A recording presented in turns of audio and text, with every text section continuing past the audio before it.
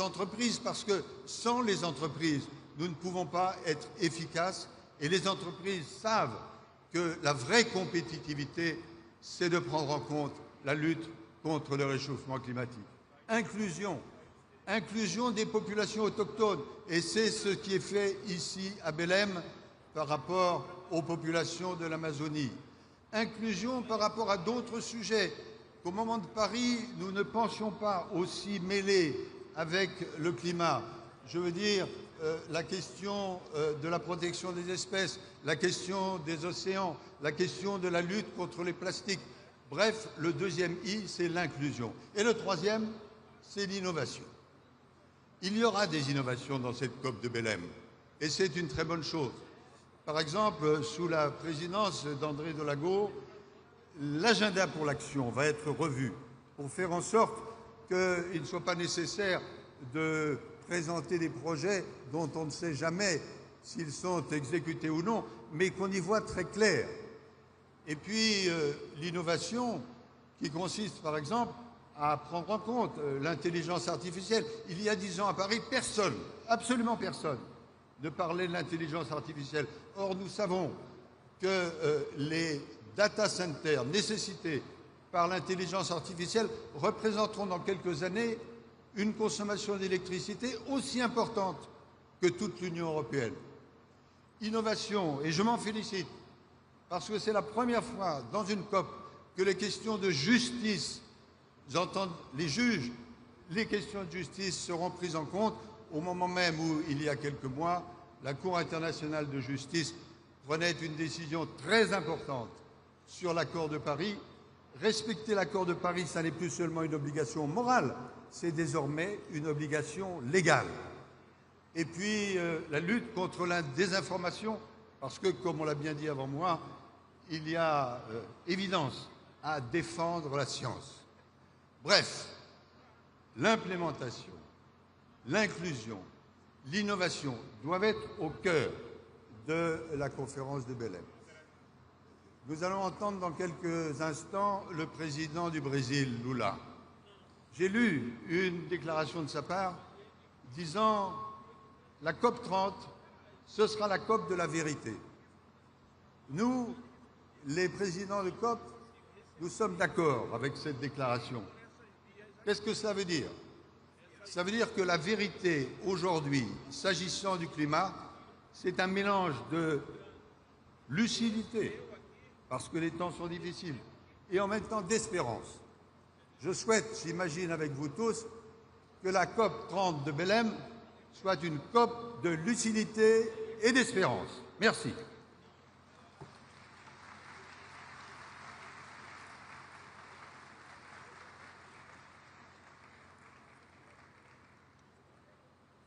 Convidamos a compor a mesa, neste momento, o presidente da República, Luiz Inácio Lula da Silva,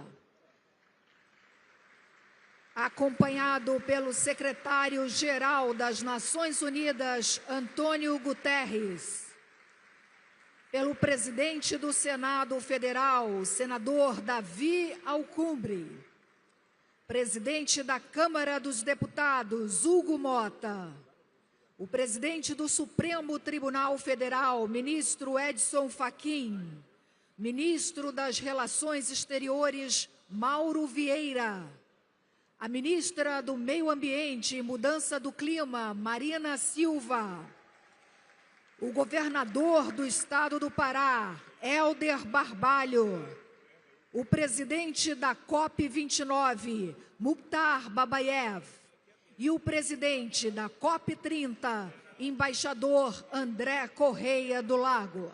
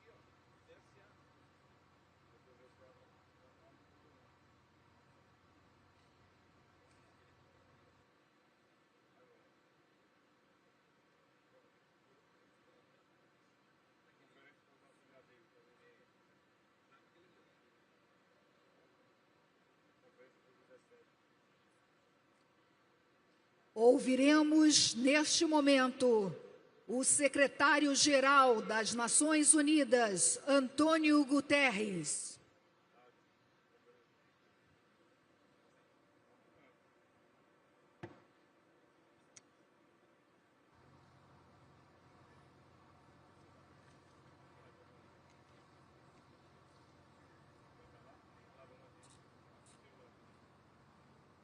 Excelências, Excellencies, agradeço ao Presidente Lula da Silva, ao Presidente da COP e ao Governo e ao povo do Brasil pela calorosa hospitalidade em Belém.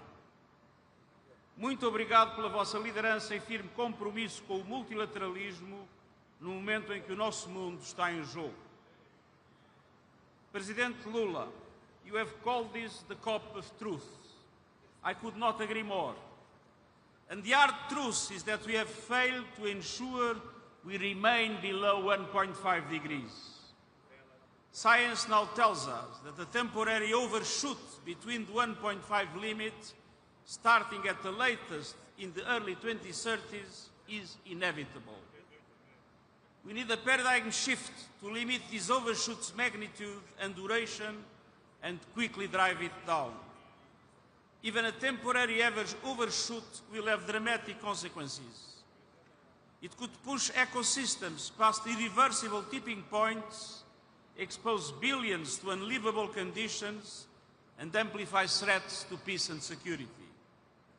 Every fraction of a degree means more hunger, displacement, and loss, especially for those least responsible. This is moral failure and deadly negligence. Yes, the newly submitted nationally determined contributions represent progress, but they still fall short of what is needed. Even if fully implemented, they would put us on a pathway well above 2 degrees of global warming. Meanwhile, the climate crisis is accelerating. Record-breaking wildfires, deadly floods, superstorms, shattering lives, economies, and decades of progress. Last year, emissions reached another record high. And today, as we have seen, the World Meteorological Organization confirmed that the emissions continue to rise this year. Let us be clear, the 1.5 degrees limit is a red line for humanity. It must be kept within reach. And scientists also tell us that this is still possible. If we act now at speed and scale, we can make the overshoot as small, as short, and as safe as possible, and bring temperatures back below 1.5 degrees Celsius before the century's end. Small, by peaking global emissions immediately, cutting them deeply this decade, accelerating the phase-out of fossil fuels, slashing methane, and safeguarding forests and oceans, nature's carbon sinks. Short, by reaching global net zero by 2050 and moving swiftly to sustain net negative emissions afterwards.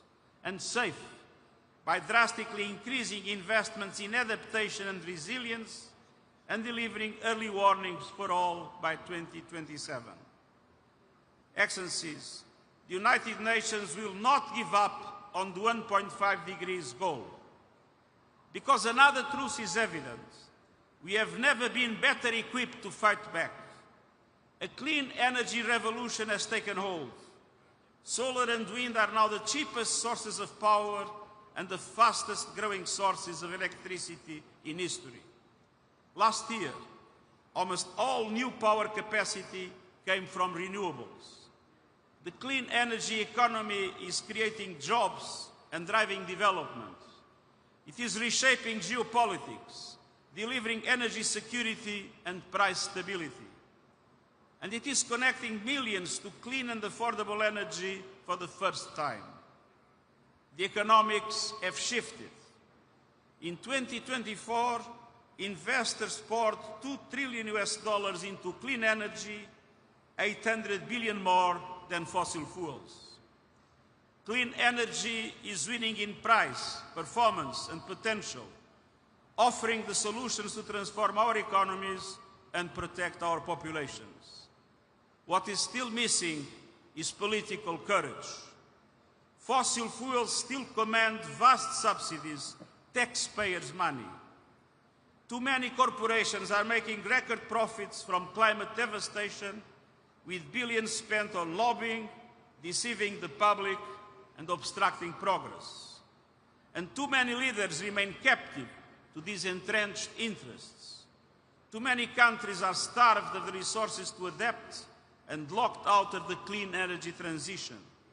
And too many people are losing hope that their leaders will act. We need to move faster and move together. And this COP must ignite a decade of acceleration and delivery. First, countries must agree on a bold and credible response plan to close the NDC ambition gap to 1.5 degrees. Common but differentiated responsibilities must apply, but that should not be an excuse for any country not to assume its fair share. This means supercharging renewables, electrification, and energy efficiency, building modern grids and large-scale storage, halting and reversing deforestation by 2030, cutting methane emissions, and setting near-term 1.5-aligned coal phase-out schedules. I've consistently advocated against more coal plants or fossil fuel exploration and expansion. At COP28 in Dubai, countries committed to transition away from fossil fuels. No more greenwashing, no loopholes. We must turn that committing into action while supporting low and middle income developing countries that are highly dependent on fossil fuels. And we must also dismantle structural barriers and provide the conditions for developing countries to deliver and exceed their NDC commitments. Trade and investment policies must support climate ambition, not undermine it. Second, we must demonstrate a clear and credible path to reaching the $1.3 trillion a year in climate finance for developing countries by 2035, as agreed at COP29 in Baku. Developed countries must take the lead in mobilizing $300 billion annually, delivering affordable, predictable finance at the agreed scale. And all providers must show they will contribute to meeting the $300 billion and $1.3 trillion milestones. It's no longer time for negotiations. It's time for implementation, implementation, implementation. With independent tracking, faster disbursement, and terms that reflect climate vulnerability, including debt relief. And third, developing countries must leave Belém equipped with a climate justice package that delivers equity, dignity, and opportunity. That means the concrete plan to close the adaptation finance gap, ensuring that developed countries honor their pledge to provide $40 billion adaptation finance by the end of this year, and giving confidence that affordable adaptation finance will be scaled up beyond 2025 and delivered swiftly to the communities on the front lines. It also means placing justice at the heart of the transition, with concrete measures to support developing countries to navigate it, protecting workers, empowering communities, and creating new opportunities, and significant contributions and simplified access to the Loss and Damage Fund. A just transition also means indigenous peoples leading the way. Their knowledge and full participation light the path to a livable planet. Excellencies, you can count on the United Nations. Through our climate promise, over 100 developing countries received support in the preparation of the new nationally determined contributions. I've directed the United Nations Development Programme to build on this architecture and work across the system to support developing countries during the implementation plan.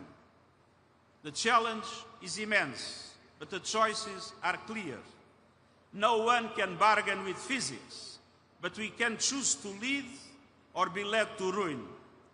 Choose to make Belém the turning point, stand with science, stand for justice, stand for future generations, and I thank you.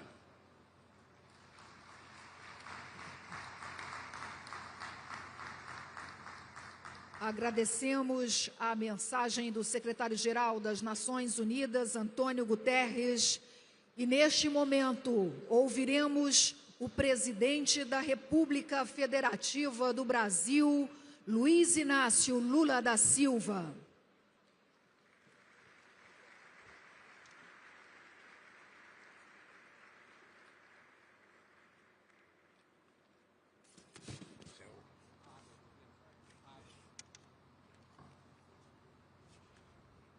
Eu quero cumprimentar o secretário-geral das Nações Unidas, o nosso amigo Antônio Guterres. Quero cumprimentar o rei Carl XVI e a rainha Silva da Suécia, em nome de quem cumprimento o chefe de Estado e de Governo e os chefes de delegações presentes. Quero cumprimentar o presidente do Senado brasileiro, companheiro Davi Alcolumbre. Quero cumprimentar o presidente da Câmara dos Deputados do Brasil, deputado Hugo Mota. Quero cumprimentar o Luiz Edson Fachin, presidente do Supremo Tribunal Federal Brasileiro. Quero cumprimentar o meu ministro das Relações Exteriores, Mauro Vieira, e a companheira Marina Silva, ministra do Meio Ambiente e Mudança do Clima, por meio de quem cumprimento os ministros e as ministras de Estado que me acompanharam. Quero cumprimentar o embaixador André Corrêa do Lago, presidente da COP30. Quero cumprimentar o presidente da COP29, Mukhtar Babayev. E quero cumprimentar o parceiro nessa jornada, o amigo Helder Barbalho, governador do estado do Pará, e cumprimentar a minha querida esposa Janja. Passados mais de 30 anos da cúpula da Terra, no Rio de Janeiro, a Convenção do Clima regressa ao país onde nasceu. Hoje, os olhos do mundo se voltam para Belém, com imensa expectativa. Pela primeira vez na história, uma COP do clima terá lugar no coração da Amazônia. No imaginário global, não há símbolo maior da causa ambiental do que a floresta amazônica. Aqui correm os milhares de rios e igarapés que conformam a maior bacia hidrográfica do planeta. Aqui habitam as milhares de espécies de plantas e animais que compõem o bioma mais diverso da Terra. Aqui residem milhões de pessoas de centenas de povos indígenas cujas vidas são atravessadas pelo falso dilema entre a prosperidade e a preservação.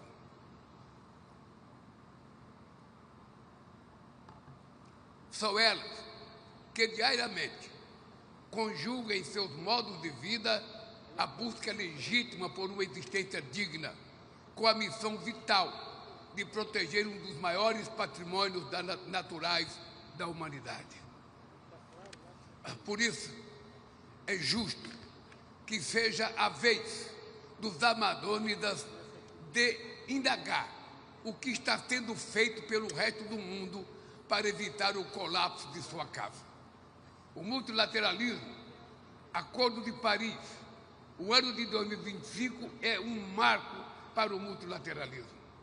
Celebramos os 80 anos da fundação da Organização das Nações Unidas e os 10 anos da adoção do Acordo de Paris. A força do Acordo de Paris reside no respeito ao protagonismo de cada país em definição de suas próprias metas, à luz de suas capacidades nacionais. Passada uma década, ele se tornou o espelho das maiores qualidades e limitações da ação multilateral. Graças ao acordo, nos afastamos dos prognósticos que anteviam o aumento de até 5 graus na temperatura média global até o final do século. Provamos que a mobilização coletiva gera resultados, mas o regime climático não está imune à lógica da soma zero que tem prevalecido na ordem internacional. Em um cenário de insegurança e desconfiança mútua, interesses egoístas imediatos preponderam sobre o bem comum de longo prazo. O ano de 2024 foi o primeiro ano em que a temperatura média da Terra ultrapassou 1,5 graus acima dos níveis pré-industriais. A ciência já indica que essa elevação vai se estender por algum tempo ou até décadas, mas não podemos abandonar o objetivo do Acordo de Paris. O relatório de emissões do Programa das Nações Unidas para o Meio Ambiente estima que o planeta caminha para ser 2,5 graus mais quente até 2100. Segundo o mapa do caminho Baku-Belém, as perdas humanas e materiais serão drásticas. Mais de 250 mil pessoas poderão morrer a cada ano. O PIB global pode encolher até 30%. Por isso, a COP30 será a COP da verdade. É o momento de levar a sério os alertas da ciência.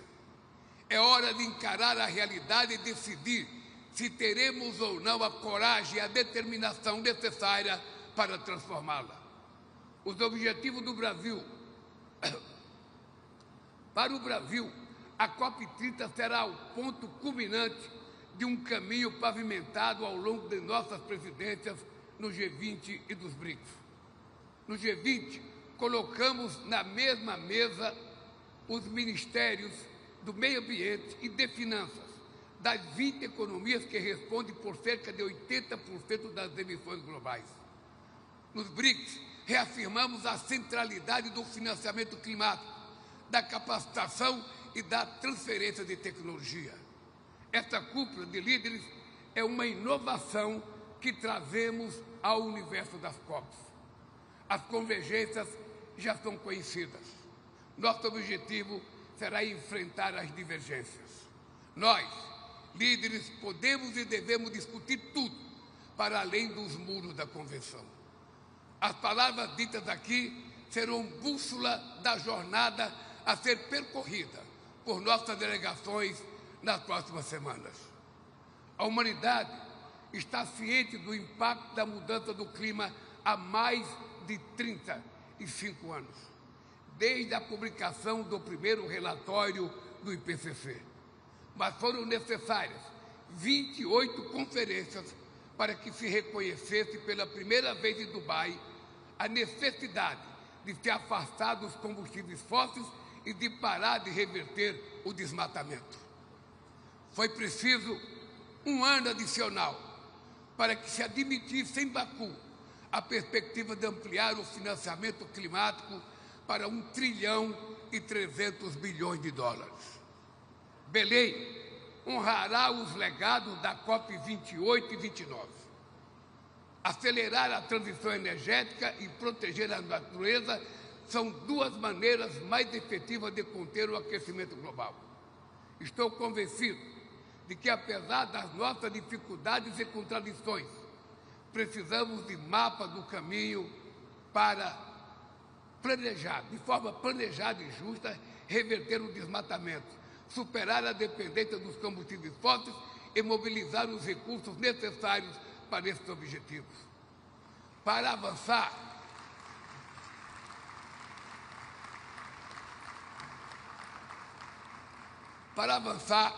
será preciso superar 2 descompassos. O primeiro é a desconexão entre os salões diplomáticos e o mundo real. As pessoas podem não entender o que são emissões ou toneladas métricas de carbono, mas sentem a poluição. Podem não compreender o que são sumidouros de carbono ou reguladores climáticos, mas reconhecem o valor das florestas e dos oceanos. Podem não ser versadas em financiamento concessional ou misto, mas sabem que nada se faz sem recurso. Podem não assimilar o significado de um aumento de 1,5 graus na temperatura global, mas sofrem com secas, enchentes e furacões. O combate à mudança do clima deve estar no centro das decisões de cada governo, de cada empresa e de cada pessoa. O conceito de mutirão que traduz um esforço coletivo em torno de um objetivo comum. É o espírito que vai animar Belém. A participação da sociedade civil e o engajamento de governos nacionais, subnacionais, será crucial. Seremos inspirados pelos povos indígenas e pelas comunidades tradicionais, para quem a sustentabilidade sempre foi sinônimo de viver. Superação das desigualdades. O segundo descompasso é o descasamento entre o contexto geopolítico e a urgência climática. Forças extremistas fabricam inverdades para obter ganhos eleitorais e aprisionar as gerações futuras a um modelo ultrapassado que perpetua disparidades sociais e econômicas e degradação ambiental. Rivalidades estratégicas e conflitos armados desviam a atenção e drenam os recursos que deveriam ser canalizados para o enfrentamento do aquecimento global. Meus amigos e minhas amigas, enquanto isso, a janela de oportunidades que tem para agir está se fechando rapidamente. A mudança do clima é resultado das mesmas dinâmicas que ao longo de séculos fraturaram nossa sociedade entre ricos e pobres e cindiram o mundo entre países desenvolvidos em desenvolvimento. Será impossível contê-la sem esperar as desigualdades dentro das nações e entre elas. A justiça climática é aliada do combate à fome e à pobreza, da luta contra o racismo e a desigualdade de gênero e da promoção de uma governança global mais representativa e inclusiva. Amigas e amigos, entre os povos indígenas e Yanomami que habitam a Amazônia, existe a crença de que cabe aos seres humanos sustentar o céu para que ele não caia sobre a terra. Essa perspectiva dá medida da nossa responsabilidade perante o planeta, principalmente dos mais vulneráveis. Mas também reconhece que o poder de expandir horizontes está em nossas mãos. Temos que abraçar um novo modelo de desenvolvimento mais justo, resiliente e de baixo carbono. Espero que esta cúpula contribua para empurrar o céu para cima e ampliar nossa visão para além do que enxergamos hoje. Eu queria, meus amigos e minhas amigas, antes de terminar a minha fala, pedir a vocês que a gente tem que agradecer a disposição de fazer essa COP da Amazônia na Amazônia. Muita gente não acreditava que fôssemos possíveis trazer para o estado do Amazonas uma COP, porque as pessoas estão mais habituadas a desfilar por grandes cidades, e nós resolvemos que a Amazônia para o mundo é como se fosse uma Bíblia. Todo mundo sabe que existe e interpreta cada um da sua forma. E nós queríamos que a pessoa viesse aqui para ver o que é a Amazônia, para ver o que é o povo da Amazônia, para ver o que é a natureza da Amazônia, para ver o que é a culinária da Amazônia. E eu quero terminar pedindo uma salva de palmas para todos os trabalhadores que ajudaram a construir em pouco tempo esse espaço que nós estamos ocupando e aqueles que vão nos receber e nos atender durante a COP. Um abraço e boa COP a todos vocês.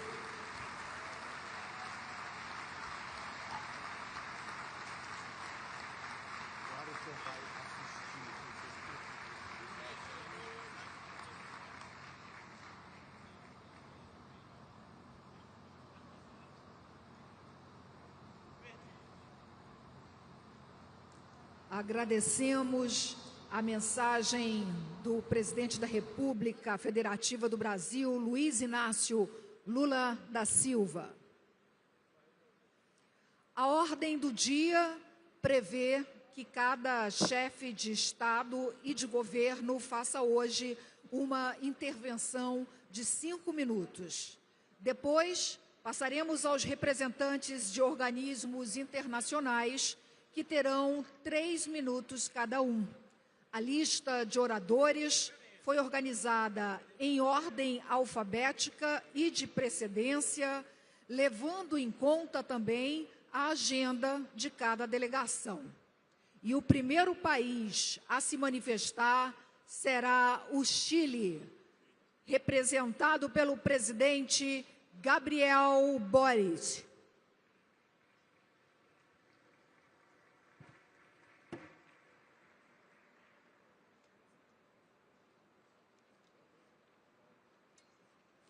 Buenos días.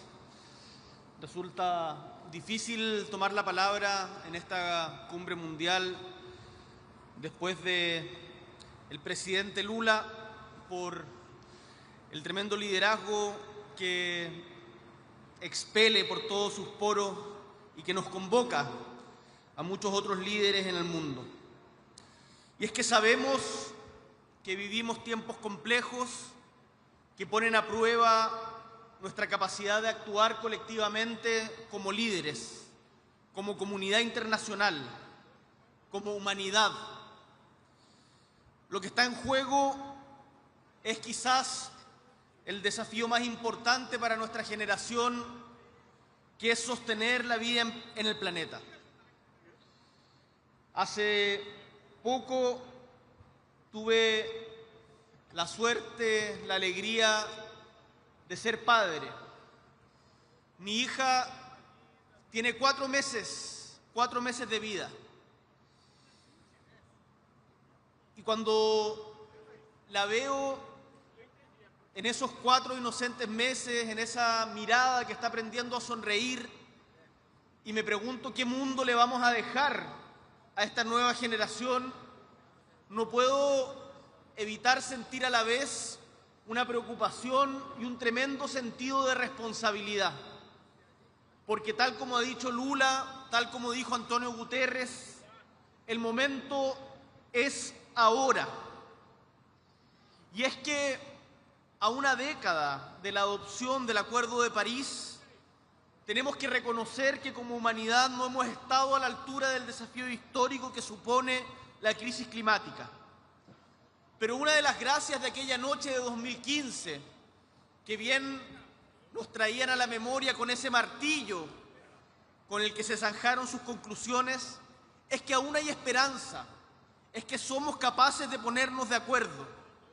Por eso, lejos de la resignación, lejos del pesimismo, estamos aquí hoy más que para redoblar nuestros compromisos o para comprometer nuevas metas, para ser claros en cómo vamos a cumplir las metas que hasta hoy nos hemos dado.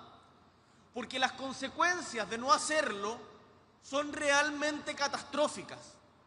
Y permítanme ejemplificar con un punto que ha hecho patente la actual presidenta de la Asamblea de las Naciones Unidas. Si la temperatura sube en 2 grados, significa que más de 400 millones de personas van a tener inseguridad alimentaria. Si esto aumenta a 4 grados, 1.800 millones de personas van a padecer inseguridad alimentaria, o sea, hambre. Las consecuencias de no actuar, de no cumplir con nuestros propios compromisos, son la muerte de muchos, son el hambre de muchos, de personas de carne y hueso que deben conmovernos, que deben llamarnos a la acción. ¿Cuáles son las reflexiones que tenemos desde Chile? En primer lugar, es que para esto se requiere mucho liderazgo y un liderazgo que es complejo, porque quienes estamos en posiciones de poder se nos juzga generalmente por lo que hacemos y las cosas que transformamos, pero muy pocas veces se puede evaluar lo que logramos que no suceda. Y en este caso, estamos dando una pelea existencial para evitar que suceda algo, que es el aumento de la temperatura en el planeta. Y eso no da réditos electorales, seguramente no consiga aplauso, pero es el liderazgo que más se requiere en estos momentos, ese liderazgo generoso, comprometido, que es capaz de cumplir con sus compromisos. Desde ese punto de vista, en primer lugar, decimos que la ciencia y la evidencia científica deben seguir estando en el centro de nuestras decisiones. Fue la ciencia la que recomendó una instancia multilateral como esta COP, y es la ciencia la que nos va guiando respecto a los caminos que tenemos que andar. Y eso es importante decirlo hoy día, aunque parezca obvio, porque son tiempos en que surgen voces que deciden ignorar o negar la evidencia científica sobre la crisis climática. Sin ir más lejos, el presidente de los Estados Unidos en la última Asamblea General de la ONU dijo que la crisis climática no existe, y eso es mentira. Y debemos ser capaces de reivindicar el valor de la ciencia y de los hechos, porque podremos tener discusiones legítimas sobre cómo enfrentar los hechos, pero no podemos negarlos, y en eso se requiere el liderazgo de la comunidad internacional. En segundo lugar, acogemos con entusiasmo y responsabilidad el llamado de Brasil a avanzar hacia una etapa de implementación, no más diagnóstico, implementación. Y les cuento humildemente que desde Chile lo estamos haciendo. Primero, somos uno de los 68 países que ha entregado dentro de los plazos comprometidos sus NDC. Además, hemos ido implementando diferentes políticas públicas que desde nuestra patria van cambiando también la calidad de vida de nuestros ciudadanos. Hace 10 años no teníamos ningún bus eléctrico, y este año prácticamente el 60% de los buses que recorren nuestra capital son eléctricos. Santiago de Chile es la ciudad fuera de China con más buses eléctricos en el mundo, y estamos expandiendo esto también a regiones. Asimismo, en 10 años el porcentaje de generación eléctrica vía energías renovables subió de un 5 a un 35%, y la proporción de carbón bajó del 40 al 11%. Chile es un país que no es de los grandes emisores a nivel global, pero sabemos que también tenemos que cumplir nuestra parte, y estamos avanzando en esa dirección. Por eso los invitamos a sumarse a iniciativas que hoy promueve el gobierno de Brasil, con el liderazgo del compañero Lula da Silva, como la Declaración de Belén sobre hambre, pobreza y acción climática centrada en las personas, y el llamado a la acción para una gestión integrada de incendios a nivel global, un fenómeno que ha afectado de forma muy dura a nuestro territorio. Ahora, esta nueva etapa requiere también de más financiamiento, y esta COP debe enviar señales políticas claras para que los países donantes, los grandes inversionistas y todos los actores de la arquitectura financiera internacional comprendan, y esto es importante, que no hay rentabilidad posible en un mundo que se sigue calentando.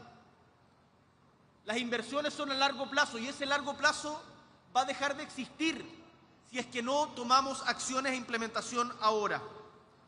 Más financiamiento climático hoy, que no aumente la deuda de los países en desarrollo.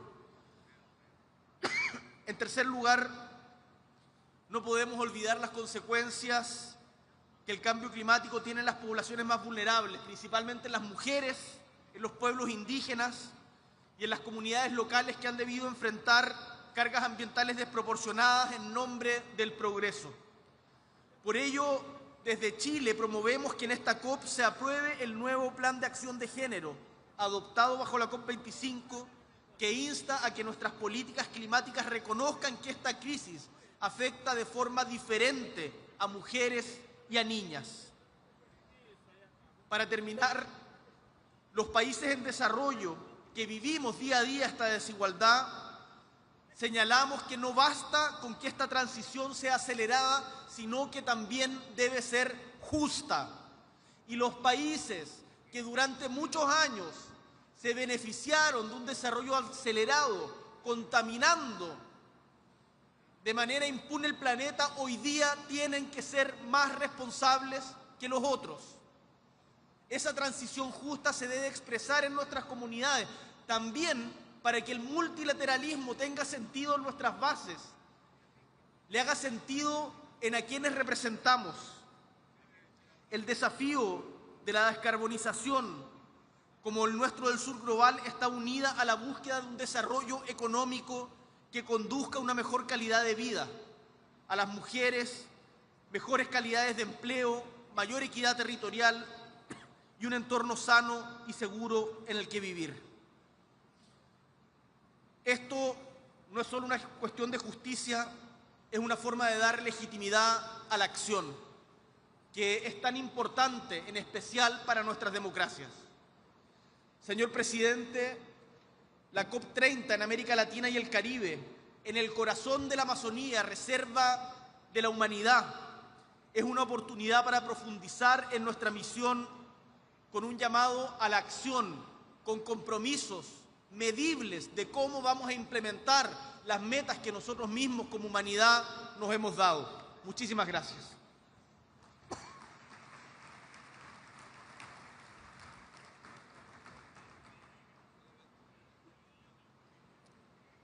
Obrigada pela manifestação. E chamamos agora o representante da China, o vice-primeiro-ministro Ding Xuexian.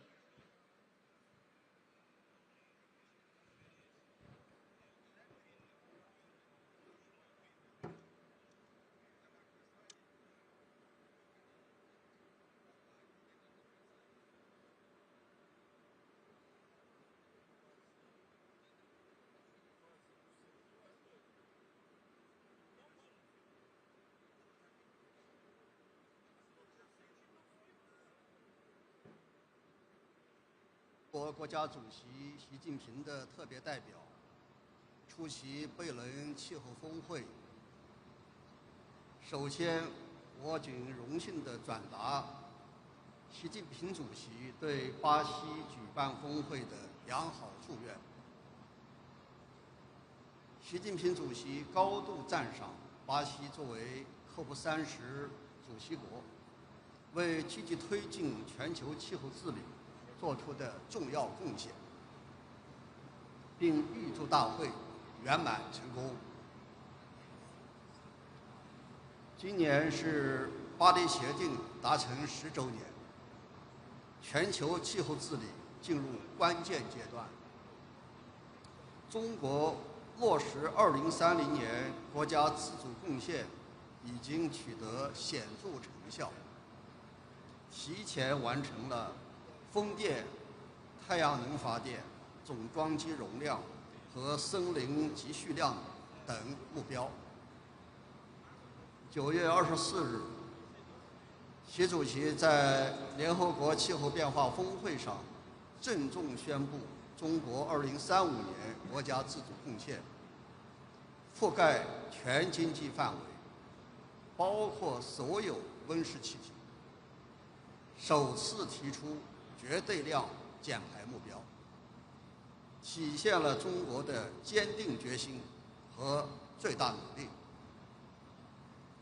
前不久，中共20届4中全会审议通过了未来5年中国经济社会发展规划建议，其中对建设美丽中国作出重要部署，强调以碳达峰、碳中和为牵引，协同推进降碳、减污、扩绿增长，筑牢生态安全屏障，增强绿色发展动能。中国言必行，行必果。我们将加快经济社会发展全面绿色转型，积极稳妥推进和实现碳达峰，为应对气候变化做出更大的贡献。各位同事，当前人类站在新的十字路口，需要各方坚持真正的多边主义，加强团结协作，推动全球气候治理行稳致远。在此，我愿提3点建议。第一，把握正确方向。绿色低碳转型是时代潮流，我们要坚定信心，统筹保护环境、发展经济、创造就业、消除贫困等目标，协同推进民生改善和气候治理，促进高质量发展，更好地造福世界各国人民。第二，落实气候行动。应对气候变化，关键在于行动。我们要坚持共同但有区别的责任原则，全面有效落实联合国气候变化框架公约及其巴黎协定，在行动和实施中维护国际公平正义。发达国家应当落实率先减排义务，切实兑现出资承诺，并为发展中国家提供更多技术和能力建设支持。第三，深化开放合作。促进全球绿色低碳转型，需要良好的国际经贸合作环境。我们要加强绿色技术和产业国际协同，破除贸易壁垒，确保优质绿色产品自由流通，更好地满足全球可持续发展需要。中方愿同各方一道，坚持不懈推动绿色低碳发展，推动建设人与自然和谐共生的美丽世界。谢谢大家。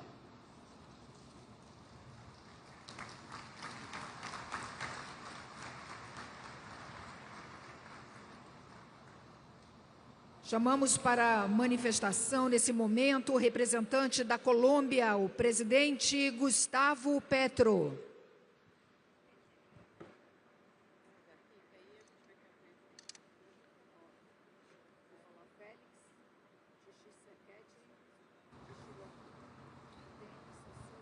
Yo le he pedido a mi equipo, presidente Lula, Antonio Guterres, secretario de nuestras Naciones Unidas, delegaciones de tantos países del mundo aquí presente.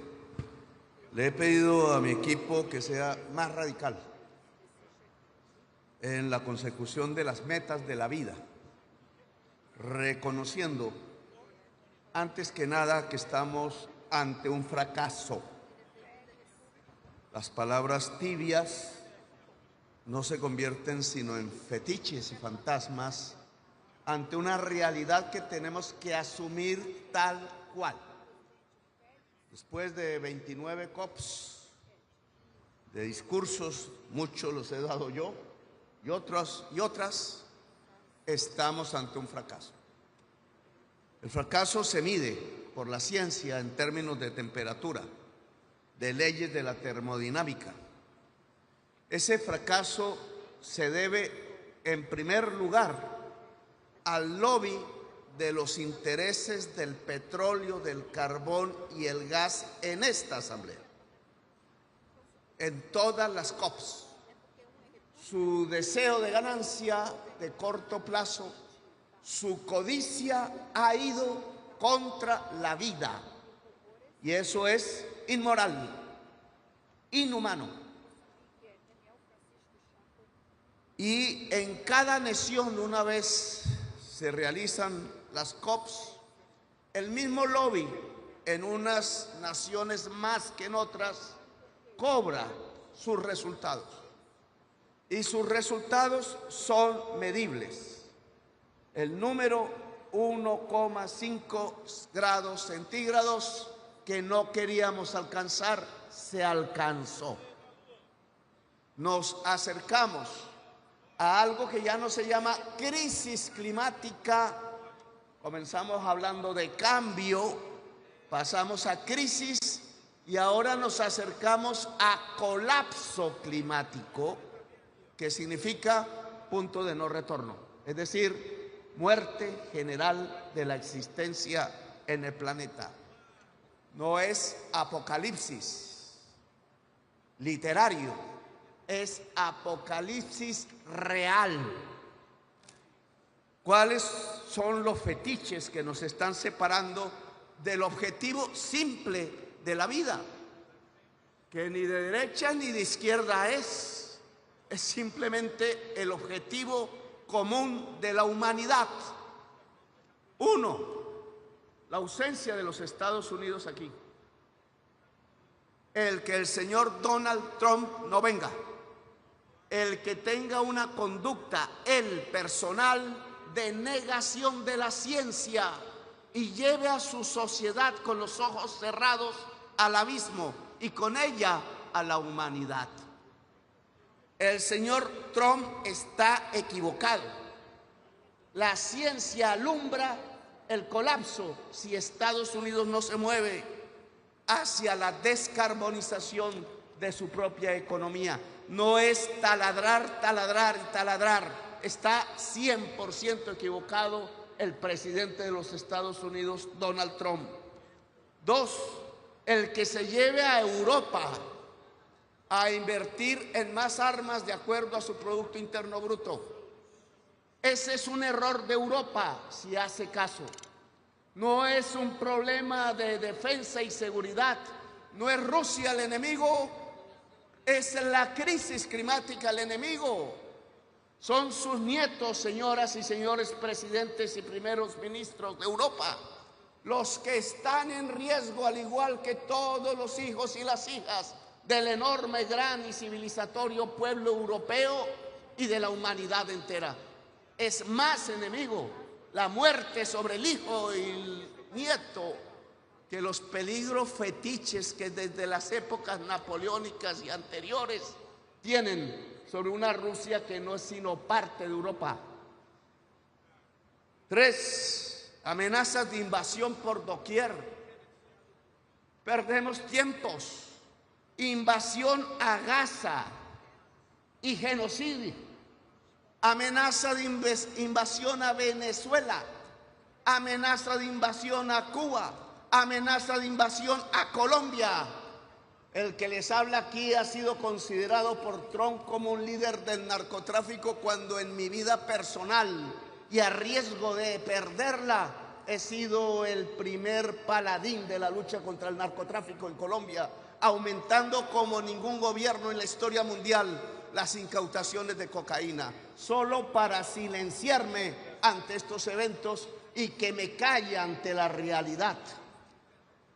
Amenazas de invasión a Brasil, amenazas de invasión a México y, óiganlo bien, invasión real al Caribe colombiano.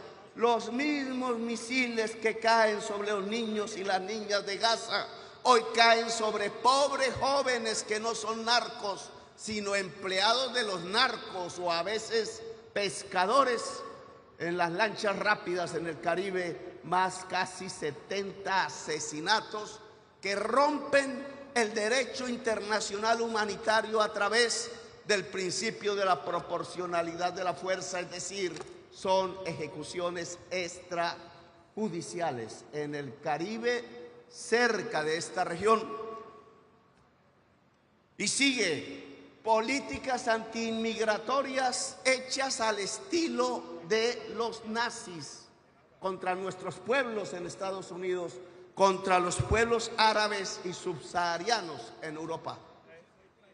Y sigue ya los mismos misiles que caen en el Caribe. Y estas políticas todas que producen a lo largo de estos 2 años desde Dubái, que perdemos el tiempo, que son fetiches, fantasmas para ganar votos rápidos en los países del poder, los que emiten más CO2 y no hacer nada contra la crisis climática. Son excusas inventadas para abrazarse con el lobby petrolero, ganar un poco más de dinero y llevarnos más cerca al colapso climático. ¿Qué hacemos entonces? Indudablemente el objetivo no puede ser otro que en lo más rápido del tiempo, y es un cronómetro, es una carrera contra el reloj, construir una economía descarbonizada. Cero carbón, cero petróleo, cero gas. Economía descarbonizada es igual a construir una economía de la vida, la podemos llamar así, como Hinkelarmer en Costa Rica, de origen alemán, él la denominó. Hoy, literalmente, el señor Trump está contra la humanidad. Al no venir aquí, lo demuestra. Trump está contra la humanidad. ¿Qué hacemos entonces? Dejarlo solo, olvidarlo. El olvido es el castigo mayor. Cuando quiera hablar, hablamos, pero sobre la vida, no sobre nada más. ¿Qué hacemos? El progresismo del que hago parte tiene que saber que la bandera es su vida. No hay un progresismo fósil, porque sería un progresismo falso. El progresismo mundial tiene que definir con claridad que su bandera es llevar la humanidad hacia la vida, y ese es el objetivo real de corto plazo que tenemos. Y tenemos aquí en América, de donde vengo, en cada parte se podría hacer un esfuerzo similar, una propuesta concreta con $500,000 en América Latina y el Caribe. Vengan del mundo árabe, vengan de China, vengan de Europa, los recibimos, vengan de estados de los Estados Unidos con $500,000, bon marché. Se puede lograr que lo que hoy es potencial se haga realidad. 1.400 gigas anuales de generación de energía limpia. Tenemos ese potencial que se puede volver realidad. Está en nuestro sol, en nuestros vientos, en nuestra agua. Está en los volcanes y en la geotermia.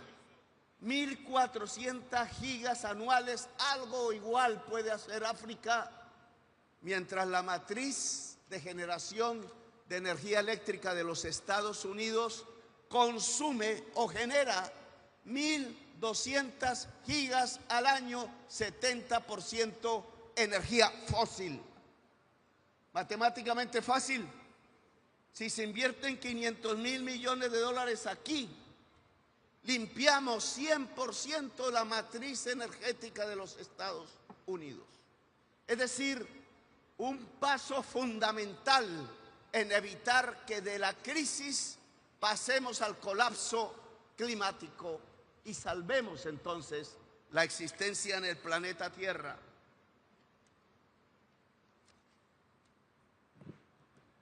Luego tenemos dos vías, compañero Lula, que América del Sur, donde usted hace parte y donde yo hago parte y tantos otros aquí, dentro de América Latina podemos proponer en concreto.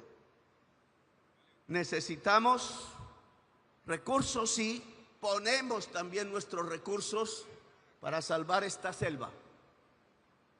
Esta selva es el tercer pilar climático del mundo. Como las columnas del antiguo Hércules sostienen la vida en el planeta. Catedral y homenaje de la biodiversidad mundial. Si todo el piedemonte de los Andes, de donde nacen estos inmensos ríos, el más grande que llega en este mismo lugar, gigantesco mar de agua dulce a juntar con el gigantesco mar del océano Atlántico, produciendo el vapor que hace nacer esta exuberancia vegetal. Si salvamos la selva amazónica, y significa llegar hasta el borde natural que tenía y recuperarla, revitalizándola, entonces estamos aportándole a la vida de la humanidad y a toda en el planeta. Uno, eso significa sembrar selva donde no la hay. Colombia lo está haciendo y qué paradoja. En donde antes existían 80.000 hectáreas de cultivos de hoja de coca que hoy están abandonados y que pueden ser fácilmente de nuevo selva. Todo el paramento entre la cordillera y la selva, el piedemonte, es donde nace este agua, y si se queda sin selva en Ecuador, en Venezuela, en Colombia, en Perú y en Bolivia, no quedará un solo árbol de la foto que ustedes ven aquí, y aquí Belén de Pará solo será un desierto, y la existencia habrá sabido que hemos llegado al punto del colapso climático. Luego está la primera carta que América del Sur coloca para que nos ayuden y nos ayudemos a salvar la vida. No necesitamos el norte para ello, necesitamos la humanidad. Y dos, indudablemente podemos limpiar la matriz sucia de generación eléctrica de los Estados Unidos. Gran acumulador de CO2, el mayor del mundo, y responsable, por tanto, de la crisis y la posibilidad del colapso climático. ¿Qué necesitamos? 500.000 millones de dólares. Volver generación eléctrica real, el potencial de energía limpia. Construir una red moderna, homologada e inteligente de cables de energía eléctrica que vayan desde la Patagonia hasta Alaska, y ya prácticamente la tenemos. Si esas dos cosas las logramos, más otros elementos del transporte de energía eléctrica, América del Sur puede limpiar 100% todas las matrices de energía eléctrica desde la Patagonia hasta Alaska, incluida la matriz de energía eléctrica de los Estados Unidos, y no necesitamos a Trump para ello. Olvidémoslo. Necesitamos acuerdos con los estados de los Estados Unidos, California, Nuevo México, Texas, la Florida, Illinois, etcétera, Nueva York, si lo quiere. Y necesitamos un gran acuerdo latinoamericano y del Caribe para hacer que nuestros países construyan y conecten la ley de energía eléctrica, y necesitamos un gran acuerdo mundial con China, que acaba de hablar, con el mundo árabe, que necesita que lo que invirtió en petróleo se vuelva energía limpia en el mundo, e inversiones y prosperidad en su pueblo, con África, porque puede hacer lo mismo que América del Sur respecto a Europa, con Europa, que ahora se encuentra este 9 de noviembre, pasado mañana creo, en la ciudad hermosa del Caribe de Santa Marta, corazón del mundo, de acuerdo a los indígenas, centro energético del planeta, de acuerdo a la leyenda urbana actual, corazón del mundo para salvar la vida. Presidente Lula, presidente Boric, presidentes de América Latina, debemos estrechar la mano europea. Ahí en Santa Marta llegaron en carabelas y con espadas, conquistaron y construyeron la primera ciudad americana, al mismo tiempo que durante un siglo los indígenas resistieron con sus armas. Fue una guerra de un siglo, presidente Lula, en ese mismo lugar, tratando de que la civilización ancestral que había en América resistiera a la civilización europea que llegaba en ánimos de conquista. 5 siglos después, este 9 de noviembre, queremos encontrarnos de nuevo sin armas, abrazarnos con franqueza, encontrar las civilizaciones, no desencontrarlas.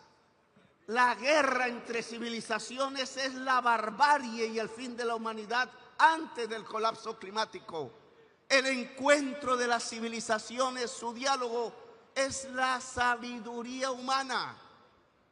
En Santa Marta podemos encontrar a América Latina, al Caribe hoy vejado y humillado, y a Europa Occidental para darnos la mano alrededor de varios temas, pero uno fundamental: ser faro democrático para llevar al mundo a una economía descarbonizada e invertir en donde hay la potencia de la energía limpia para que se vuelva energía para el mundo, que se vuelva vida, que podamos construir una economía de la vida. Los espero a todas y todos en Santa Marta, centro vital y corazón del mundo, tierra hermosa y caribeña, para darnos esta mano, una mano por la vida de la humanidad y del planeta Tierra. Gracias, muy amables.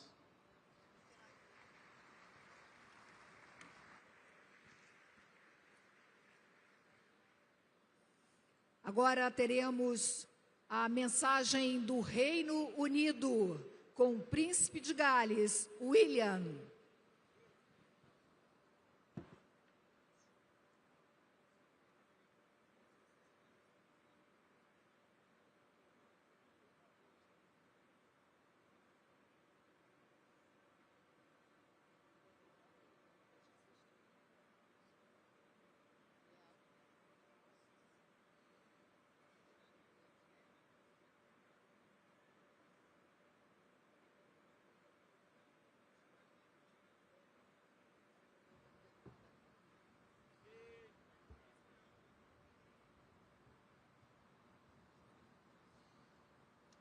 Bom dia, muito obrigado, Presidente Lula e Governador Barbalho, pelas calorosas boas-vindas a Belém do Pará.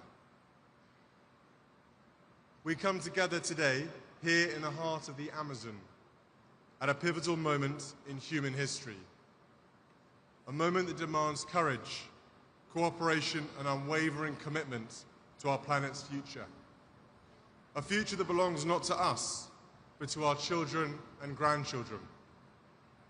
I want to first express my profound gratitude to Brazil for welcoming us all to Belém. Over the last week, I've seen firsthand that your global commitment to environmental progress is not new. It's built on decades of bold action, visionary thinking, and shared purpose. From the Rio Earth Summit in 1992 to Brazil rapidly becoming a leader in renewable energy and sustainable agriculture, you have shown the world what climate ambition looks like. Just earlier this week, the vibrant city of Rio de Janeiro hosted the Earthshot Prize, a global initiative I founded to accelerate and spotlight the most innovative solutions to our planet's greatest environmental challenges. Many of these solutions are born in the global south. I want to add my thanks to the gracious hospitality of Mayor Eduardo Pez. The event was not only a celebration of ingenuity and hope, but a powerful reminder of what's possible when we lead with vision and courage. It was inspiring to witness such bold ideas from people all over the world come to life in a place so deeply committed to sustainability. And so as we gather here in Belém, 10 years on from the Paris Agreement, we are reminded of the extraordinary power of nations, communities, and individuals coming together to drive change. Where we unite behind shared purpose, we can scale and accelerate solutions that transcend borders. Solutions that give us hope and fill us with optimism for the future. I have long believed in the power of urgent optimism, the conviction that even in the face of daunting challenges, we have the ingenuity and determination to make a difference, and to do so now. I grew up with my father, the King, talking about the power of nature and the importance of harmony in the natural world, a subject he has championed for over 5 decades. It's a privilege to also represent him here today, as well as everyone else who has championed this cause for so many years. All of us here today understand that we are edging dangerously close to the Earth's critical tipping points, thresholds beyond which the natural systems we depend on may begin to unravel. The melting of polar ice, the loss of the Amazon, the disruption of ocean currents. These are not distant threats. They are fast approaching and will affect every one of us, no matter where we live. Communities around the world are already facing rising seas, extreme heat, wildfires, floods, droughts, and increasing frequency of extreme weather. We saw the disastrous impact of simultaneous floods, fires, and droughts in Brazil in 2023. Just this year, I visited the Welsh town of Pontypridd with my wife Catherine, where the community is still recovering from devastating floods. I met families who had lost their homes, their possessions, and their sense of security. One resident told me how the river that once brought life to the town had become a source of fear. Their resilience was deeply moving. It was also a powerful reminder that climate change is not a distant threat. It is affecting lives across the UK and across the world, from small towns to major cities, from coastal communities to inland regions. No corner of the globe will be unaffected. These impacts pose risks to growth, security, and well-being in all countries. But we know that these risks often fall hardest on those who contributed least to the crisis. This demands urgent, coordinated action. We must ask ourselves, what legacy do we wish to leave? Because the impact of all our choices will be felt by us all around the world, in the safety of their homes, the stability of their livelihoods, and the health of the natural world that sustains us all. The road ahead will be tough. We must transform the way we power our lives, produce our goods, move from place to place, and care for our land. But this is not just a challenge. It is a profound opportunity. An opportunity to build cleaner economies, restore nature, and improve the health and well-being of communities everywhere. It is an opportunity to grow our economies, develop new technologies, and create secure and affordable energy systems that are central to our future prosperity and security. Action on climate not only protects future generations, but is a powerful engine to create better jobs and lives today. We need to work together to build resilience from the escalating costs of climate change and become nature positive. This means incentivizing protection and restoration, not destruction. It means recognizing nature's true value, not only in economic terms, but in its ability to sustain life, culture, and community for everyone to enjoy. As we stand together in the heart of the Amazon, a region not only vital to global climate stability, but also home to indigenous communities who have safeguarded these forests for generations, we are reminded that true climate leadership means listening to those who have lived in harmony with nature and empowering them as stewards of the planet's most precious ecosystems. At London Climate Action Week, I convened governments, philanthropists, and indigenous leaders to issue a call to action for land tenure and forest finance pledges to be delivered at COP30 here in Brazil. That call to action continued through New York Climate Week in September and brings us here to Belém, where we must listen to the voices and leadership of indigenous people and local communities who care for half of the world's land and a third of its remaining intact forests. Their territories are vital to climate mitigation and biodiversity preservation. Yet only 11% of this land is legally recognized. Where indigenous people and local communities have secured land rights, deforestation is lower, biodiversity is richer, and carbon is better stored. Yet nearly 800 million hectares of their land remain unrecognized. 10-year security empowers communities to resist harmful projects and pursue sustainable livelihoods. This is not just a moral imperative. It's a practical climate solution to the climate and biodiversity challenges our planet faces. Let us build a future where indigenous people and local communities are recognized as global climate leaders, where their rights are protected, their voices heard, and their knowledge respected as vital to the health of our planet. This week in Rio, I had the privilege of meeting representatives from indigenous people and local communities at events hosted by the Earthshot Prize and the Royal Foundation's United for Wildlife program. Their connection with and tireless efforts to protect nature are nothing short of inspiring. They are not just participants in the climate conversation, they are leading it, and we must stand with them. But it is also important to acknowledge the progress we have made. From the Paris Agreement to the Global Biodiversity Framework, we have shown that this can be a unifying agenda. When nations come together, we can chart a course towards a more sustainable future. And the UK stands with you in this mission. The UK hosted COP26 commitment to halt and reverse forest loss and land degradation by 2030, signed by over 140 countries, was a historic alignment of global will and has already exceeded its target. Since then, the global goal on adaptation has been agreed, and the fund for responding to loss and damage has been operationalized so that resources can begin flowing to communities hit hardest by climate impacts. The COP26 Indigenous Peoples and Local Communities Forest 10-year pledge has already exceeded its target of $1.7 billion, with over $1.86 billion supporting strengthening forest communities. Climate finance is growing. Action is being taken on emissions. Renewable clean energy is expanding at record pace, creating thousands of new jobs and boosting economies around the world.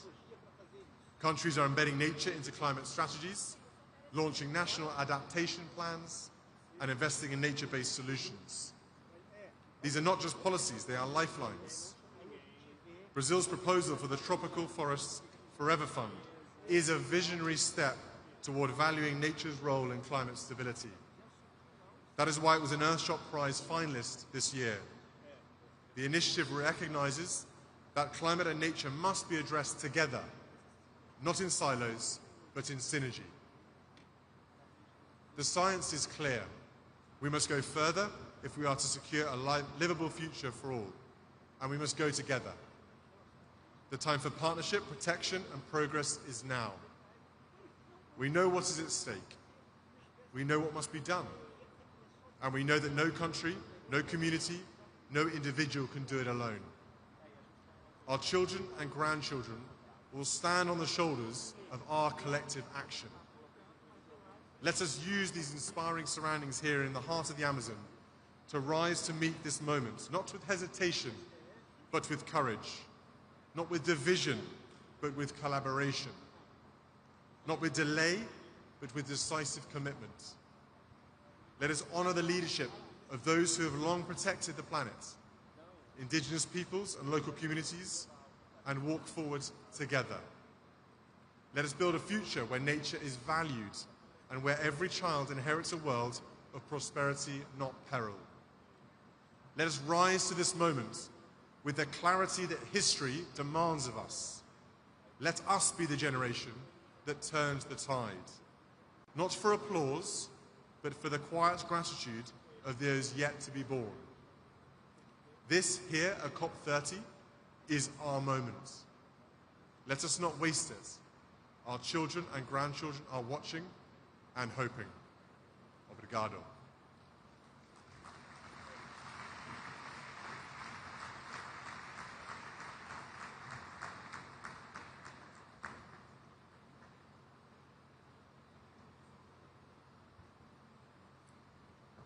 E nesse momento teremos a manifestação do primeiro-ministro do Reino Unido, Keir Starmer.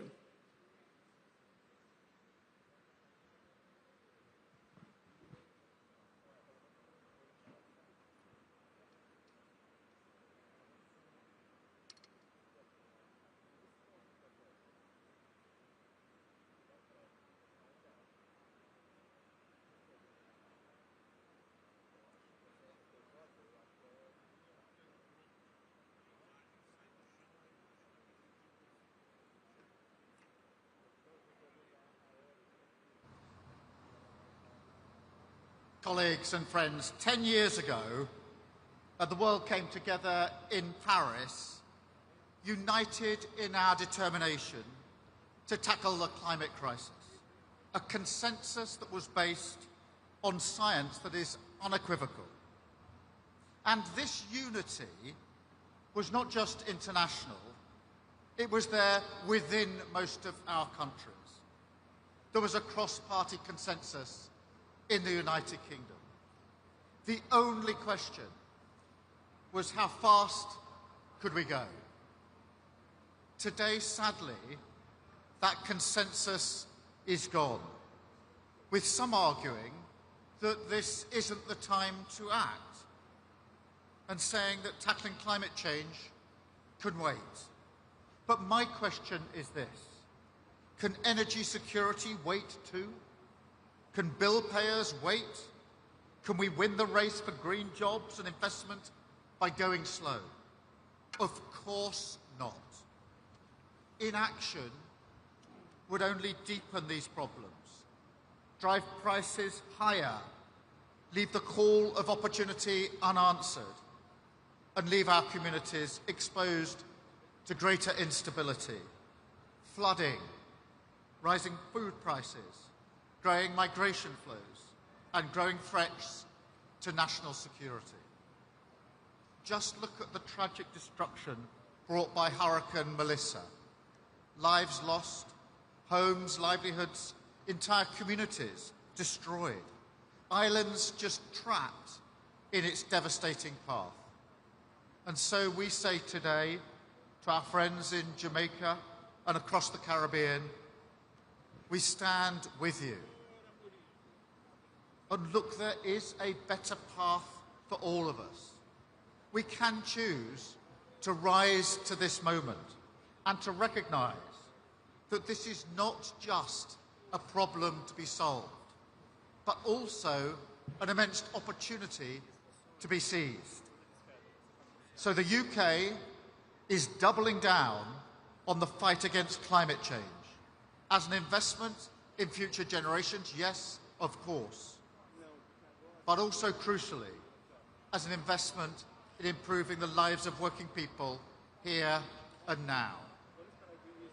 Our aim is very simple: to make energy a source not of vulnerability, but of strength, an engine to create thousands of new jobs, bring down household bills, and end, once and for all, our exposure to volatile fossil fuel markets and dictators like Putin who seek to weaponize them.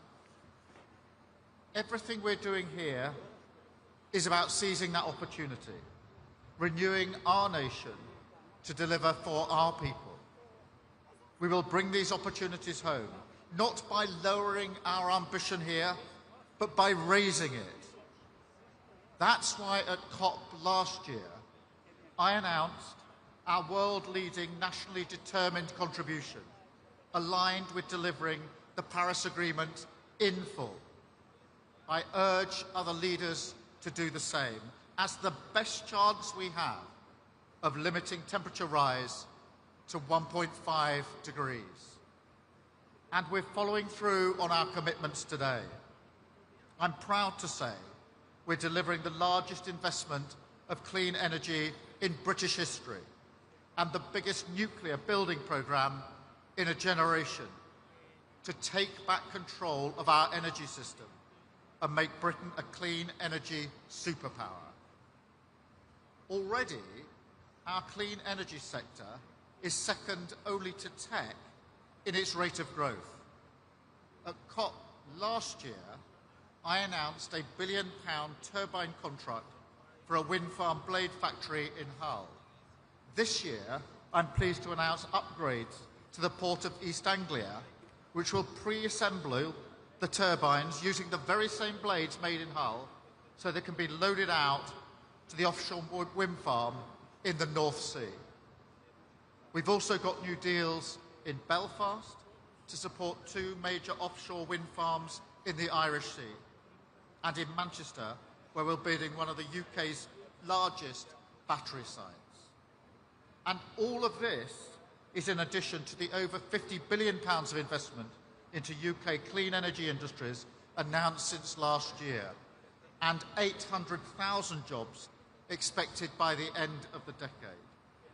So from revitalising our coastal communities to firing up our industrial heartlands, our clean energy revolution is powering millions of homes, securing thousands of skilled jobs, and delivering energy security and national renewal.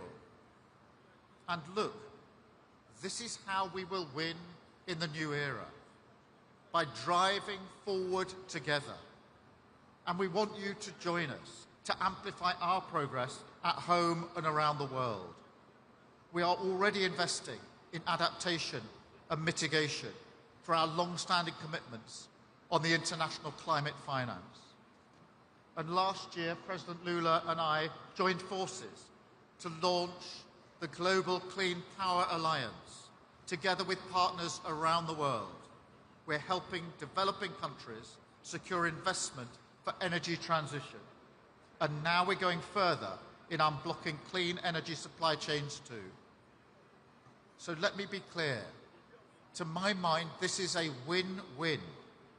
The greater our collective ambition, the more progress we make in tackling the climate crisis and the greater opportunities that we create. For example, just for UK businesses, providing goods and services for global net zero transition could be worth £1 trillion by 2030. So look, my message is that the UK is all in, because we know you don't protect jobs and communities by sticking with the status quo. You don't meet a challenge like climate change by standing still. You do it by embracing change, embracing the opportunities, and doing it together. This iconic setting eloquently makes that point.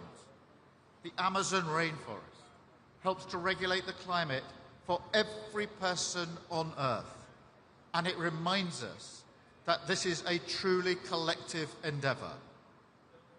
So, as His Royal Highness the Prince of Wales said just a moment ago, let's be inspired by this setting and let's rise to meet this moment together.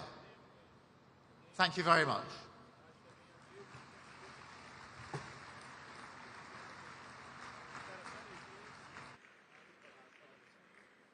Teremos agora a manifestação do presidente da República Democrática do Congo, Félix Tshisekedi.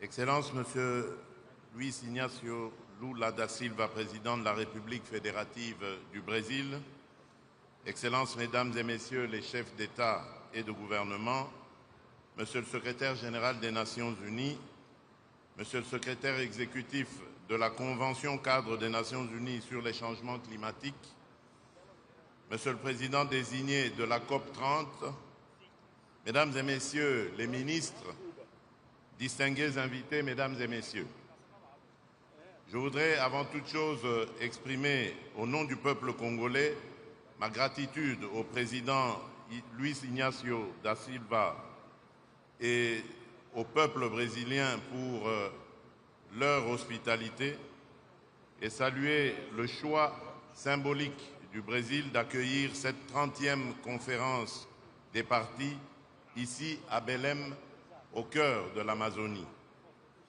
En effet, Belém est un message. L'avenir de l'humanité dépend en grande partie des forêts. Force est de constater que ces forêts vitales sont aujourd'hui en péril. 10 ans après l'adoption de l'accord de Paris, l'heure est à l'action. Il nous faut agir vite et honorer les engagements souscrits. Mesdames et Messieurs, les scientifiques sont unanimes.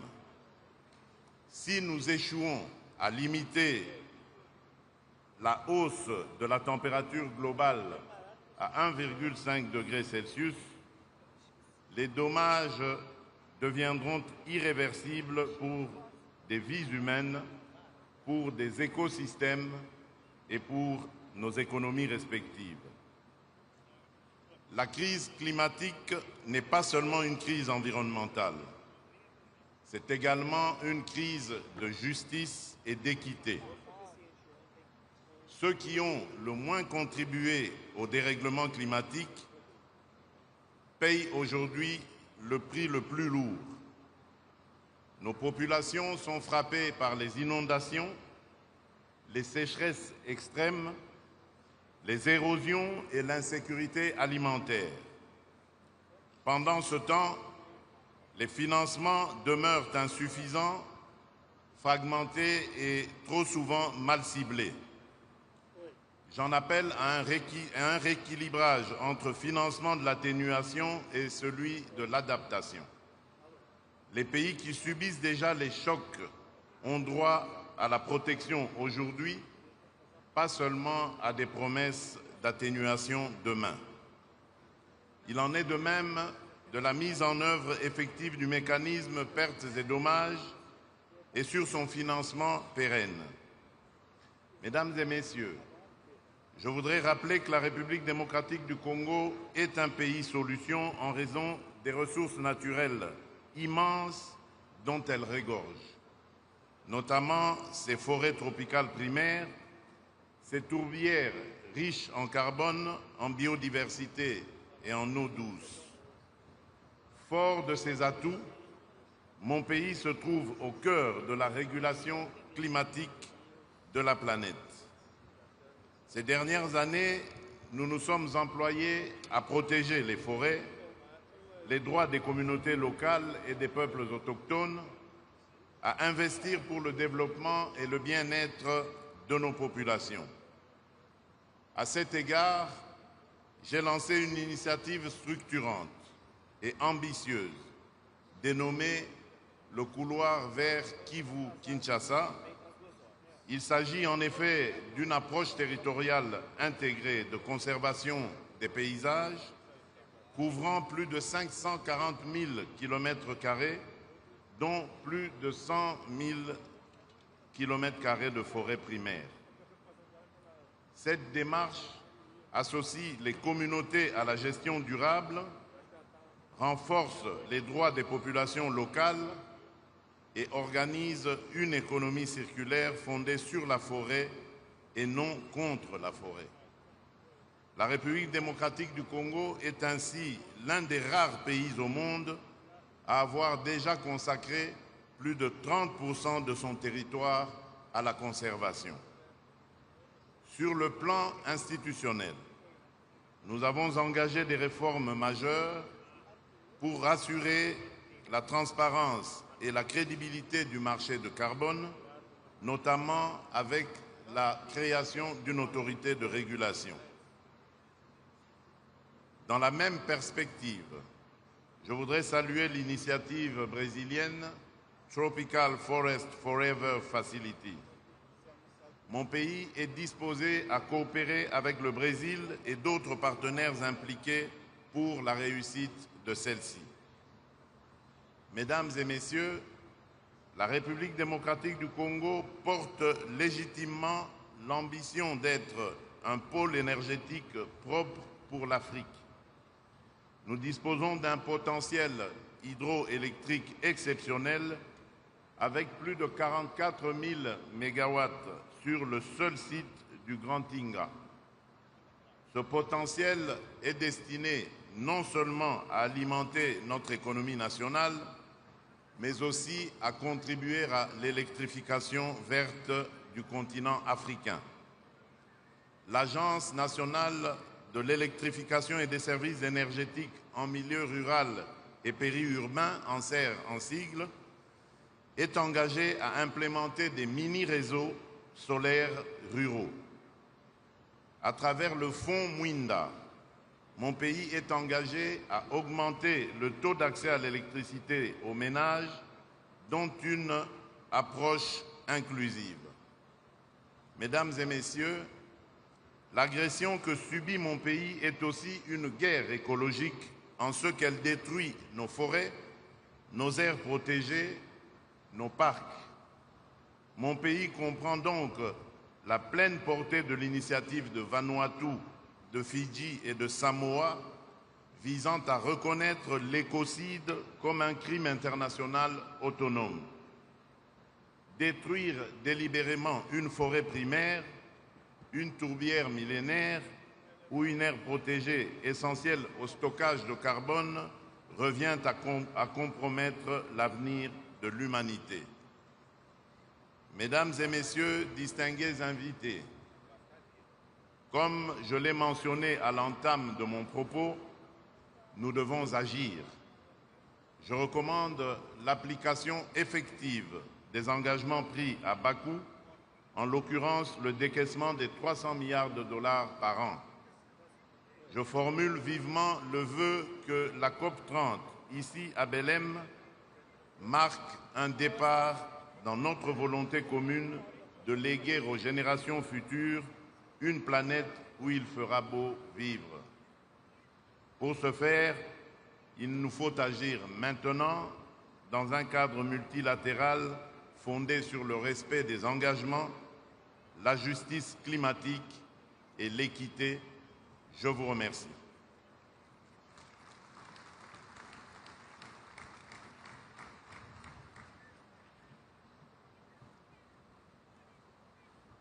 Fará uso da palavra o senhor Eduardo Martínez, vice-primeiro-ministro de Cuba.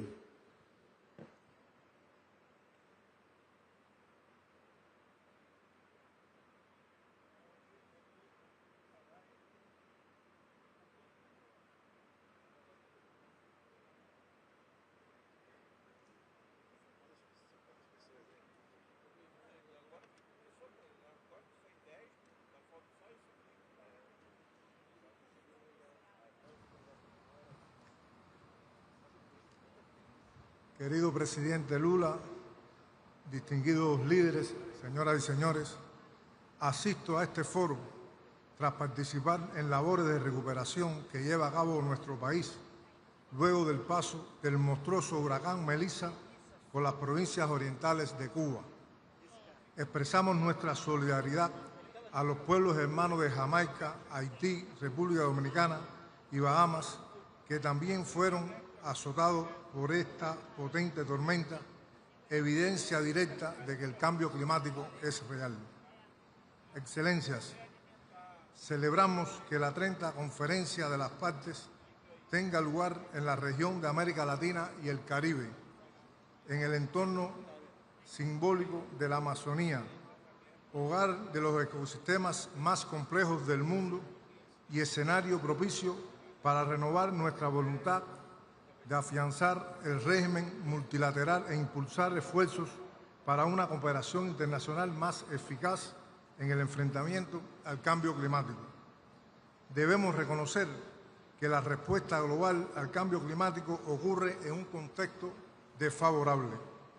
Las causas que originaron la crisis actual no han desaparecido. Por el contrario, continúan reproduciéndose en patrones de consumos y estilos de vida insostenibles que consolidan la desigualdad y los privilegios de las élites hegemónicas herederas de un pasado colonial que aún hoy perpetúa las desigualdades entre nuestras naciones. De esta manera se fracturan los postulados alcanzados en la histórica Declaración de Río de 1992, de la que Brasil es orgulloso albacea, y que establecen la relación simbiótica entre el medio ambiente y el desarrollo. Se resquebrajan las bases del régimen multilateral climático cuando se abandonan las obligaciones contraídas y se deja a su suerte a las naciones y los pueblos que menos han contribuido al cambio climático. También se socava la credibilidad del sistema multilateral cuando no se condena la salida unilateral del Acuerdo de París en su 10º aniversario del gobierno de los Estados Unidos, máximo emisor histórico. La inusitada carrera armamentista protagonizada por los países desarrollados y el alarmante desvío de cuantiosos recursos financieros para planes de guerra ocurren cuando los países del sur nos enfrentamos cada día a la disyuntiva de convertir en realidad las metas trazadas en el Acuerdo de París, mientras intentamos superar las condiciones de pobreza y desigualdad sin el necesario apoyo internacional. El actual orden económico internacional requiere cambios profundos y acelerados. Sus instituciones financieras reproducen un modelo arcaico que no se corresponde con las necesidades del presente y contraviene los principios sobre los que se sustenta la acción climática y la cooperación internacional con este fin. Debe abandonarse sin mayor dilación el acceso directo y la ampliación del financiamiento concesional, incluido el destinado a los pequeños estados insulares en desarrollo a los que se les reconoce vulnerabilidades particulares. Excelencias, Cuba confirma su compromiso con el multilateralismo y con el proceso bajo la Convención y el Acuerdo de París.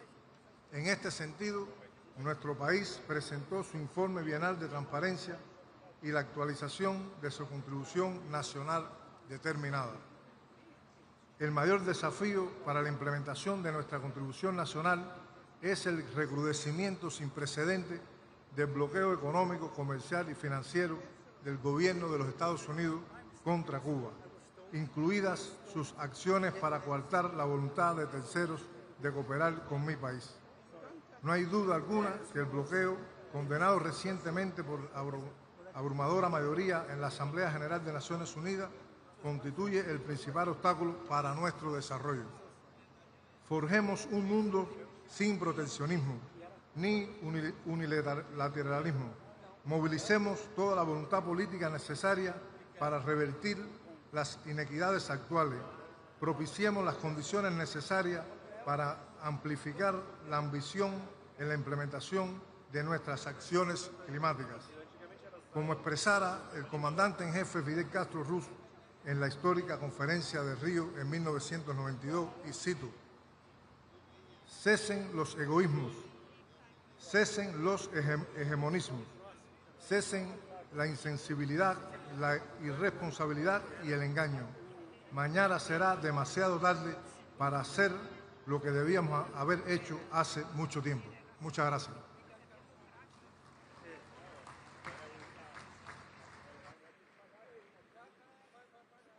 Para uso da palavra, o presidente da República do Congo, senhor Denis Sassou Nguesso.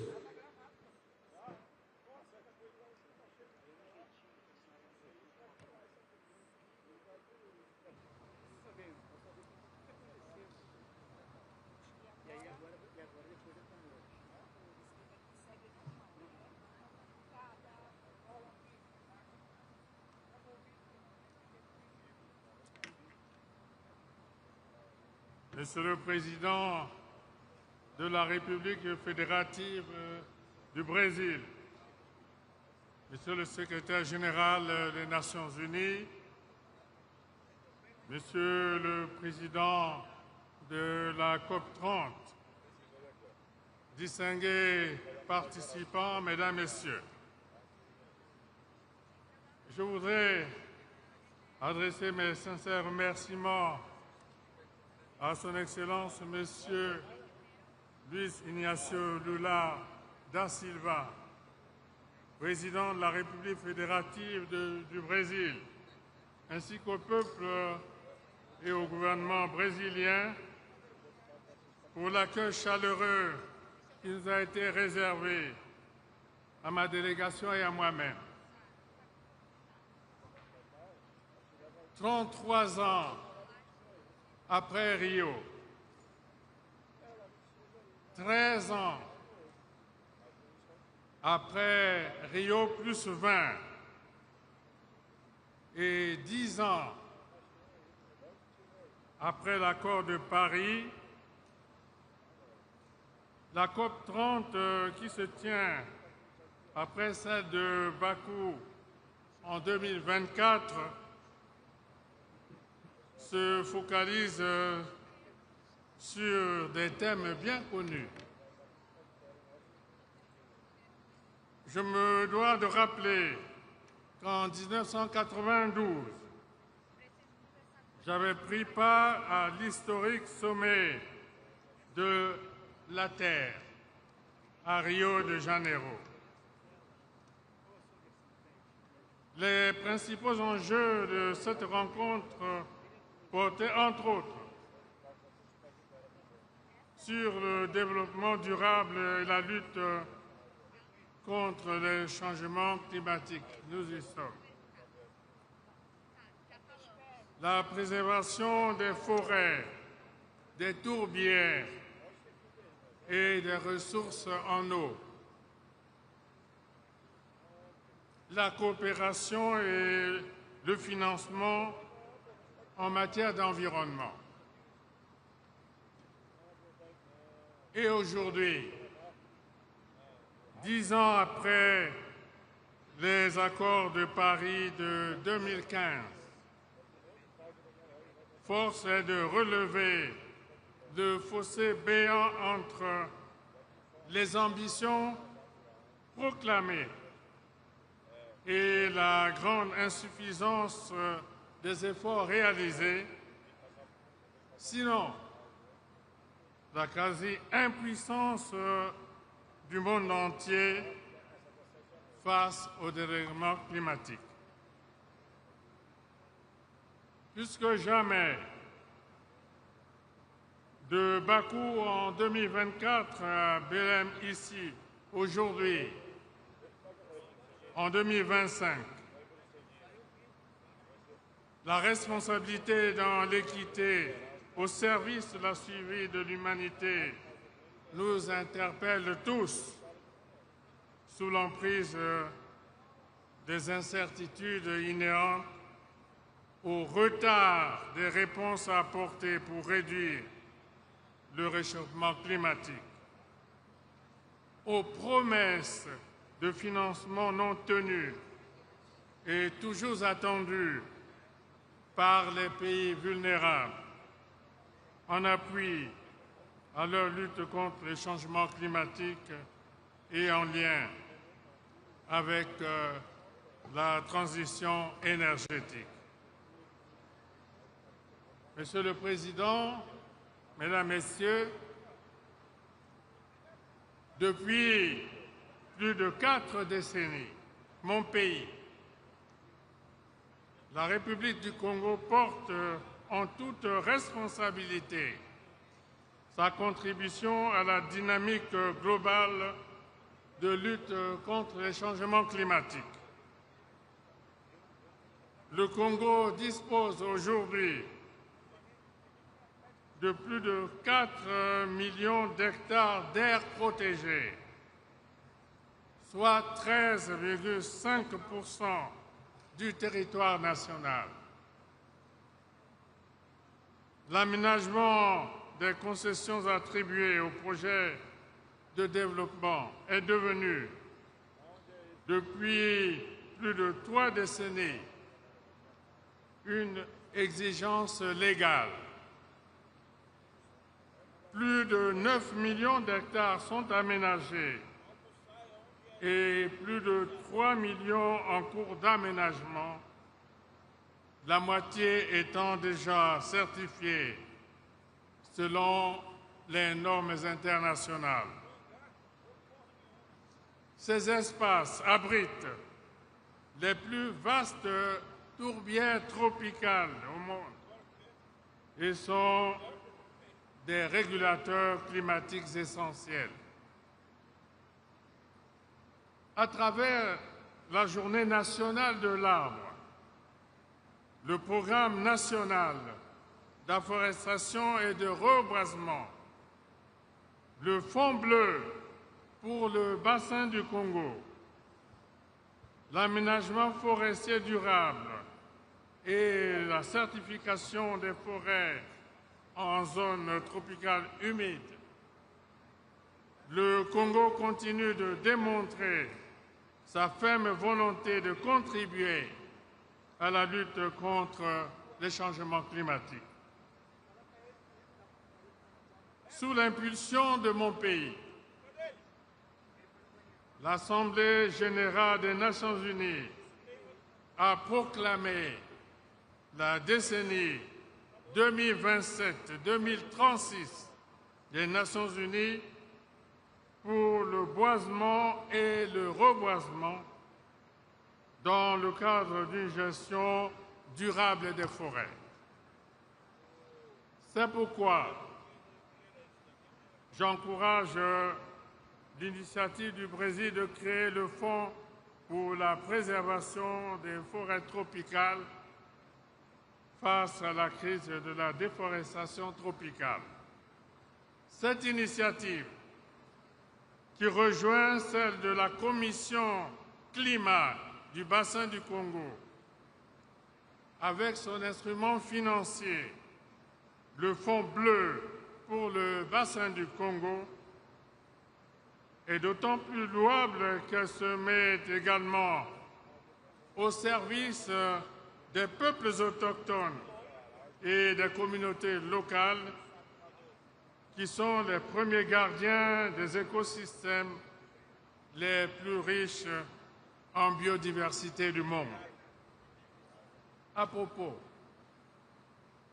mon pays, qui dispose d'une loi qui assure la promotion et la protection des peuples autochtones, a abrité il y a peu le premier congrès mondial des peuples autochtones des 3 bassins forestiers tropicaux, l'Amazonie, le Congo et le Bornéo-Mékong. Je demande à la COP30 de prendre en compte les conclusions de ce congrès contenues dans un document appelé « Déclaration de Brazzaville ». Une mise en œuvre en synergie de toutes ces initiatives ne pourra avoir que d'heureux effets pour le bien de l'humanité. Enfin, je tiens à réaffirmer l'engagement solennel de mon pays en faveur d'une gouvernance forestière fondée sur les principes de durabilité, de souveraineté écologique et de solidarité intergénérationnelle. J'exhorte les nations nanties à accompagner financièrement les pays en développement dans leurs actions d'atténuation, d'adaptation et de prévention, tout en accordant une attention soutenue à la compensation des pertes et dommages liés au dérèglement climatique. Et je vous remercie.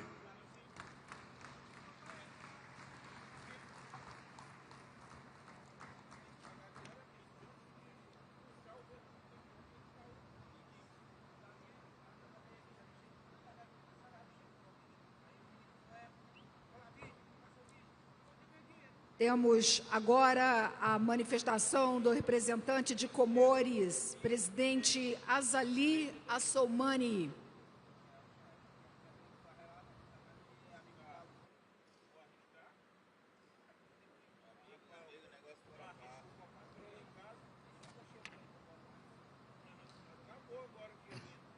Excellences, Monsieur Lula da Silva, Président de la République fédérative du Brésil et très cher ami. Excellences, Monsieur Antonio Guterres, Secrétaire général des Nations Unies, Excellences, Mesdames et Messieurs, chefs d'État et de gouvernement, Mesdames et Messieurs, honorable assistance, Assalamu alaikum wa rahmatullahi wa barakatuh. C'est un grand honneur pour moi de m'exprimer devant cette Assemblée réunie à Belém pour un sommet des leaders aussi décisif. À cette occasion, je tiens tout d'abord à exprimer notre gratitude à son Excellence le Président Lula et au peuple brésilien pour leur accueil chaleureux et pour avoir choisi d'organiser cette COP30 au cœur de l'Amazonie, symbole puissant de la biodiversité mondiale et régulateur climatique essentiel. Ce n'est sûrement pas par hasard si nous nous retrouvons dans le cadre de cette COP30 au cœur de l'Amazonie, ce poumon vert qui représente environ 10% de la biodiversité mondiale et absorbe chaque année près de 2 milliards de tonnes de CO2. Honorable assistance, Mesdames et Messieurs, le constat est sans appel. La température mondiale a déjà augmenté de 1,2%. De 1,2, c'est sûr. Si nous poursuivons sur cette trajectoire, nous risquons une hausse de 2,7 d'ici la fin du siècle. Chaque dixième de degré compte à 2 degrés Celsius. C'est l'extinction de 98% des récifs coralliens et le déplacement de plus de milliards de personnes d'ici 2050. Les pays en développement, pourtant faiblement émetteurs, supportent déjà des pertes économiques colossales dépassant 500 milliards de dollars par an dès 2030. Dans mon pays, l'Union des Comores, État insulaire au cœur de l'océan Indien, les effets sont déjà visibles. Plus de 60% de notre population vit en zone côtière et exposée directement à l'élévation du niveau de la mer. L'érosion grignote chaque année plusieurs mètres de littoral, menaçant des villages entiers. Les cyclones tropicaux sont plus fréquents et plus violents. En avril 2019, le cyclone Kenneth a touché 345 000 personnes, soit près de 40% de notre population, avec des pertes estimées à plus de 180 millions de dollars, soit environ 16% de notre PIB. En décembre dernier, le passage dévastatrice du cyclone Chido a engendré une catastrophe humanitaire, et en particulier sur l'île comorienne de Mayotte, avec des pertes en vie humaine, de milliers de blessés et des conséquences considérables, toujours d'actualité. Ainsi, pour nous, le changement climatique n'est pas une théorie, c'est une urgence humaine, économique et culturelle. Le Global Stocket doit nous conduire à un sursaut collectif.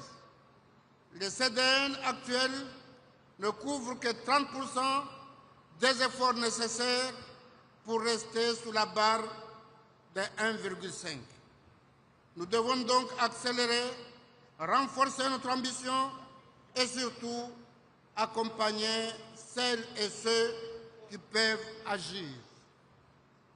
Les pays les moins avancés, responsables de moins de 8% des émissions historiques, subissent près de 90% des impacts. Les engagements financiers doivent être tenus et le nouveau cadre collectif quantifié doit répondre aux besoins réels estimés à 1 400 milliards de dollars par an d'ici 2030. L'accès aux fonds doit être simplifié aujourd'hui, moins de 10% de financement d'adaptation atteignent les plus vulnérables. Protéger les écosystèmes, forêts, mangroves et récifs est un impératif. L'Amazonie stocke l'équivalent de 15 années d'émissions mondiales. Aux Comores, nos mangroves captent jusqu'à 4 fois plus de carbone que les forêts tropicales. Ces atouts doivent être valorisés avec les communautés locales comme gardiennes légitimes. Enfin, nous devons investir dans la jeunesse et l'innovation. Seulement 2% de la finance climat est dédiée à l'éducation et à la formation, alors que 60% des Africains ont aujourd'hui moins de 25 ans. Chers partenaires, il est impératif, sans délai, de mettre fin à la déforestation d'ici 2030, tripler les capacités en énergie renouvelable d'ici 2035 et doubler le financement de l'adaptation avant 2030. Au nom de l'Union des Comores, je réaffirme notre engagement à nous atteler à l'accord de Paris et au multilatéralisme et à œuvrer avec les moyens limités dont nous disposons, mais avec une volonté inébranlable à la préservation de notre maison commune. Nous portons la voix de celles et ceux qui subissent déjà les conséquences d'une crise qu'ils n'ont pas provoquée, mais nous ne devons pas baisser les bras. Au contraire, nous avons le devoir de léguer un bel héritage aux générations à venir. Mesdames et Messieurs, je vous remercie.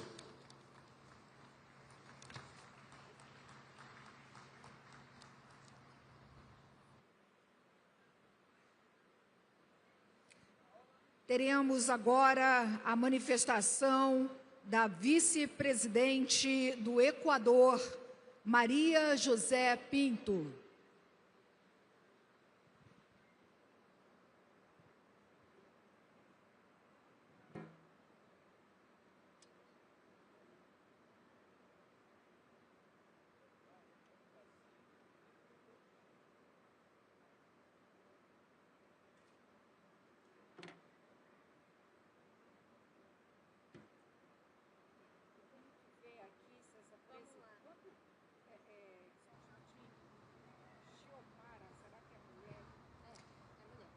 Excelencias, distinguidos jefes de Estado y Gobierno, representantes de organismos internacionales y todos quienes trabajan por el planeta.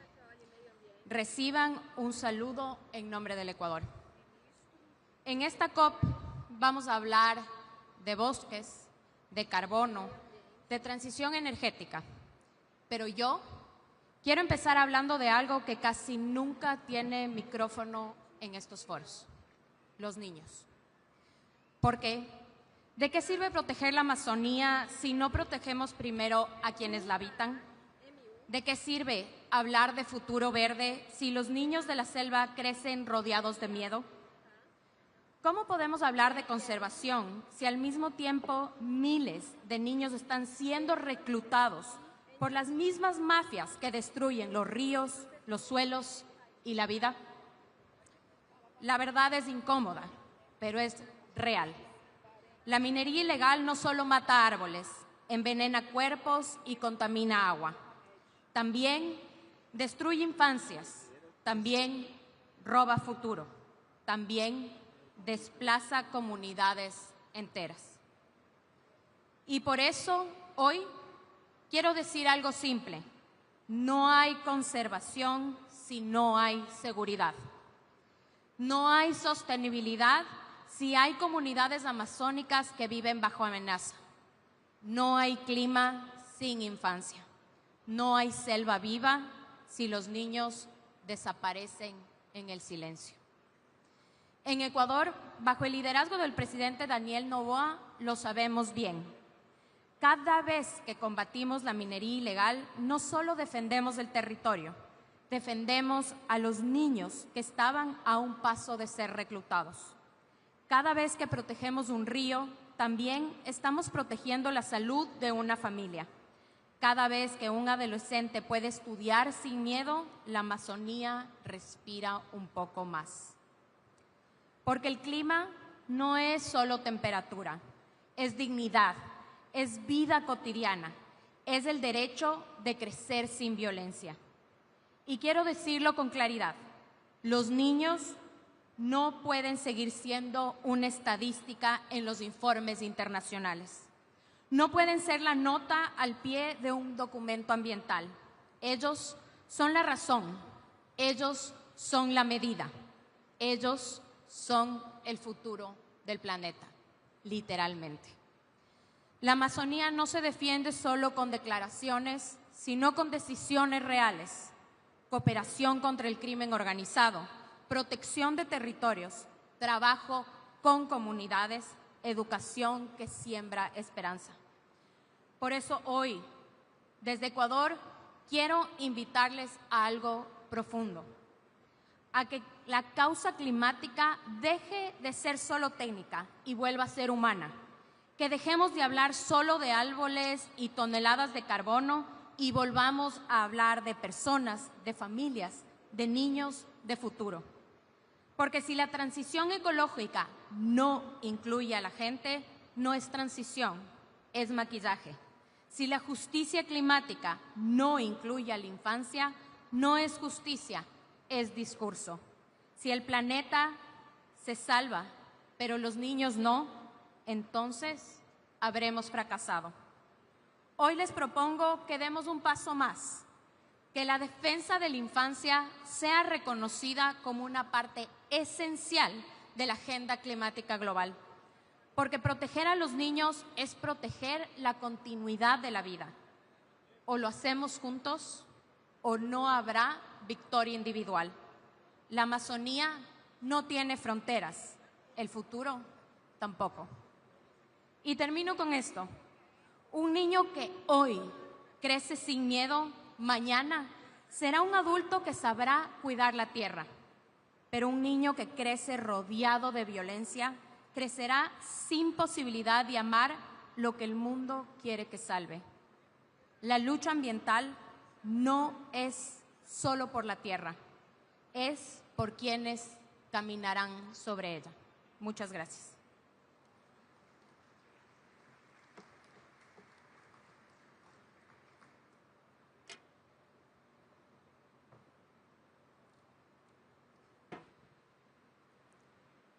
Temos agora a manifestação da Guiana através do presidente Irfan Ali.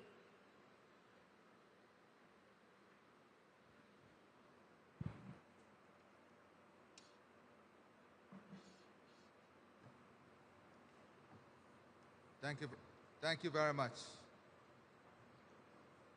Excellencies, colleagues, friends, once again, we meet in Brazil, more than 30 years after the world created the UNFCCC in Rio.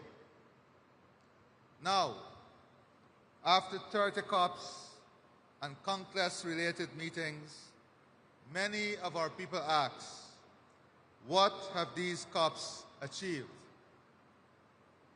Climate change is still happening, bringing pain and loss.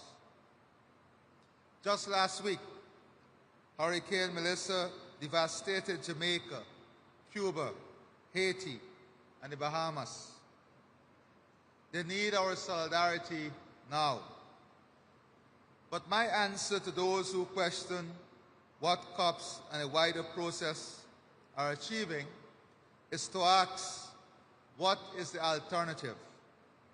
There is still no other forum where every nation can sit as equals to shape the planet's response.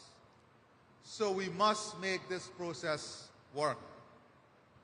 But to do so, we must recognize that a COP process and a wider climate agenda is not moving forward with the speed or success our people deserve. In part, this is because the agenda has been captured by the extremes. Some of that comes from climate deniers and those who put profit before planet. We must keep challenging them. But they're not the only obstacles. Too many who claim to care about climate are also standing in the way. Countless activists dedicate themselves daily to climate justice. Yet, a vocal minority, often far from the front lines, capture the headlines with simplistic narratives and social media theatrics. Some irresponsible journalists saturate the public realm with misinformation and sensationalism. And too often, bureaucracies, including within international institutions, have become better at stopping progress than enabling it. These forces create a different kind of climate denial by generating public fatigue and skepticism that solutions can never be found. Here in Belém, we need that to change. Our challenge is not to dismiss COPs, but to fix the machinery of cooperation so that good ideas can move forward. And being in Brazil can inspire us. Under President Lula, Brazil achieved the largest reduction in deforestation ever recorded, an 80% fall that prevented 5 billion tons of carbon emissions. It is encouraging to see the spirit carried forward by the COP30 presidency. That is the right focus, and we support it wholeheartedly. In Guyana, we have seen how fair and effective solutions can work. When we launched our low-carbon development strategy in 2009, many said it could not be done, that a small country could not provide a model for the world or pursue growth while protecting its forests. But we proved otherwise. We implemented one of the biggest bilateral climate partnerships ever with the government of Norway. More recently, Guyana became the first country to issue R3's jurisdictional carbon credits, the first to engage with CORSIA compliance market, and the first to complete large-scale sales agreement. Guyana remains a net carbon sink, with our forests storing 19.5 gigatons of carbon. Carbon credit revenues flow directly to indigenous peoples and local communities, and to renewable energy, technology, job creation, and the biggest adaptation investment in our history. We have proven a simple principle. When people protecting nature share directly in its value, everyone wins. So if we believe this can be done, based on our experience, how do we recommit the global process to energetically solving problems? I offer 3 priorities. First, we must recognize that the world we face today is not the same as 30 years ago. The digital revolution, artificial intelligence, and automation are reshaping economies. Global energy demand is rising, including demand for AI and data systems that were not even imagined a few years ago. Yet chronic energy insecurity still defines the lives of billions. All of this makes one truth unavoidable. We must accelerate the energy transition at the same time as we expand energy security. That means moving on 2 tracks: massive investment to scale renewables, hydrogen storage, and modern grid systems to decarbonize growth and meeting rising demand, and science-based policy that advances a just transition by powering the remainder of the fossil fuel era with the lowest carbon, most efficient, least cost fuels. That means recommitting to global rules, not relying on global slogans, a carbon price, the removal of fossil fuel subsidies, and competition that is based on carbon science. And competition that is based on carbon science, not legacy advantage. It also means recognizing that responsible producers must be included in the search for solutions. None of this is easy, and it does not fit neatly into the narrative peddled by some. But it is only by grasping these difficult challenges that we will win the battle against climate change. The second priority is we must act on forests. Yes, we must act on forests. Forests must be mainstream in this agenda. They absorb around 1/3 of global emissions and remain the most viable and cost-effective opportunity for mitigation by 2030. Forests cannot be an afterthought. It cannot be a negotiated item on the agenda of COP. Forests must be mainstream and part of every single COP. We must not fight for forests to be on any agenda. If we are serious about climate change, forests must find a permanent place on the agenda of climate change.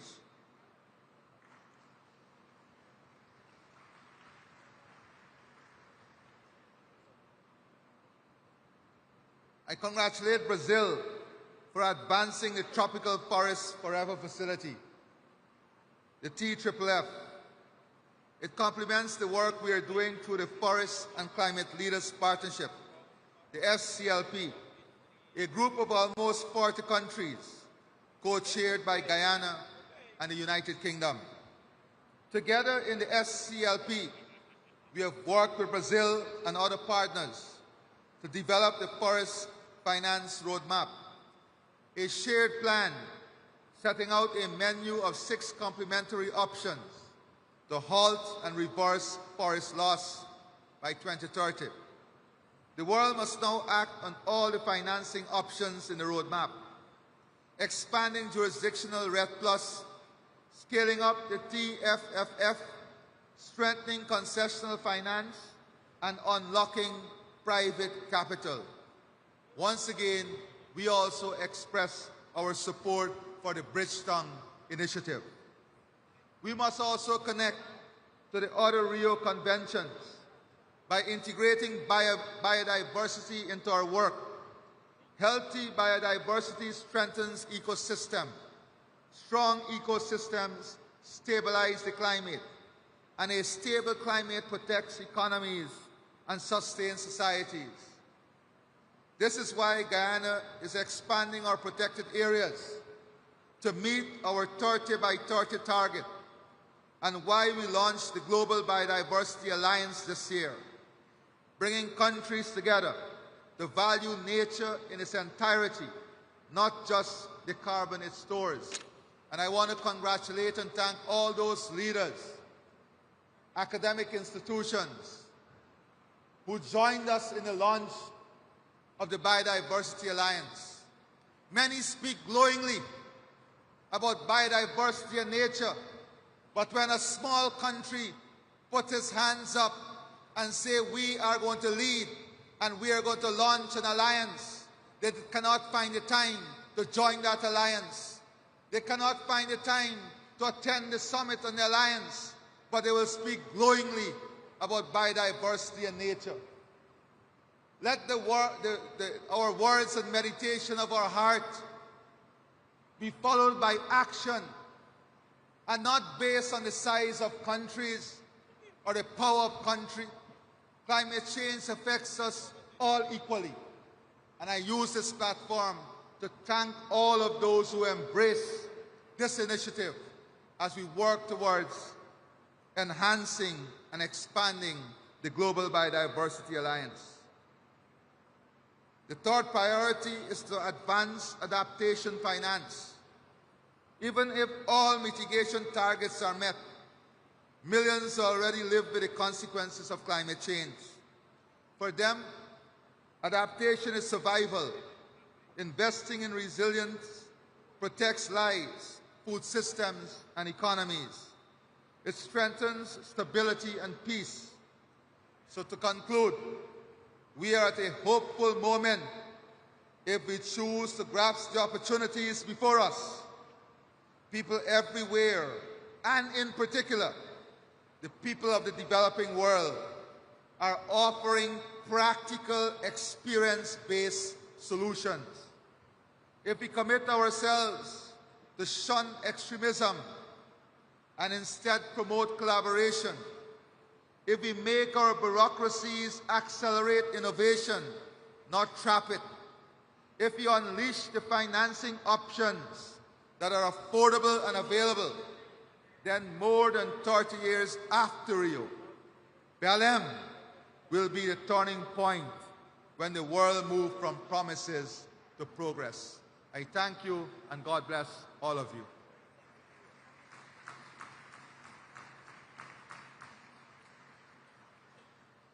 Agora teremos a manifestação da presidente de Honduras, Xiomara Castro.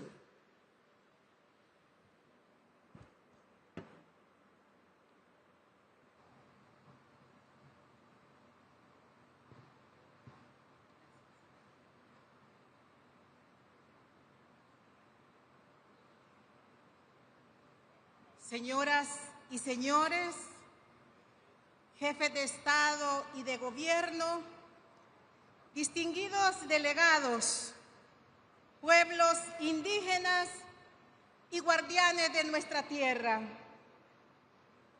Es un honor representar al pueblo soberano de Honduras en esta COP30, aquí en Belém do Pará, el corazón vivo del Amazonas. Agradezco al presidente Luis Ignacio Lula da Silva, a su equipo y al pueblo brasileño por organizar esta cumbre que devuelve al sur la voz de la esperanza y de la vida. Hablar desde Belén es hablar desde el pulmón del planeta, pero también es hablar desde el lugar donde nació una conciencia continental contra la violencia y la desigualdad. Aquí se firmó la Convención Interamericana de Belém do Pará, que consagró el derecho de las mujeres a vivir libre de violencia y dominación.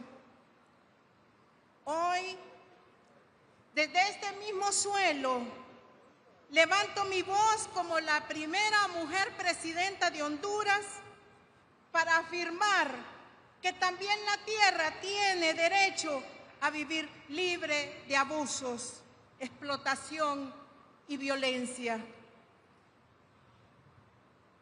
Fui electa después del golpe de Estado del 2009, revirtiendo 12 años y 7 meses de saqueo, impunidad, corrupción público-privada. Durante ese periodo, la narcodictadura entregó los ríos, los bosques, las minas y las costas al capital especulativo. Redujo al Estado a servidumbre y repartió el país como un botín. 25 grupos económicos y 10 familias concentraron el poder y destruyeron los cimientos de la democracia. Refundar Honduras ha significado devolver su dignidad, su soberanía y el alma verde. Nuestro país es del trópico somos la reserva vital del oxígeno que sostiene al mundo. Sin embargo, seguimos siendo los más castigados por la desigualdad climática.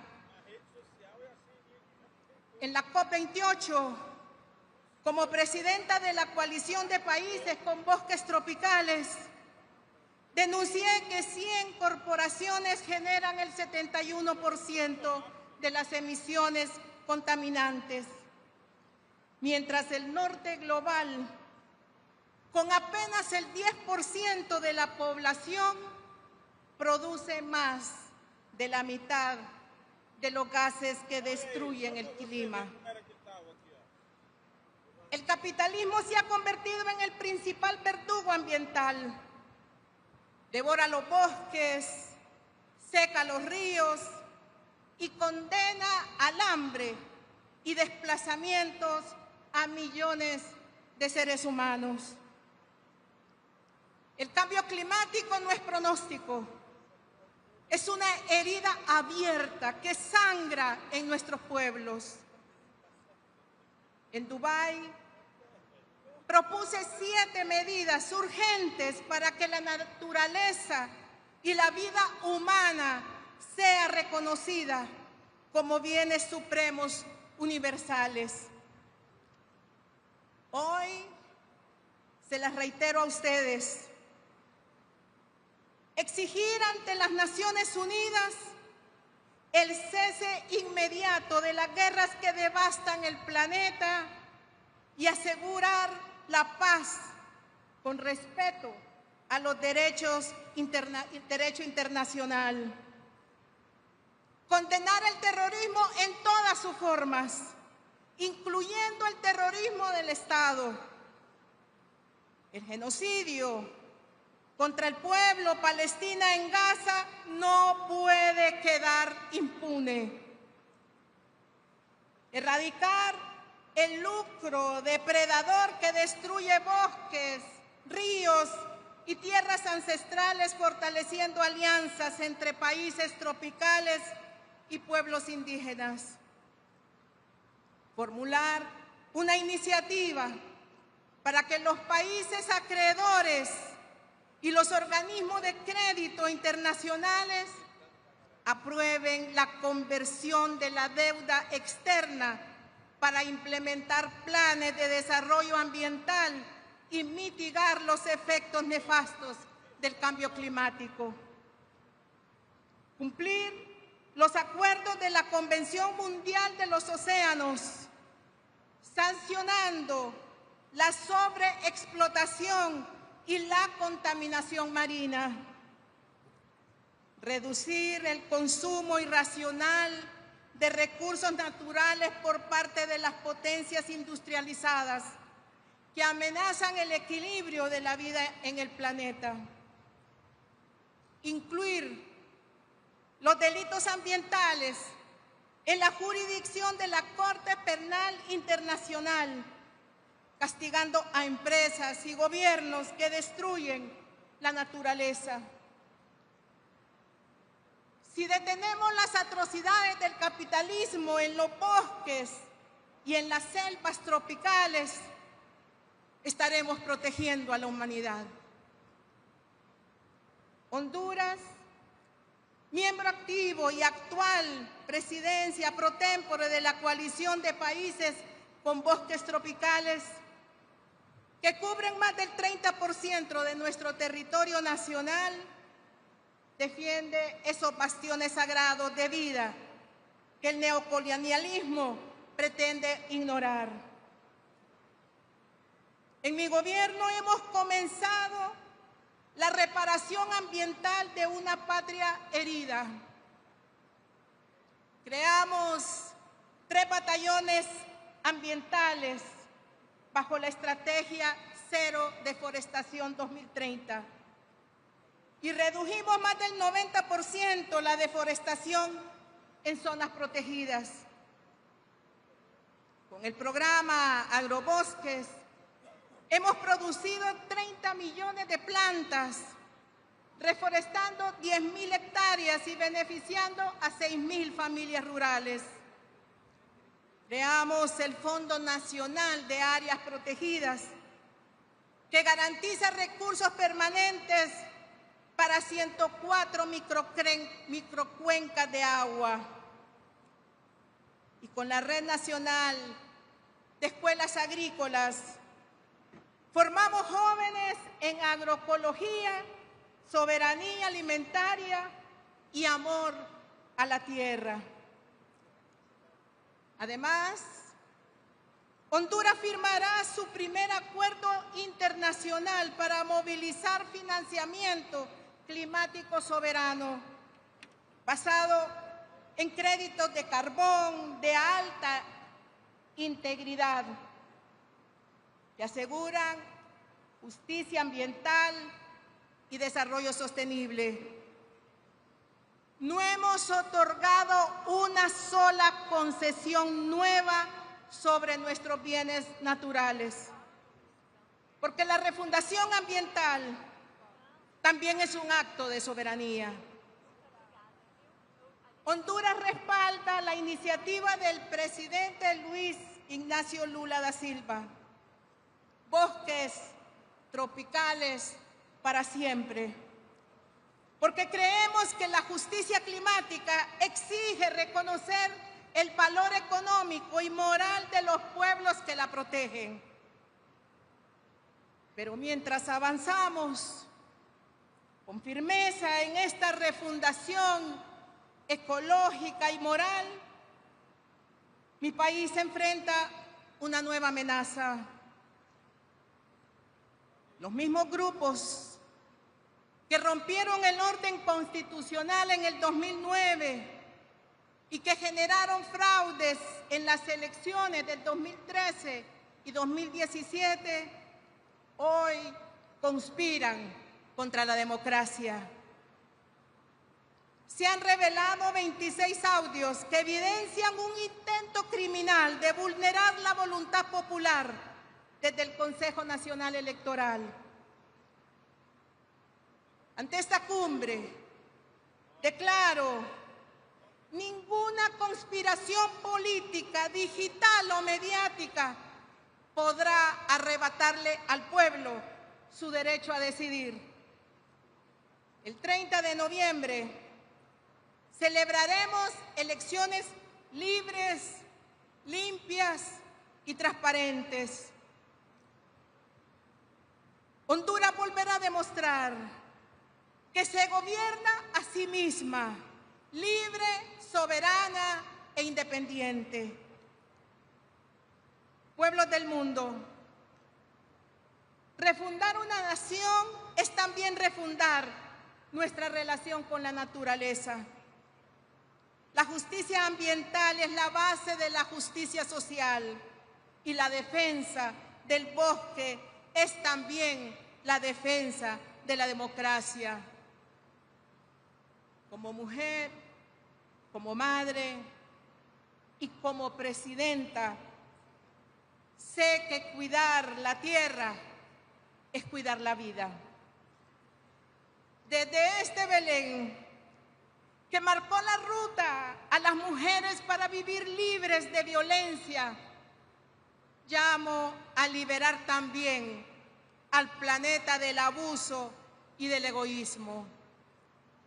Que esta COP30 sea recordada como la cumbre donde el sur dejó de pedir permiso y comenzó a exigir respeto. Que Belén vuelva a parir esperanza. Despertemos humanidad. Ya no hay tiempo, nos dijo Berta Cáceres. Muchas gracias.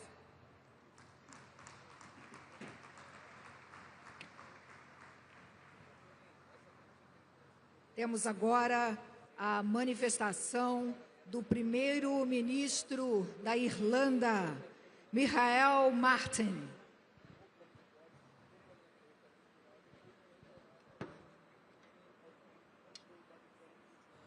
Excellencies, could I first of all thank President Lula for hosting this very important COP30 in beautiful Brazil.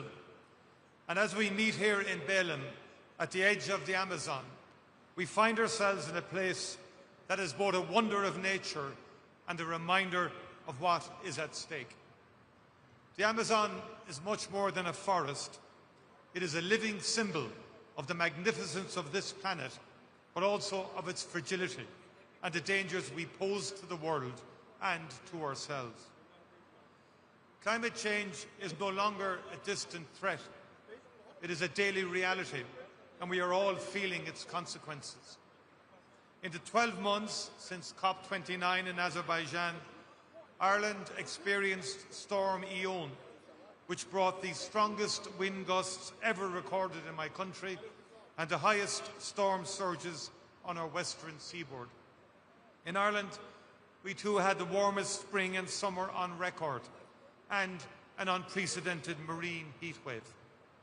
Only last week, Hurricane Melissa, the strongest storm ever to make landfall there, has devastated parts of Jamaica, Cuba, Haiti, and other nations of the Caribbean. And as recently as yesterday, Typhoon Kalmegi in the Philippines left over 100 dead. We also know that the effects are not felt equally. The poorest and most vulnerable nations, and the poorest people within all nations, those who did least to cause the crisis, are often those who suffer first and suffer most. We all must recognise that each of our futures is connected. All nations, large and small, rich and poor, will reap what we collectively sow in these crucial years. I recall when the world gathered in Glasgow for COP26. The mood then was optimistic as we emerged from the pandemic. There was a large global turnout and a palpable sense of joint purpose to tackle the shared challenge of climate change. I am concerned that that spirit of common purpose is weakening. Our attention is being drawn to other threats and crises that can seem more pressing. Geopolitical turbulence, economic pressure, conflict and dislocation, all have been presented as reasons to ease or delay action. But increasingly, the challenges we face arise because of climate change, and this will worsen with time. At a time when political leadership has never been more vital, there are fewer of us here in Belém, fewer leaders ready to tell it as it is. Climate change is unarguable. The science is undeniable. Temperatures are rising and the clock is ticking. If we are not prepared to tell our citizens the truth about this, we are failing them and this planet in the most profound way. Science cannot be denied. The European Union, of which Ireland is a part, remains steadfast in its determination to play its full part. We in Europe have now set our sights on reducing our collective emissions by 90% by 2040. This will undoubtedly be challenging, but it is necessary to drive the investment, innovation and invention that a transition to a fully decarbonised economy and society will require. Ireland will continue to be part of that effort. Change is underway across our economy and society to steer Ireland towards a decarbonised future powered by renewable energy. We are seeing the fruits of our efforts. Ireland's emissions have been falling for the last 3 years, and we now have lower overall emissions than at any point since 1990, despite our population growing by over 50% over that period, along with significant economic growth as well. We are making real progress, but we know that we have to go much further. A particular focus of my government is to find ways of doing what we need to do more quickly. Meeting our climate targets and decarbonising our society requires a transformation in energy, agriculture, transport, industry and buildings. The public interest lies in us being able to deliver the changes we need, to build a truly sustainable society quickly.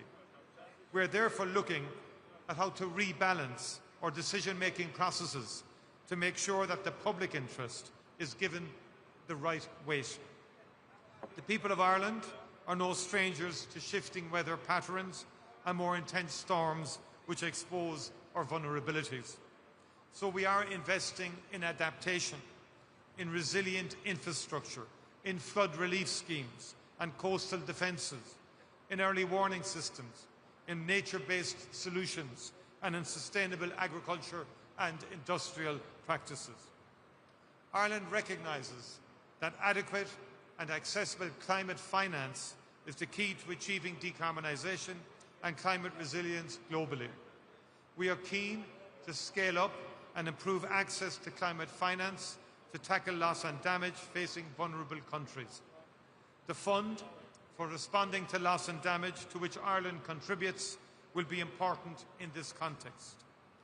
I'm also very happy to announce that Ireland will host a new UNDP project office in Dublin dedicated to advancing sustainable finance, mobilising the capital that will power a fair, inclusive and global green transition. The world is at a decisive moment in how we act on climate change. We have made some progress, but we now need to act with unity and with much more urgency. There is an old Gaelic Irish saying, Ní nart go cur le chéile.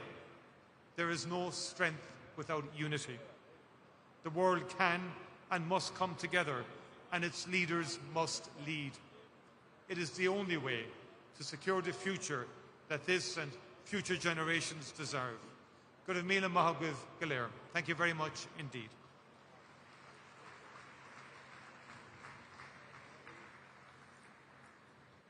Vamos agora à manifestação do presidente de Moçambique, Daniel Francisco Chapo.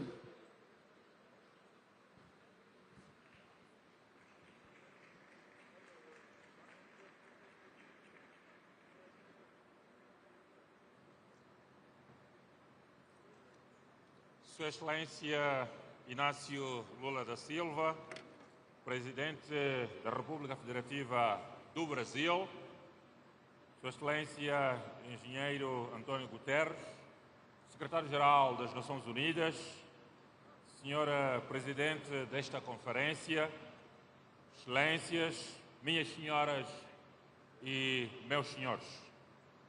Queremos começar por criar e citar, sobretudo, o saudoso Papa Francisco, que uma vez disse: o tempo para buscar soluções globais está se esgotando. Só encontraremos soluções adequadas se agirmos juntos e em acordo. Estas palavras, excelências, devem fazer-nos assumir esta reunião como prioritária nas nossas agendas, pois é sobre a nossa casa comum, a Mãe Terra.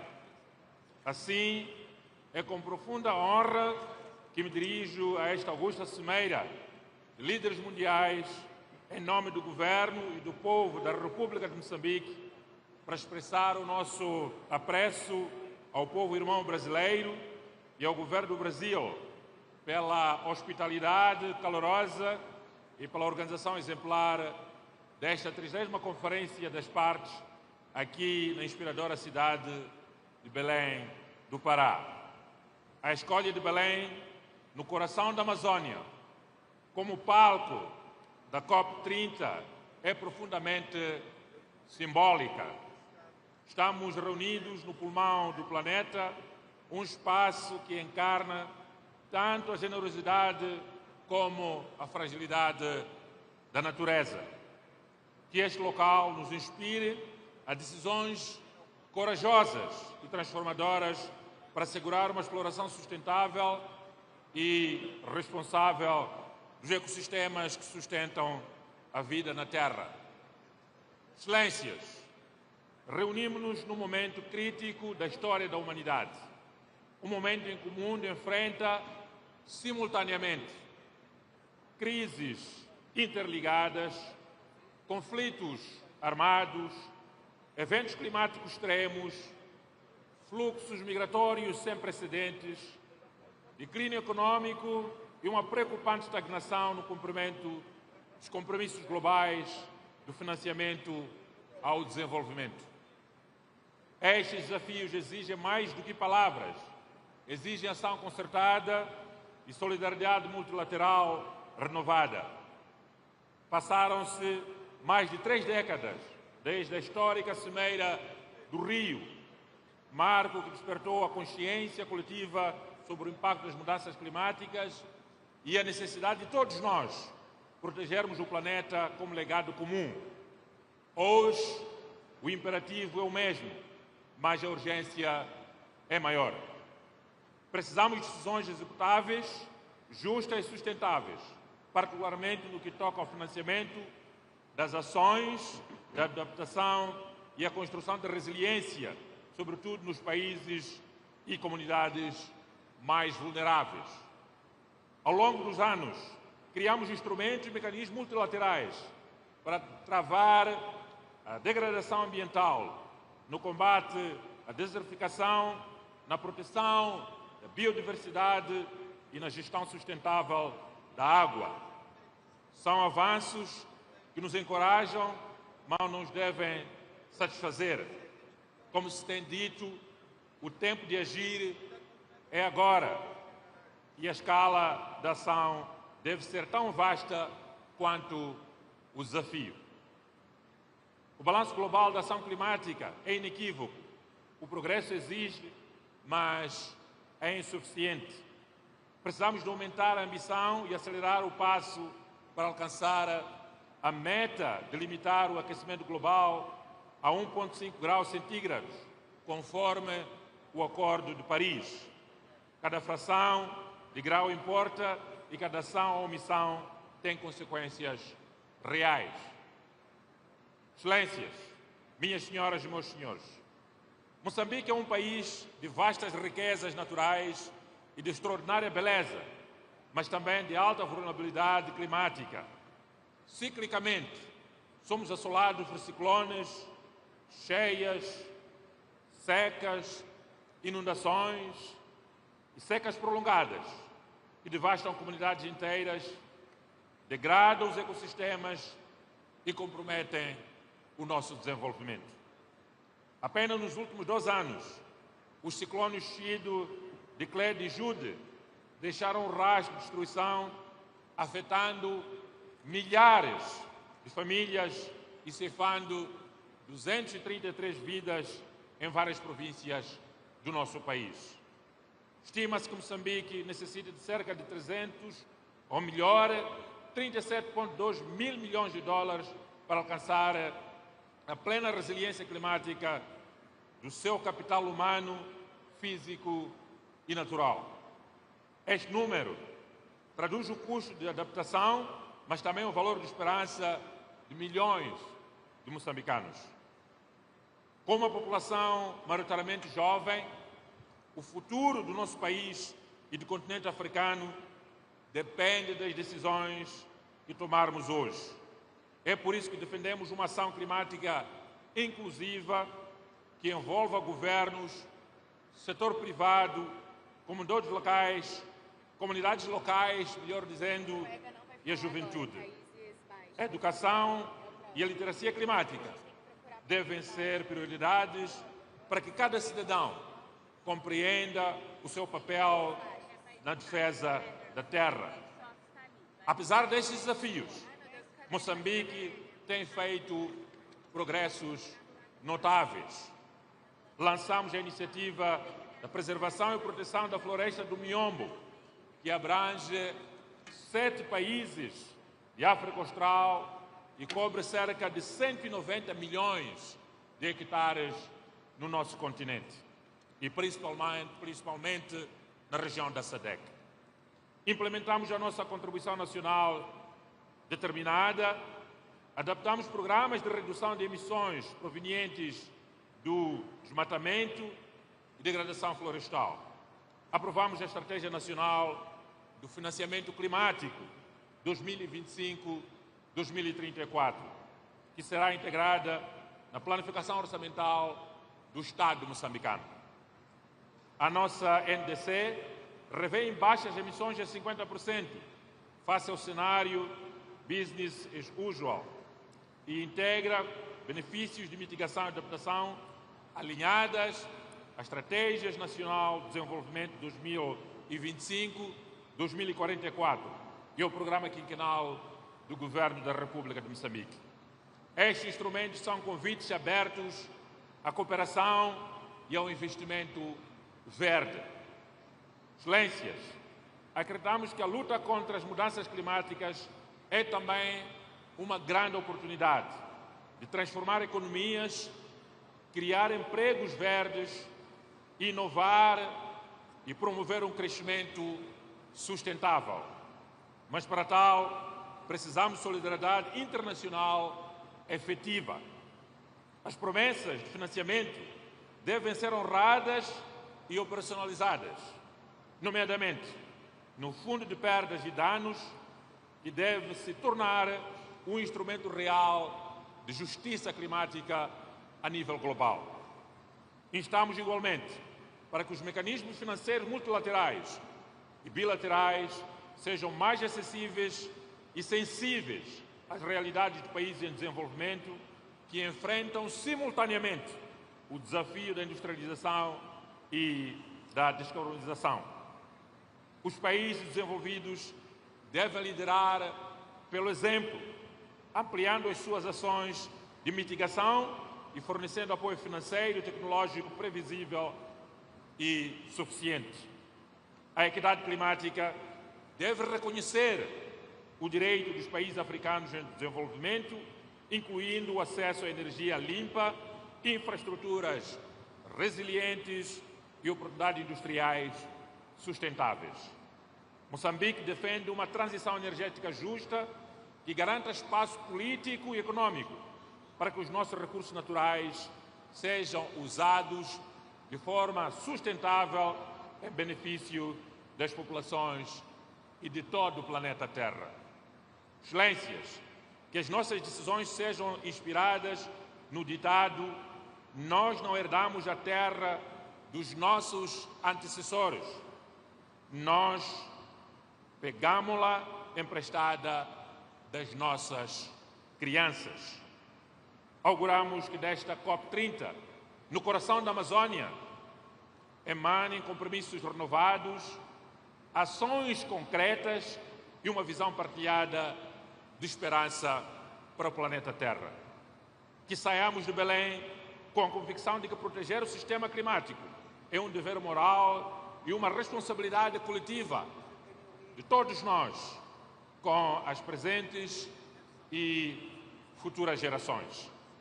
Moçambique continuará a fazer a sua parte, com determinação e sentido de responsabilidade, competência e urgência.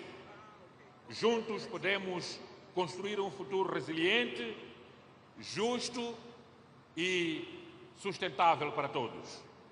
Muito obrigado pela vossa atenção.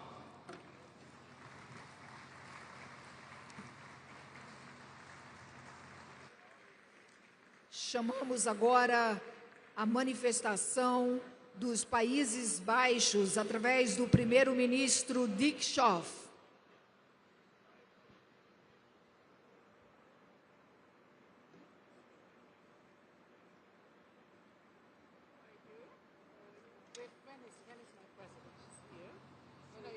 Your Excellencies, ladies and gentlemen, I'm sure you're all familiar with the famous saying that optimism is a moral duty. I believe that, generally speaking, this is a good advice. But of course, optimism is not the same as being naive.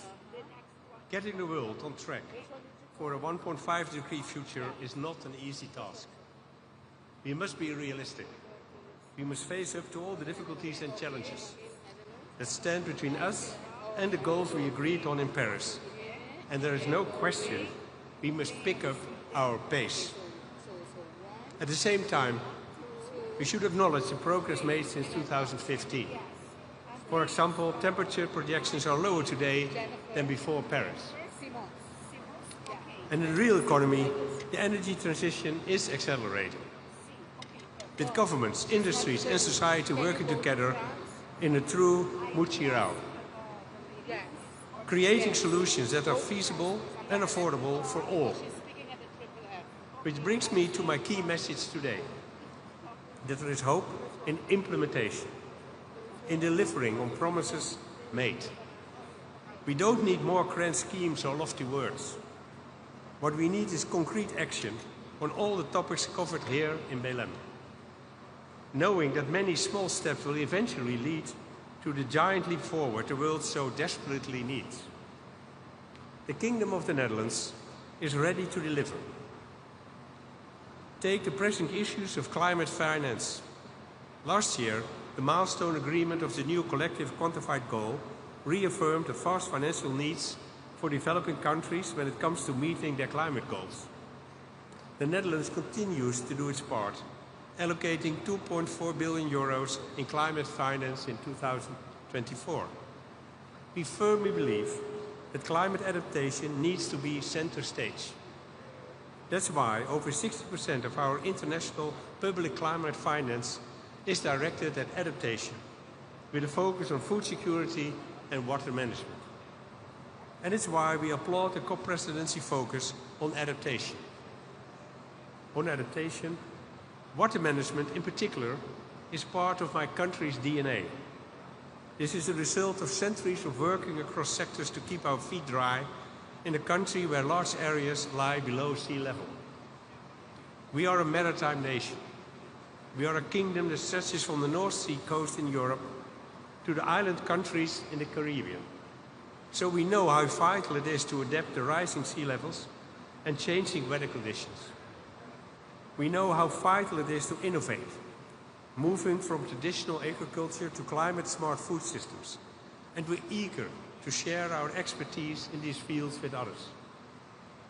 In today's world, water management, future-proof agriculture and renewable energy sources like hydrogen are becoming more and more interconnected. And that's a good thing, because it's putting us firmly on the path of green growth. With this in mind, the Netherlands is convinced that strengthening the NDC partnership can serve as a catalyst. After all, NDCs are at the heart of the Paris Agreement, and the EU has just finalized its NDC for 2035. We are determined, and will continue doing our part. We have also agreed to work towards 90% emission reduction by 2040. Our ambition level is clear. And since NDC implementation on water and food is lagging behind, the Netherlands is supporting the NDC partnership with an additional 10 million euros. Because again, we must focus on implementation. And that includes following up on decisions made in previous COPs. In this light, I applaud Brazil for its Tropical Forest Forever facility initiative. The Netherlands is proud to support this initiative and will contribute $5 million to help to get the fund off the ground. What's more, and I think even more important, is that I know that Dutch asset managers and large investors like pension funds are interested in taking part too. Now, is this fund all it will take to achieve the pledge we reaffirmed 2 years ago? To stop and reverse deforestation by 2030? No, of course not. We also need to address the root causes and work towards deforestation-free products. But it is an important step forward. And as I said earlier, every step counts and leads to something bigger. So, ladies and gentlemen, let us send a strong message to the world from here in Belém. If we continue the moral duty of optimism with realism and resolve, working step by step, we can and we will move closer to the Paris goals. The Kingdom of the Netherlands stands ready to work with all of you. Thank you.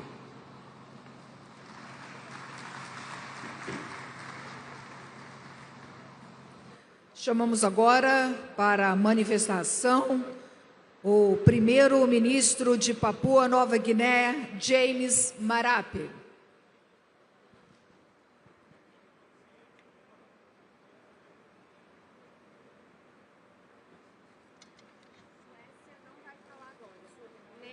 Thank you very much, Mr. President.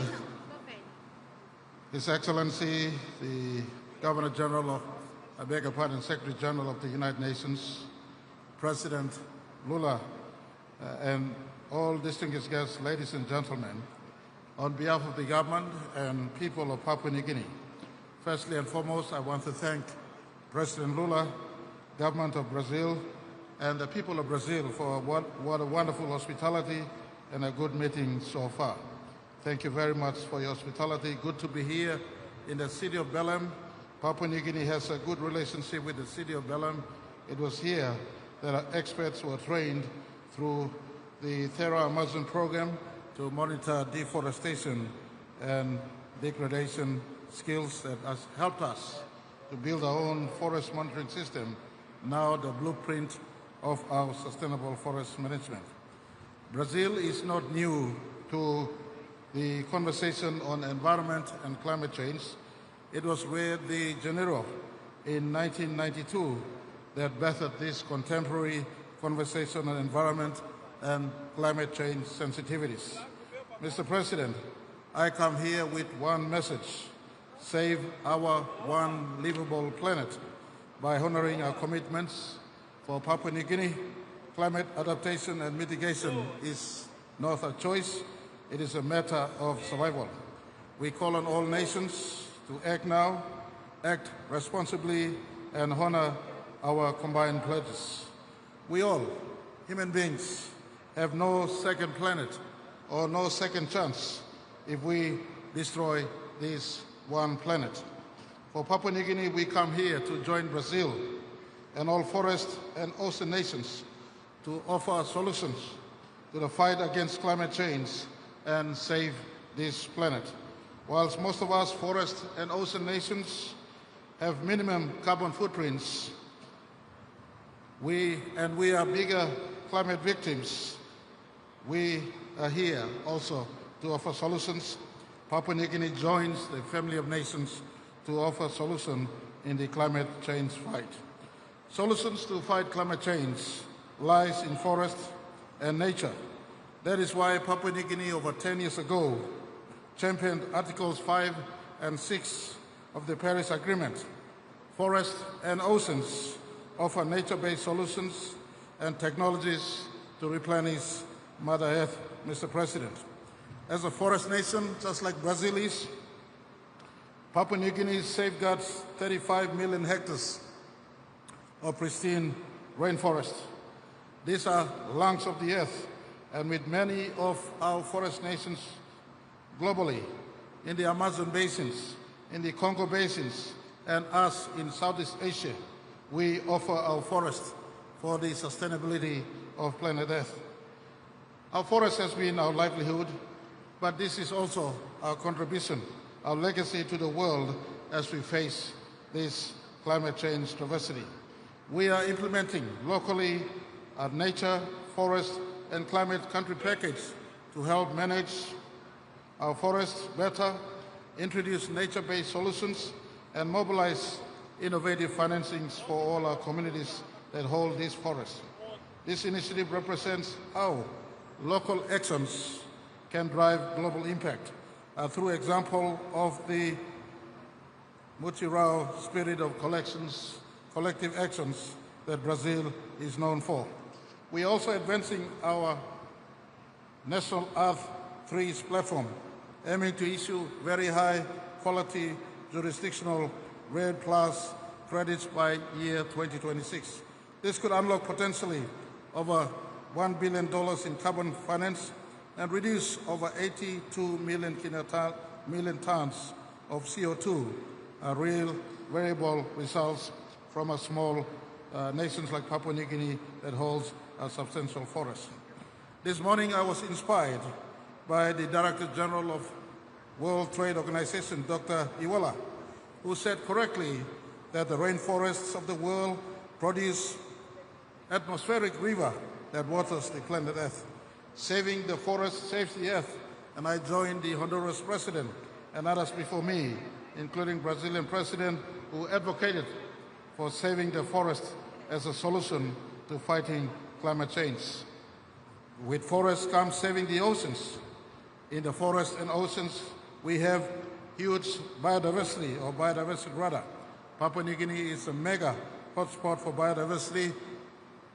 In our 462,340 square kilometers of land, or over 3 million square kilometers of ocean, we house over 7% of world's biodiversity.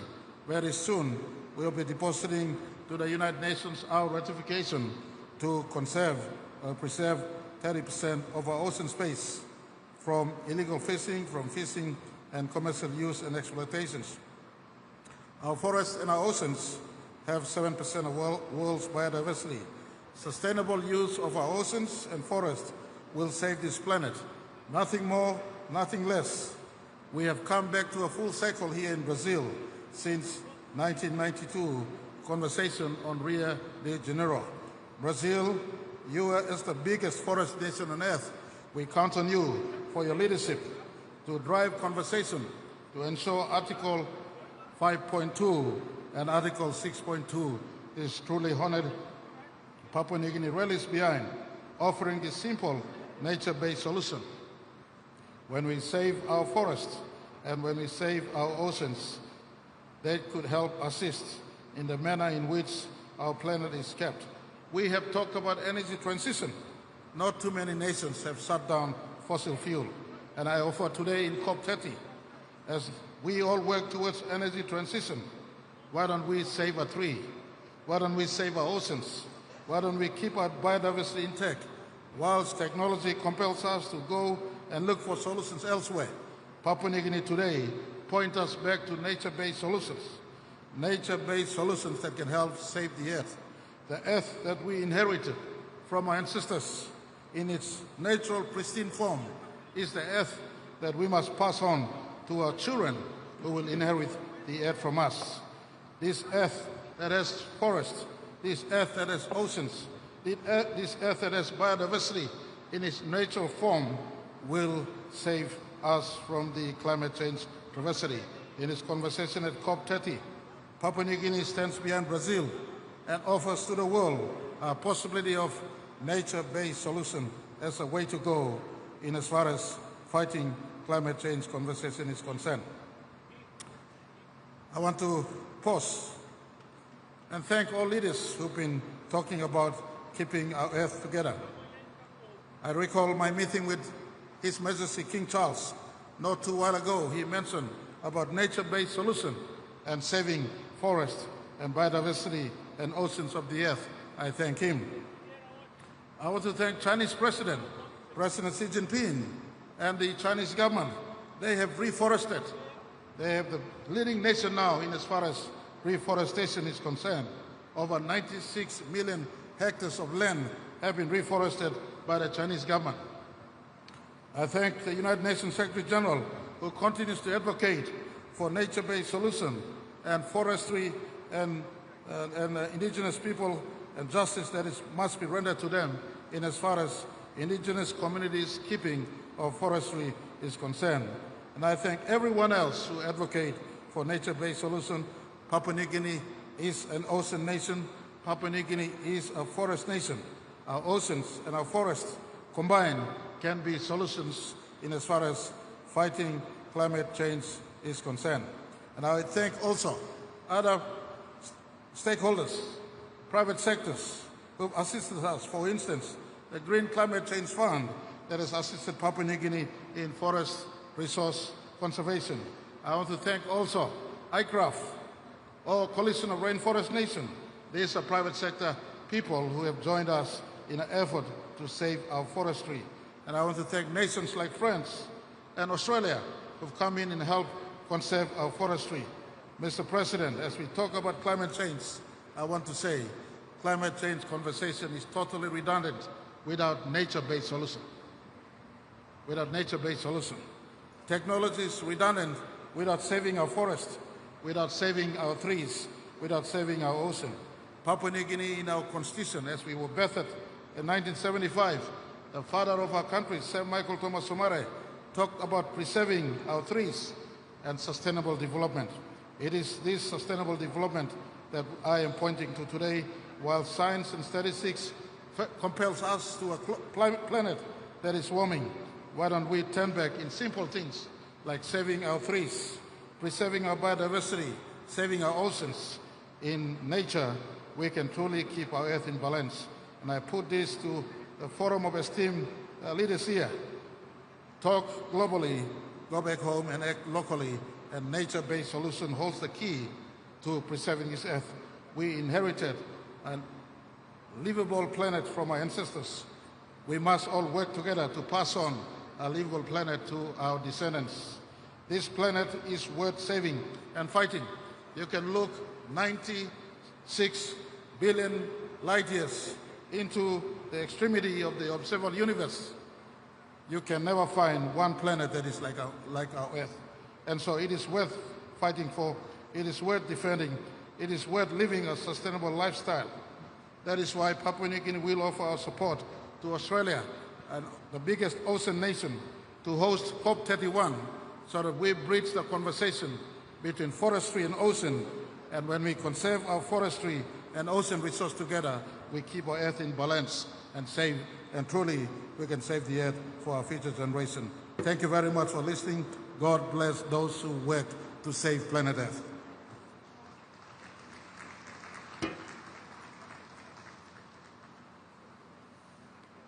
Nesse momento, representando a Eslovênia, chamamos a vice-primeira-ministra e ministra das Relações Exteriores e Europeias, Tanja Fajon.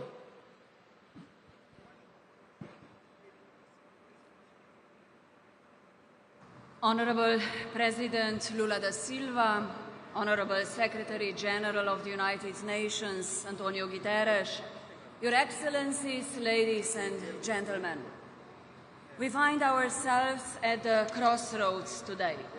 COP30 is not just another checkpoint. It is a credibility test for the Paris Agreement. The next generation, nationally determined contribution will decide the pace of decarbonization through 2030s and the future of our planet. Our task here is straightforward: turn the global stocktake into implementation and keep 1.5 degrees Celsius within reach.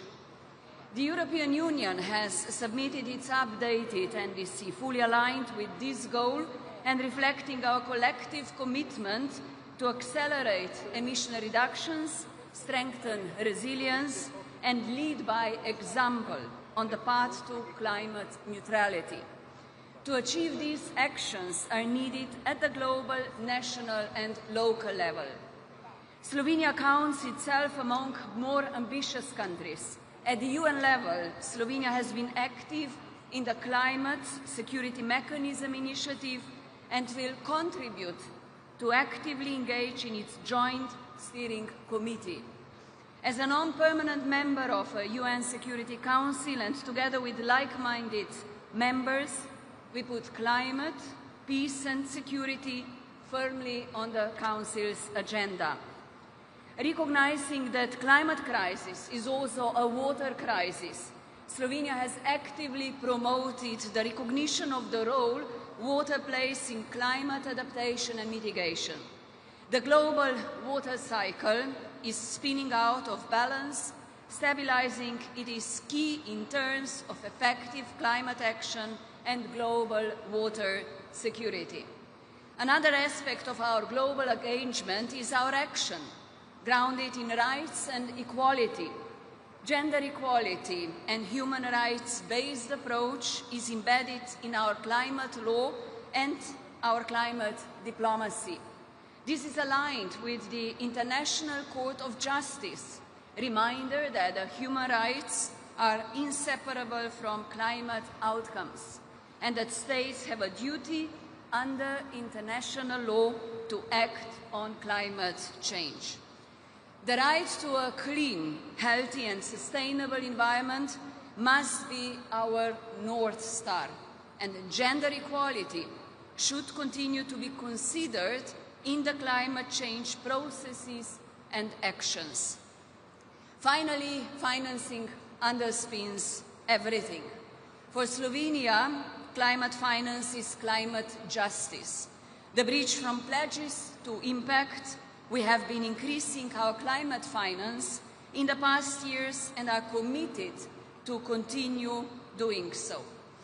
At the national level, Slovenia comes with aligned policies at home and proves small countries can lead big change.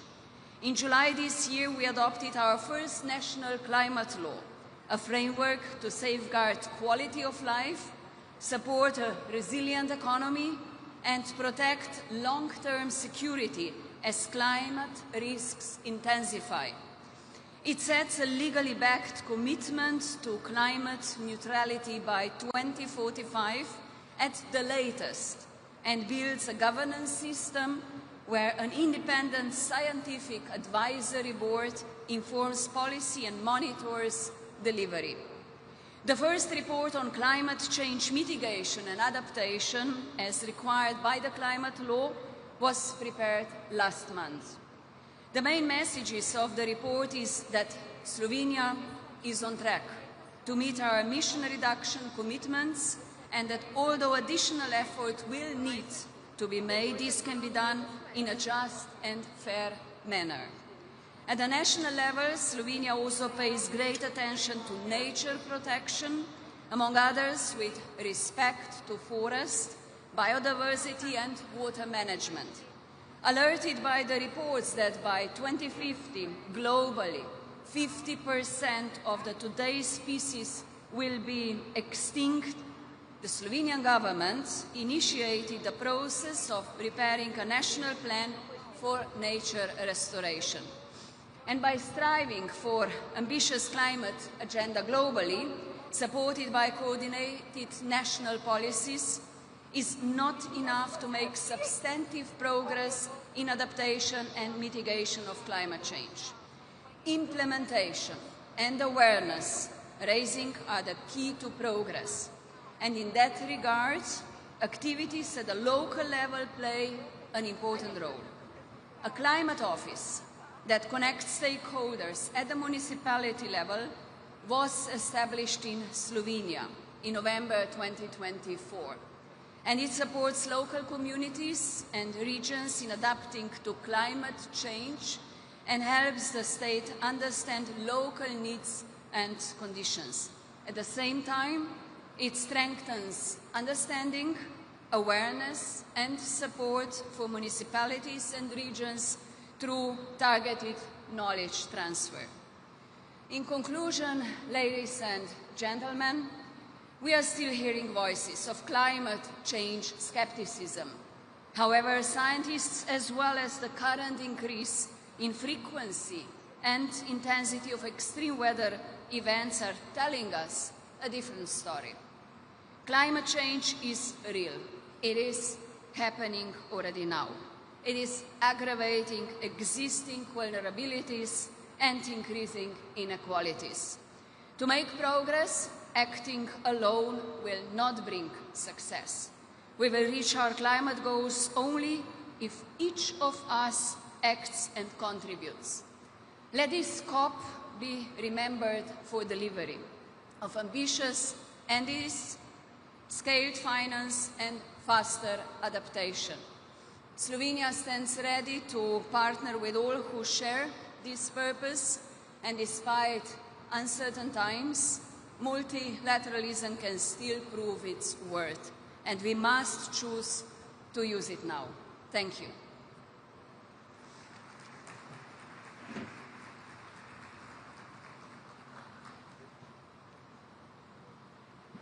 Chamamos para a manifestação o primeiro-ministro de Eswatini, Rossel Missor Dalamini.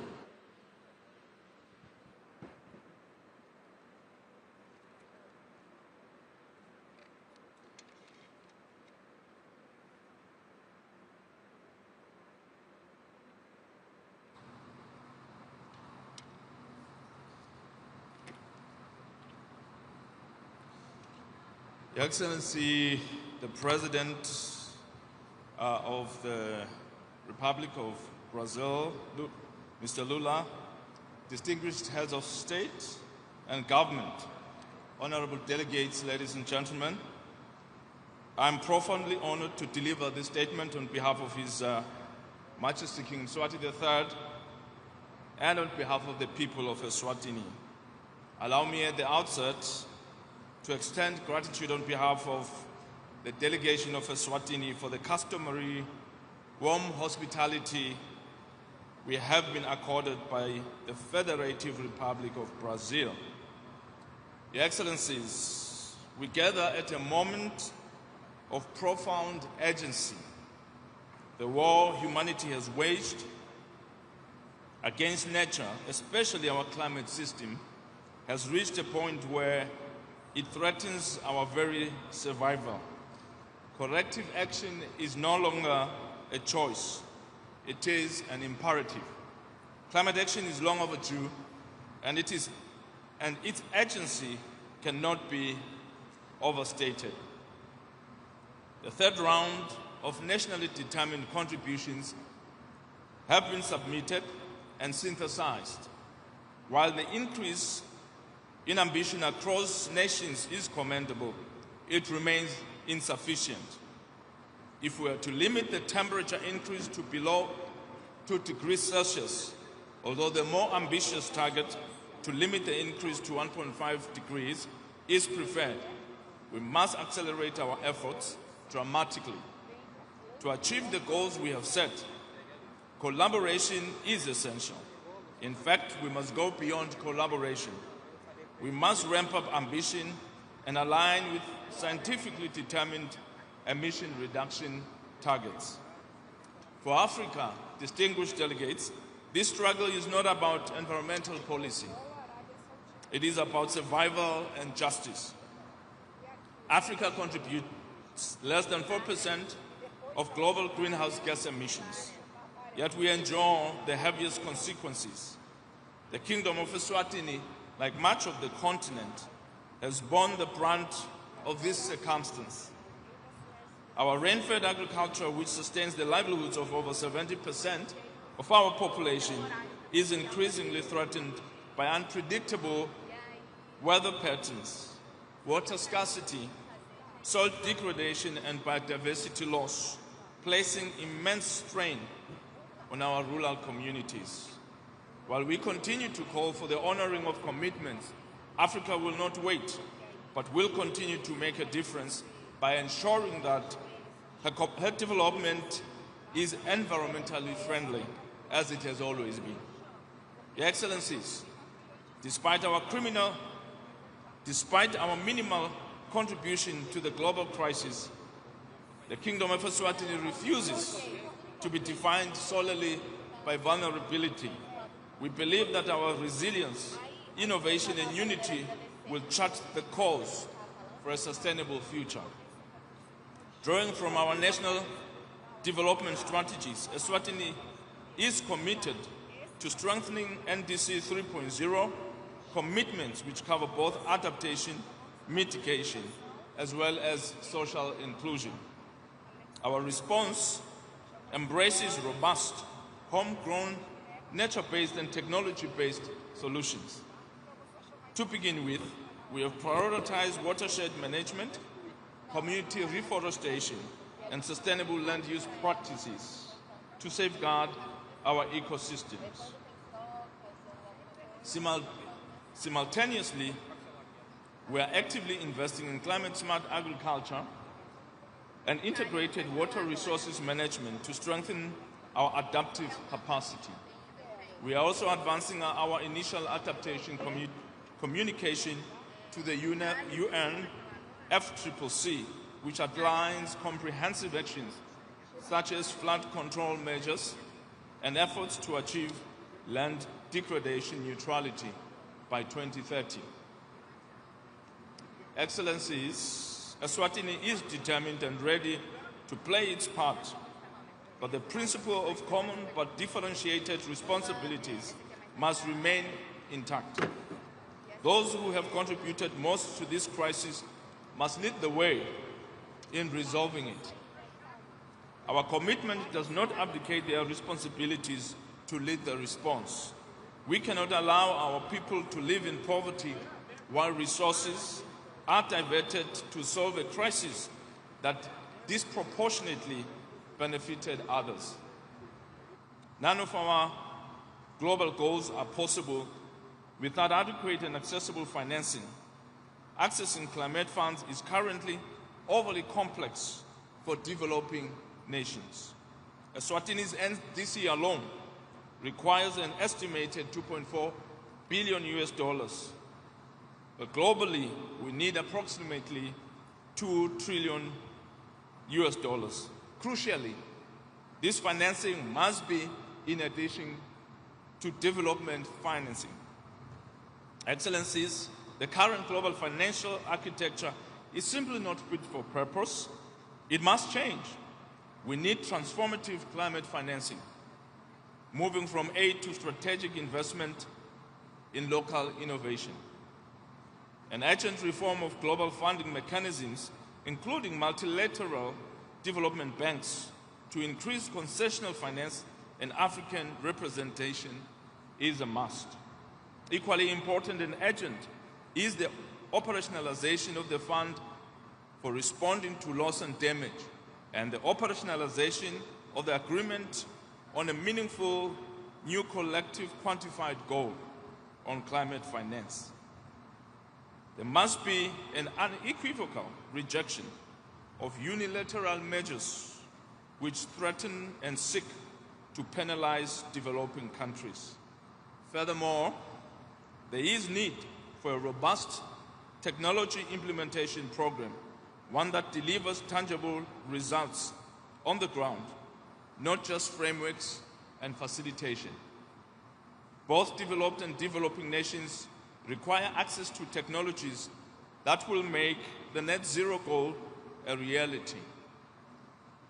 We must support mechanisms such as the Africa Climate Innovation Challenge to channel catalytic finance towards youth-led enterprises. 2 years ago, we made the decision to transition away from fossil fuels.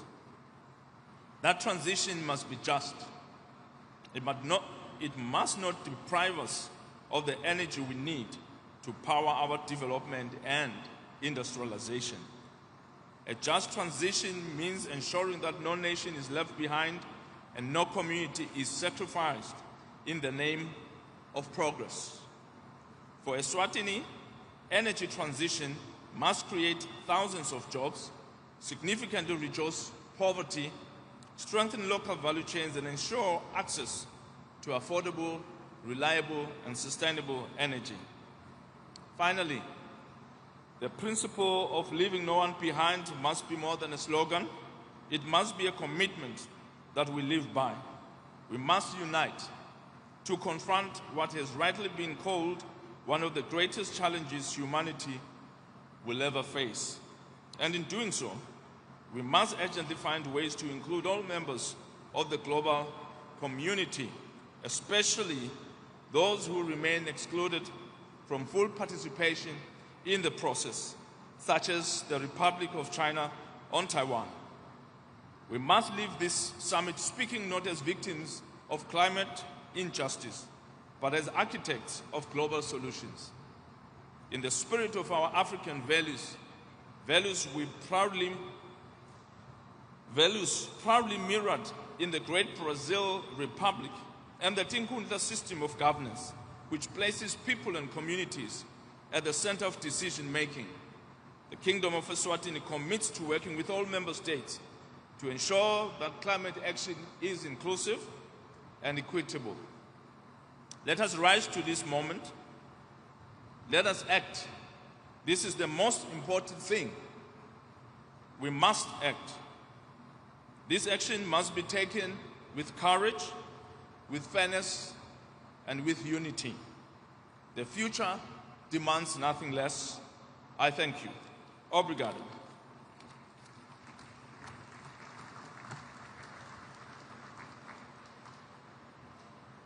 Nesse momento, chamamos para a manifestação o rei da Suécia, Carlos XVI Gustaf.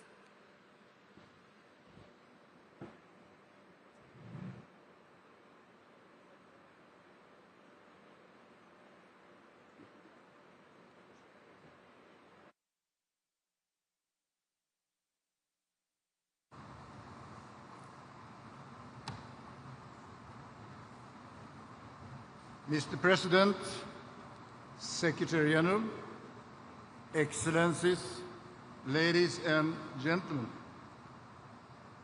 I've had the privilege of visiting Belém before, a vibrant gateway to the Amazon. The river and the rainforest give life to the city, shaping its people, economy, culture, and culinary traditions. President Lula's commitment to protecting the Amazonas is appreciated and urgently needed at a time when the impact of climate change is increasingly being felt across the globe. In 1972, I participated in the first ever United Nations Conference on Environment held in Stockholm, Sweden. I was a young crown prince back then, attending the ceremony with my grandfather, King Gustav Adolf. It was historic, as it placed global environmental issue on the political agenda and was a starting point for international environmental cooperation.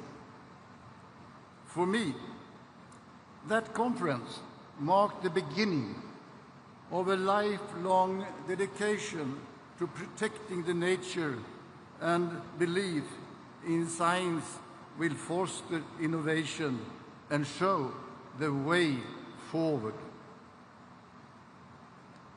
It also convinced me that cooperation across borders, disciplines and sectors will be essential to meet the challenges ahead.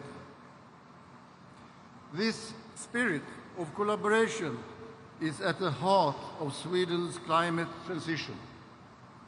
And more than 500 companies, municipalities, regions, and organizations are engaged in effort aiming to make Sweden one of the world's first fossil-free welfare nation. To turn ambitions into concrete actions, the Swedish Climate Policy Council has supported the development of Panorama. It is a platform that provides an overview of how Sweden can reach net zero gas emission by 2045. And hopefully, just before President Lula and I turn 100 years. The model can be adopted globally, helping other countries research climate goals. These efforts go hand in hand with our international engagement. This year, Sweden is the co-chair of the Green Climate Fund. Through this role, we help mobilize resources to turn climate commitment into real action. However, major challenges remain. 33 years after the Climate Convention was signed in Rio de Janeiro, emission of greenhouse gases continue to rise. Biodiversity is declining and ecosystems are under enormous pressure. International collaboration is crucial. Pollution, climate change respects no border, that we all know. Cooperation between nations is the only path towards sustainable development and long-term prosperity. Climate action is the investment opportunity we should all embrace. Because the green transition drives economy growth, building the workforce for the future, and keep our industries competitive. We know there are ways to limit temperature rise while building resilient economies of the future. I am now counting on all of you, heads of states, governments, to implement policies that stimulate demand for sustainable involvement. Together, we must speed up the deployment of these solutions to limit temperature rise to 1.5 degrees and to build resilience for generations to come. The message, I believe, is really what we need to see happening here and now. Action today is important for growth tomorrow. Lack of action means a tremendous loss in human as well as economic capital. I would like to conclude by quoting from the 1972 Stockholm Declaration. Quotation. In our time, man's capability to transform his surroundings is used wisely, if used wisely, can bring to all people the benefit of development and the opportunity to enhance the quality of life. End of quotation. So let us make this gathering here in Berlin turning point, a moment when the world come together, not just to discuss, but also to deliver. Thank you and good luck.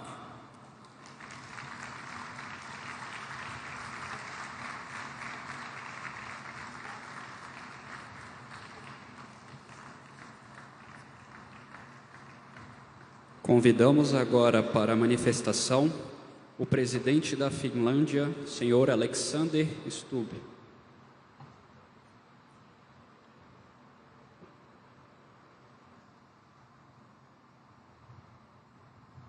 Mr. President, Your Excellencies, ladies and gentlemen, it's a great honor for me as President of Finland to speak after the King of Sweden. He mentioned that he has been in Belém before. I haven't, this is my first time, but I have a memory from 1992 and the Rio conference. At the time, I was a young trainee at the Finnish embassy in Washington, D.C., and my job was to cover the Rio conference. Now, I know there are a lot of cynics who are following our discussion and our speeches here today, and to them I'd like to perhaps give a little bit of optimism, because I actually think that the UN Framework Convention for Climate Change and the COP meetings in general, as well as the Paris Agreement, have been a success story of multilateralism which currently is being challenged. Now, I have some good news and some bad news. The good news is that, as recently reported by the UN, we are at long last bending the global emissions curve downwards. So basically we are emitting less CO2 than before. That is, if we stick to our commitments. The bad news, of course, is that the direction might be right, but the pace is, as the King of Sweden just noted, way too slow. Now, COP30 is a crucial step on this path. Whether we will permanently lose the 1.5 degree goal depends on the decisions here and now. In my short speech, I would like to underline three critical elements which I believe will ensure the success of COP30. First, we must all lead by example. At COP, each party has an equal say, regardless of their size. And of course, in international relations, this is not always the case. So we are collectively accountable. Yes, the largest emitters must lead the way in reducing emissions, and they must do it now, but the rest of us need to act in an equally responsible manner. And here, please stop blaming your neighbor. I'm not blaming Sweden. But the key is that we must look in the mirror and see what we ourselves can do in this COP30. The blame game doesn't work. Nostalgia is no better driver than cynicism. So therefore we must turbocharge the transition away from fossil fuels. All of us are in a position to do so, must urgently provide the necessary financial and other support to help the most vulnerable countries adapt. Leading by example means giving a voice to those most affected by climate change. So let me applaud the COP presidency, Brazil, for highlighting the role of the indigenous people in climate action, as well as underline the importance of the COP adopting an ambitious gender action plan. My second point is to put science in the driver's seat. While the states gathered here have different interests, we all share a common goal of ensuring a livable planet for future generations. And the only way we can do it is to rely on science. Not a single person in this room wants to pass on devastation to their children and grandchildren. We have the best scientists at our disposal, and they are unanimous that delaying climate action would have consequences that are devastating for all and irreversible for some. There are no excuses. At the same time, we need to recognize the growing amount of disinformation around climate science as an attempt to rattle the multilateral system and slow down a clean transition. When we face difficult political choices, debate is necessary, and it has to be frank and honest. Remembering our common goal, we must not yield to efforts stoking polarization. My third and final point is to say that be bold, be bold. We need at least three things to solve the climate crisis. One is regulation and targets. Two is financing, in other words, money. And three is innovation. You can't pick and choose one of them. They go hand in hand. So please don't pit climate action and growth as some kind of enemies. They're friends. They go hand in hand. Numerous encouraging examples show that decoupling carbon emissions from economic growth is possible. To do this, we need to invest in clean technologies and make sure that those who most need them have the access. Investment for climate change is the growth and prosperity plan for this century. So let me finish by noting that COP30 must send a clear message that the green transition is here to stay and that fossil fuels have no future. 10 years after Paris, let's make sure Belém will be remembered as a success too. And let me finish with a Finnish saying which I disagree with. In Finnish, we have a saying that a pessimist will never be disappointed. The problem, of course, is that a pessimist is often quite cynical. And let me assure you that pessimists will never solve the climate crisis. Optimists and realists will. Thank you very much.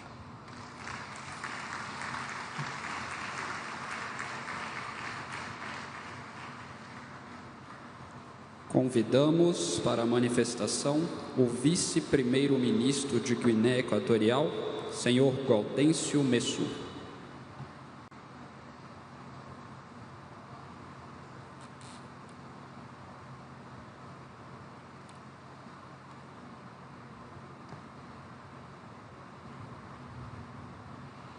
Excelentísimo señor Luis Ignacio Lula da Silva, presidente de la República Federativa de Brasil.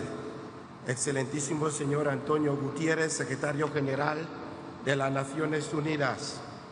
Excelencias, señoras y señores, jefes de Estado y de Gobierno y representantes de los países miembros de las Naciones Unidas aquí presentes, distinguidos delegados e invitados todos, señoras y señores, permítanme tomar la palabra en este evento tan significativo en nombre de Su Excelencia Obiang Mambasogo, presidente de la República de Guinea Ecuatorial, quien por razones de su apretada agenda no ha podido asistir a esta cumbre personalmente como había sido su deseo. Ante todo, expreso mi gratitud al excelentísimo presidente de la República de Brasil por la acogida a esta 30ª sesión de la Conferencia de las Partes sobre el Cambio Climático COP30. Felicitamos de igual forma la acogida y la hospitalidad de la que hemos sido objeto desde nuestra llegada a esta bella ciudad de Belén. Excelencias, quiero recordar que desde la cumbre del Río de Janeiro del año 1992, Brasil siempre ha sido epicentro de lucha contra el cambio climático. Por eso, esa COP30 que se celebra por vez primera dentro de la cuenca amazónica, que es la selva tropical más grande del mundo y considerado también como el primer pulmón del planeta debido a su rica biodiversidad y su papel en la regulación del clima. Se concibe como una plataforma para mostrar que los países tropicales disponen de los principales sumidores de carbono y deben ser los líderes de innovación climática y de sostenibilidad, pasando de la dependencia a la corresponsabilidad. Distinguidos invitados, señoras y señores, la lucha contra los efectos adversos del cambio climático constituye un problema amplio y multifacético que amenaza la misma existencia de la vida humana. Por tanto, requiere un trabajo conjunto con la participación de todas las naciones del mundo. La cuenca del Congo, ubicado en África, es el segundo bosque tropical más grande del mundo y el primer pulmón como sumidero de carbón forestal tropical del mundo. Es donde se encuentra ubicada la República de Guinea Ecuatorial, concretamente en África Central, por lo que nuestro país contribuye a la regulación de la temperatura del planeta. A pesar de esta función reguladora, Guinea Ecuatorial, como otros países africanos, es muy vulnerable a las inclemencias climáticas y se está experimentando en los últimos años eventos climáticos nunca antes conocidos, como crecidas de olas marinas, incendios forestales, fuertes tempestades, vientos huracanados acompañados de lluvias intensas que ocasionan inundaciones en nuestras ciudades con pérdidas de infraestructuras costeras, materiales y medios económicos.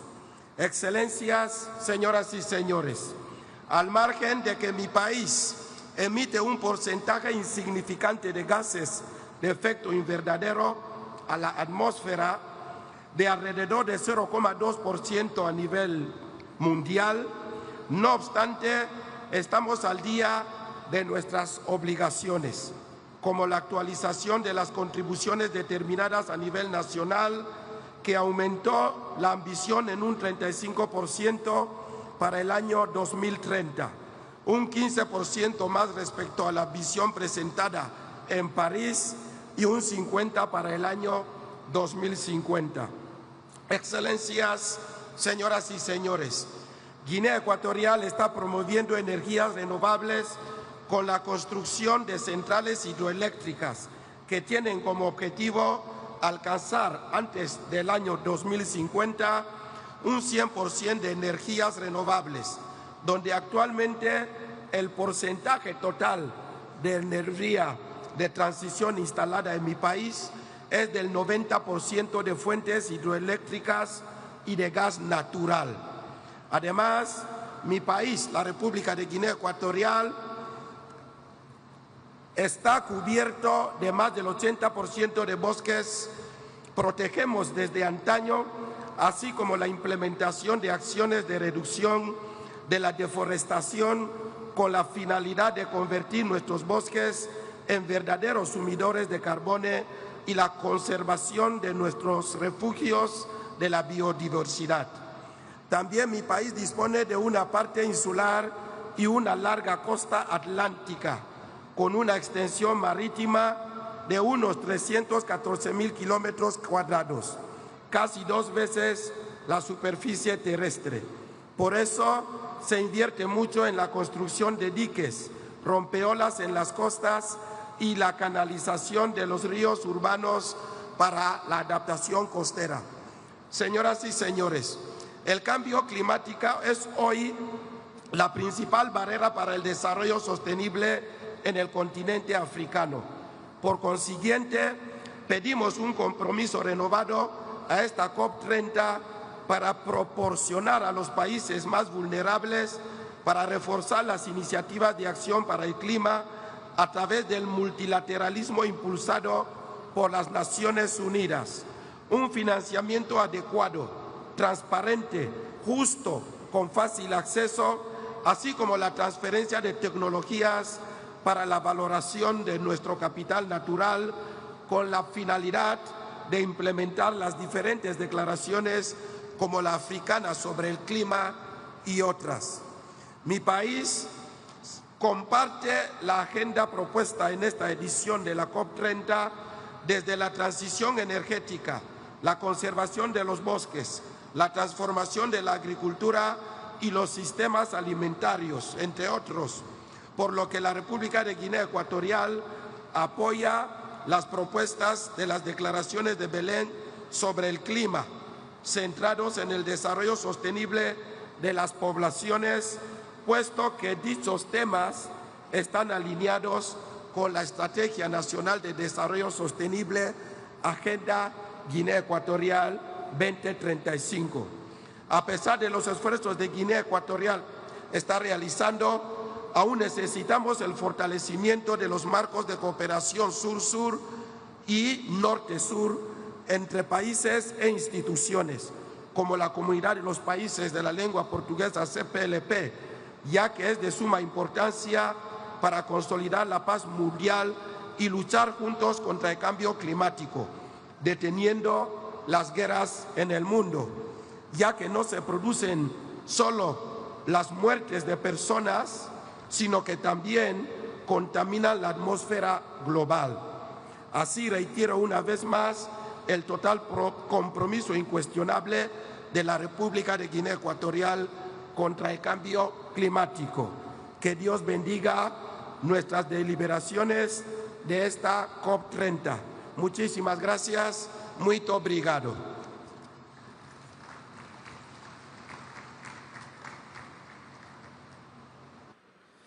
Convidamos para a manifestação o vice-presidente do Iêmen, general de brigada Tariq Saleh.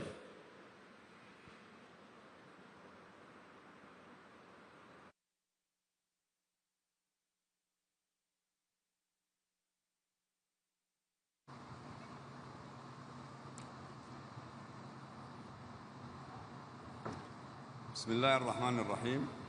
فخامة الرئيس لولا دي سيلفا رئيس جمهورية البرازيل الاتحادية، معالي الأمين العام للأمم المتحدة، أصحاب الجلالة والفخامة والسمو، السيدات والسادة رؤساء الوفود، السلام عليكم ورحمة الله وبركاته.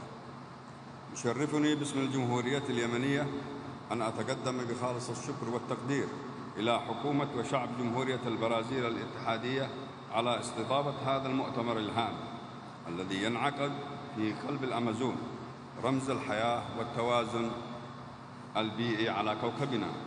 السيدات والسادة، تأتي مشاركة اليمن في هذه القمة ونحن نعيش واحدة من أعقد الأزمات الإنسانية والبيئية في العالم، بلد أنهكته الحرب التي تقودها الميليشيات الحوثية ضد الدولة والمجتمع، وتواجه في الوقت ذاته تداعيات متطرفة لتغير المناخ تضرب كل جوانب الحياة، ظهرت في حالات الجفاف والفيضانات المتكررة وانهيار الغطاء النباتي وجرف الأراضي الزراعية وتدمير الممتلكات، بحيث أصبحت هذه الظواهر واقعاً يهدد الأمن المالي والغذائي لملايين اليمنيين، ويعمق هشاشة المجتمعات الريفية، ويدفع بالآلاف إلى النزوح الداخلي والهجرة الخارجية، ويعطل قدرة الإنسان على الاستقرار والإنتاج.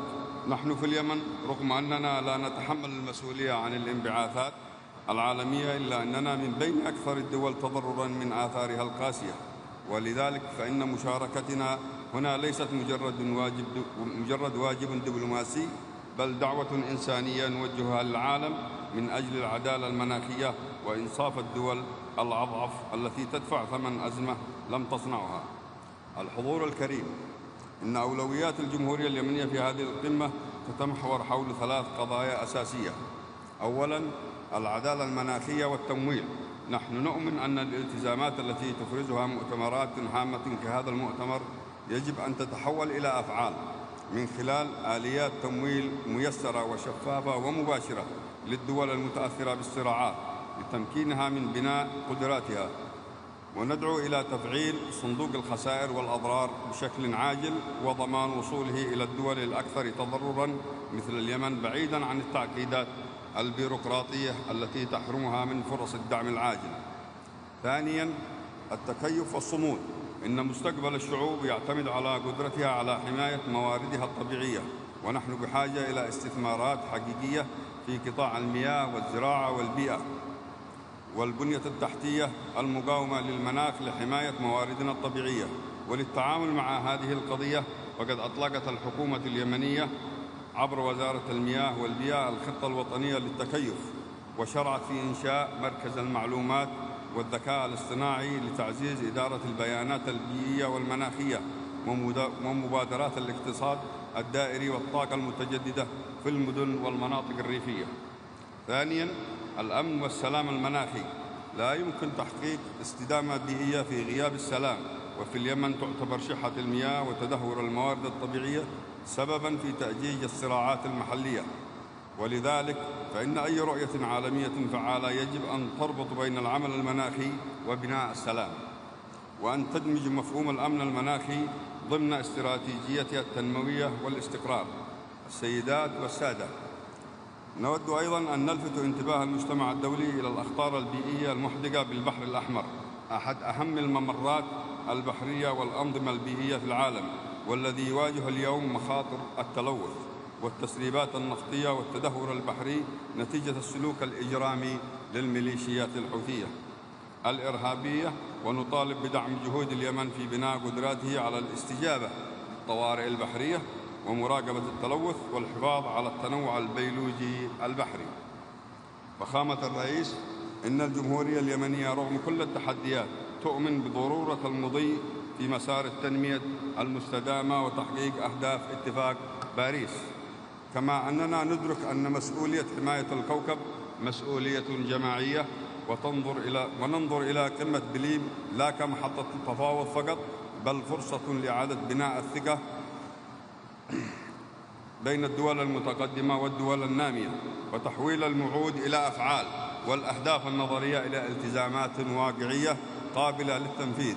ونؤكد للجميع أن التعاون في بناء القدرات والتمويل العادل ونقل التكنولوجيا ليست طرفاً بل شرطاً أساسياً لتمكين الدول النامية من المساهمة الفاعلة في الجهد العالمي.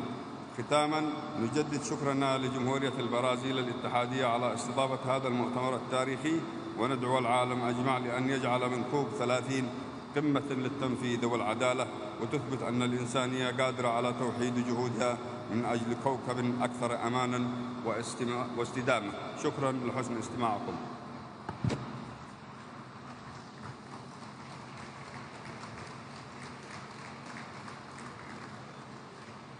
Convidamos para a manifestação o vice-primeiro-ministro de Lesoto, senhor Ntomeng Majara.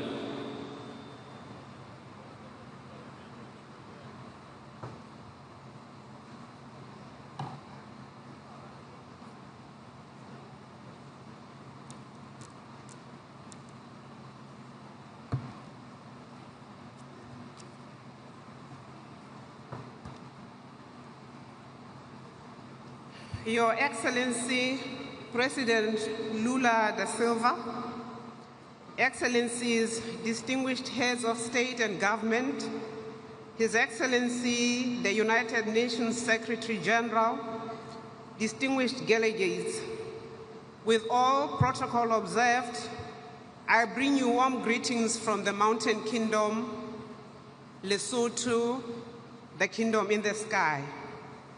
A land perched high above most of the rest of the world, where the beauty of our mountains meets the harsh realities of a changing climate.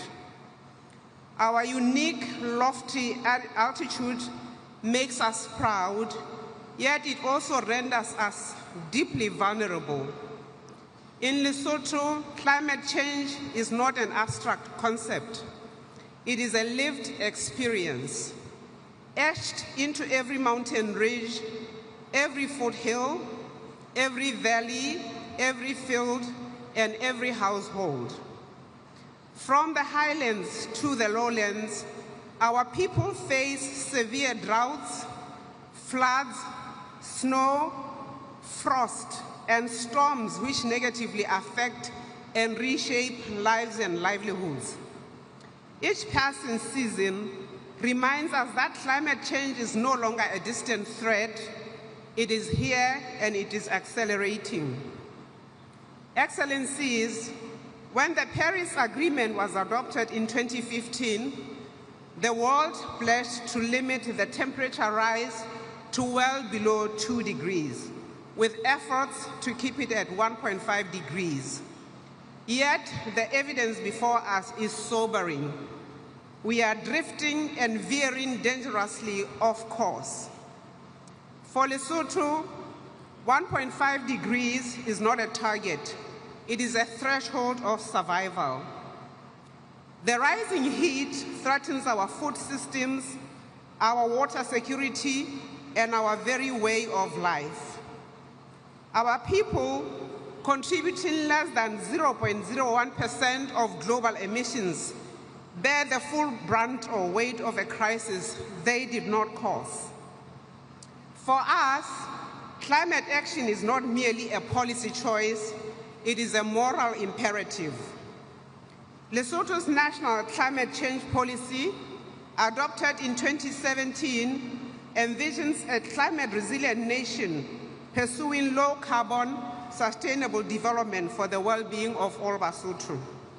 This vision rests on 4 strategic pillars: resilience and adaptation, low-carbon development, inclusive governance, and integrated coordination. These 4 pillars underpin our nationally determined contribution: the National Strategic Development Plan, our long-term vision, Technology Action Plan, and National Adaptation Plan, all guided by science, equity, and justice.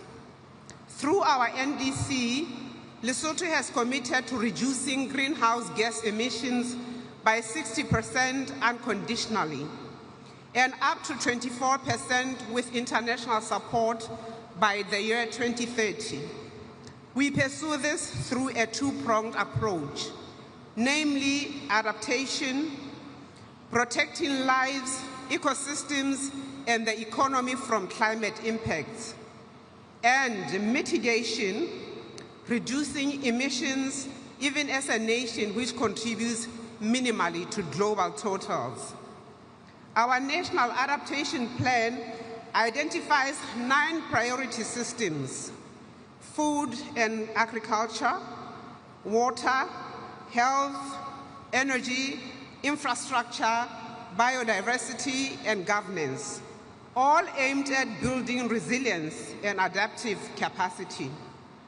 Your Excellencies, among our most significant interventions are expanding climate-resilient water infrastructure, including the Lesotho Highlands Water Project and the Lowlands Water Supply Scheme, accelerating renewable energy development, particularly solar and wind, to reduce dependency on imported fossil fuels, promoting climate-smart agriculture to strengthen food security and nutrition, restoring wetlands and rangelands through ecosystem-based adaptation, expanding early warning systems and climate information services to safeguard communities, and addressing climate-induced mobility through integrated planning and economic resilience for displaced populations. These efforts show that even a least developed country can lead with vision, innovation, and determination. Yet, despite our progress, we face serious constraints, namely limited finance, technology gaps, and lack of institutional capacity. Excellencies, at the recent negotiations in Baku, parties endorsed the new collective quantified goal on climate finance, targeting $300 billion annually from developed countries and $1.3 trillion from all sources by the year 2035. Lesotho fully supports the timely, expert-led completion of the UAE Belém work program with clear indicators and robust means of implementation. We call for the global goal on adaptation to be fully integrated into this new finance framework and for accelerated support to enable countries like Lesotho to finalize and implement national adaptation plans. The special circumstances of least developed countries must be recognized and prioritized in all adaptation-related decisions. Distinguished delegates, in alignment with global ambition, Lesotho calls for a significant and immediate scale-up of adaptation finance, including full operationalization of the Loss and Damage Fund with grant-based support for LDCs.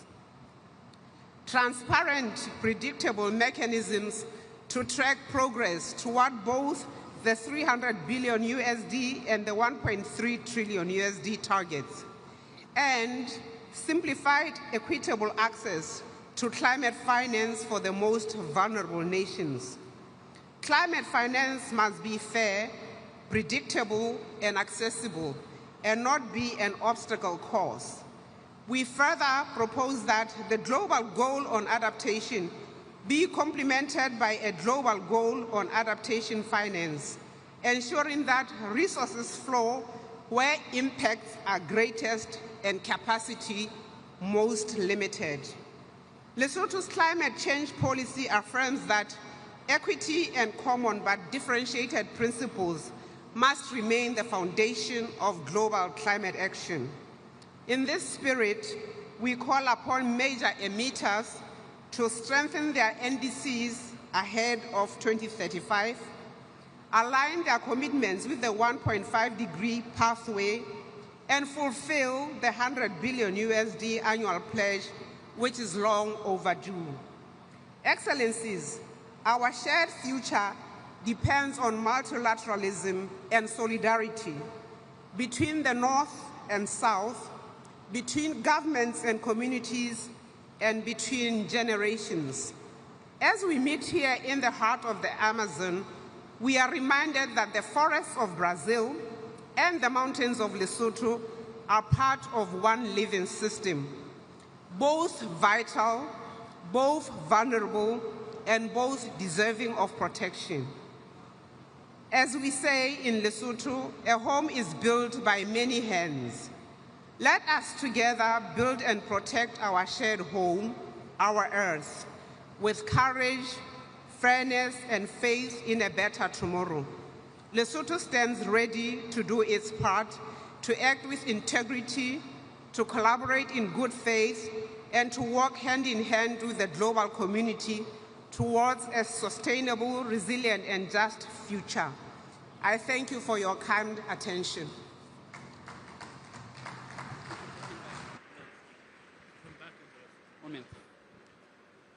Convidamos agora o presidente da Letônia, senhor Edgar Rinkevič.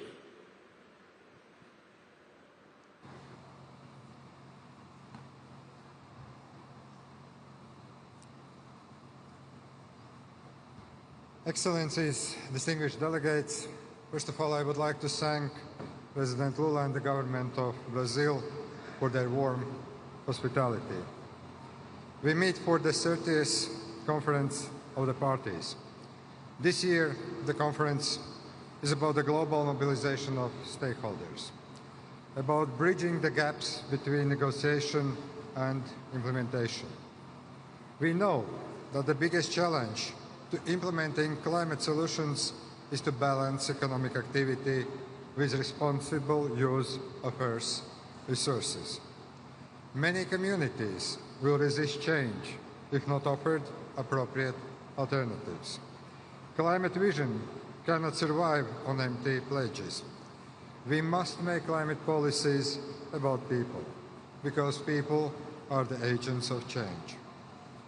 Latvia places the highest value on human life, social well-being, peace, climate resilience and adaptation. As we join the United Nations Security Council in 2026, we intend to advance these principles in every discussion. Ladies and gentlemen, we condemn actions that undermine these values. Russia's aggression against Ukraine seeks to reshape the global order through conflict. It takes away human lives and inflicts harm on nature for no good reason. It limits climate investment as resources are redirected to defense spending. My country makes use of today's technologies to do more with less. These opportunities should be accessible to everyone. To power more with clean energy. To travel further but use less fuel. To grow more food using fewer resources. Climate action should not be responsibility of one group or one nation. The gains we derive from climate action should not be distributed among a small, privileged group. When disaster strikes, it is usually communities that have to take on the burden of rebuilding lives. Unfortunately, we see this too often, as with recent tragedies faced by small island developing states. That is why we must ensure that the rewards of the transition are shared, because only then can people see why change in their own life matters. I hope Belém will bring the progress we all need to advance more healthy world. Thank you very much.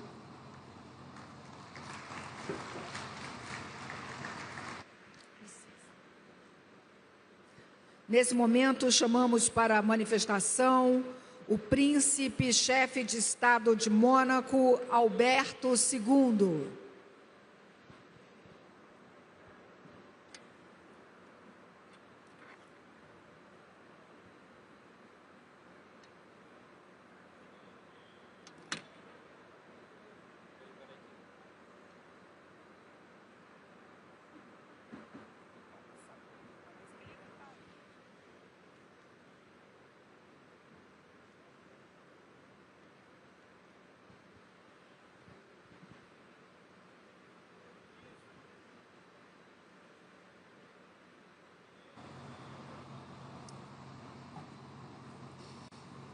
Monsieur le Président de la République fédérative du Brésil, Monsieur le Secrétaire exécutif, Mesdames et Messieurs les chefs d'État et de gouvernement, Excellences, Mesdames et Messieurs, chers amis.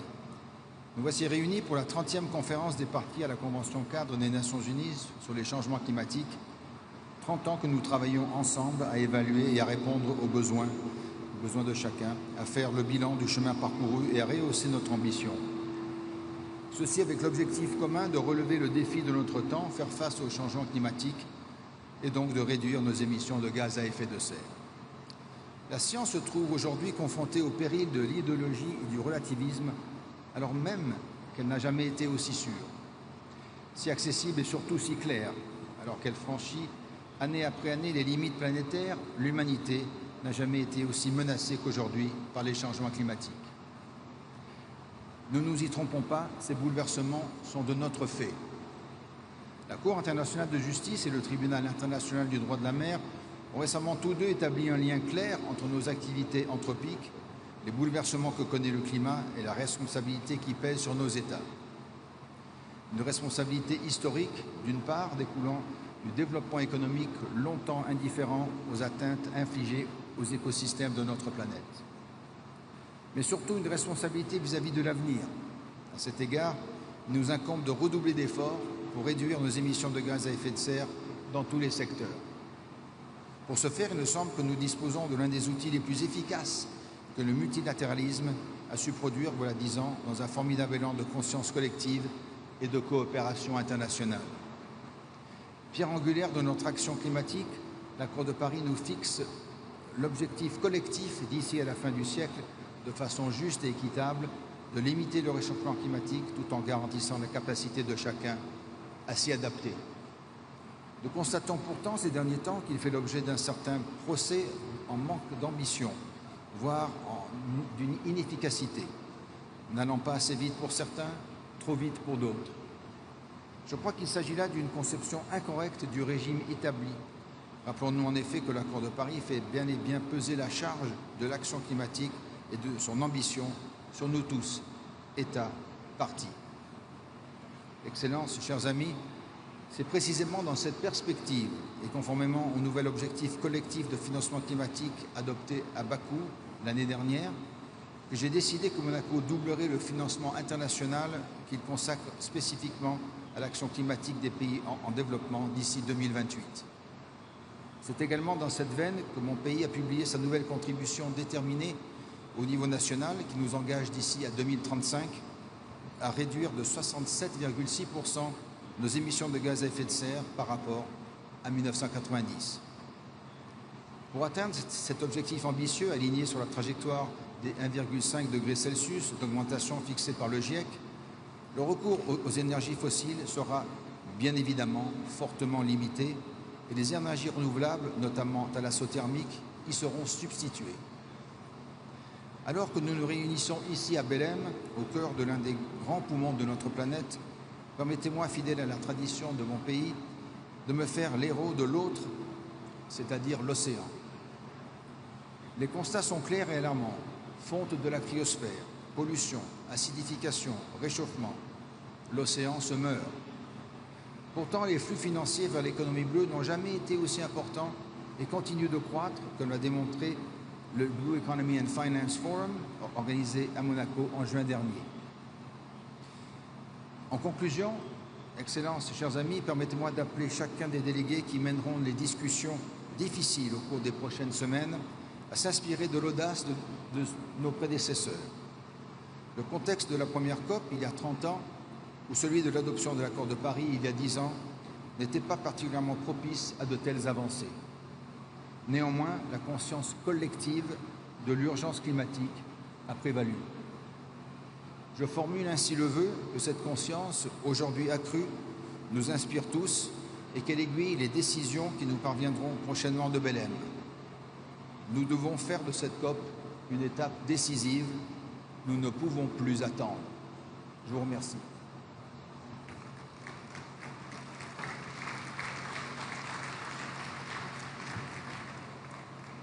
Nesse momento, chamamos para a manifestação o vice-primeiro-ministro da Itália, Antonio Tajani.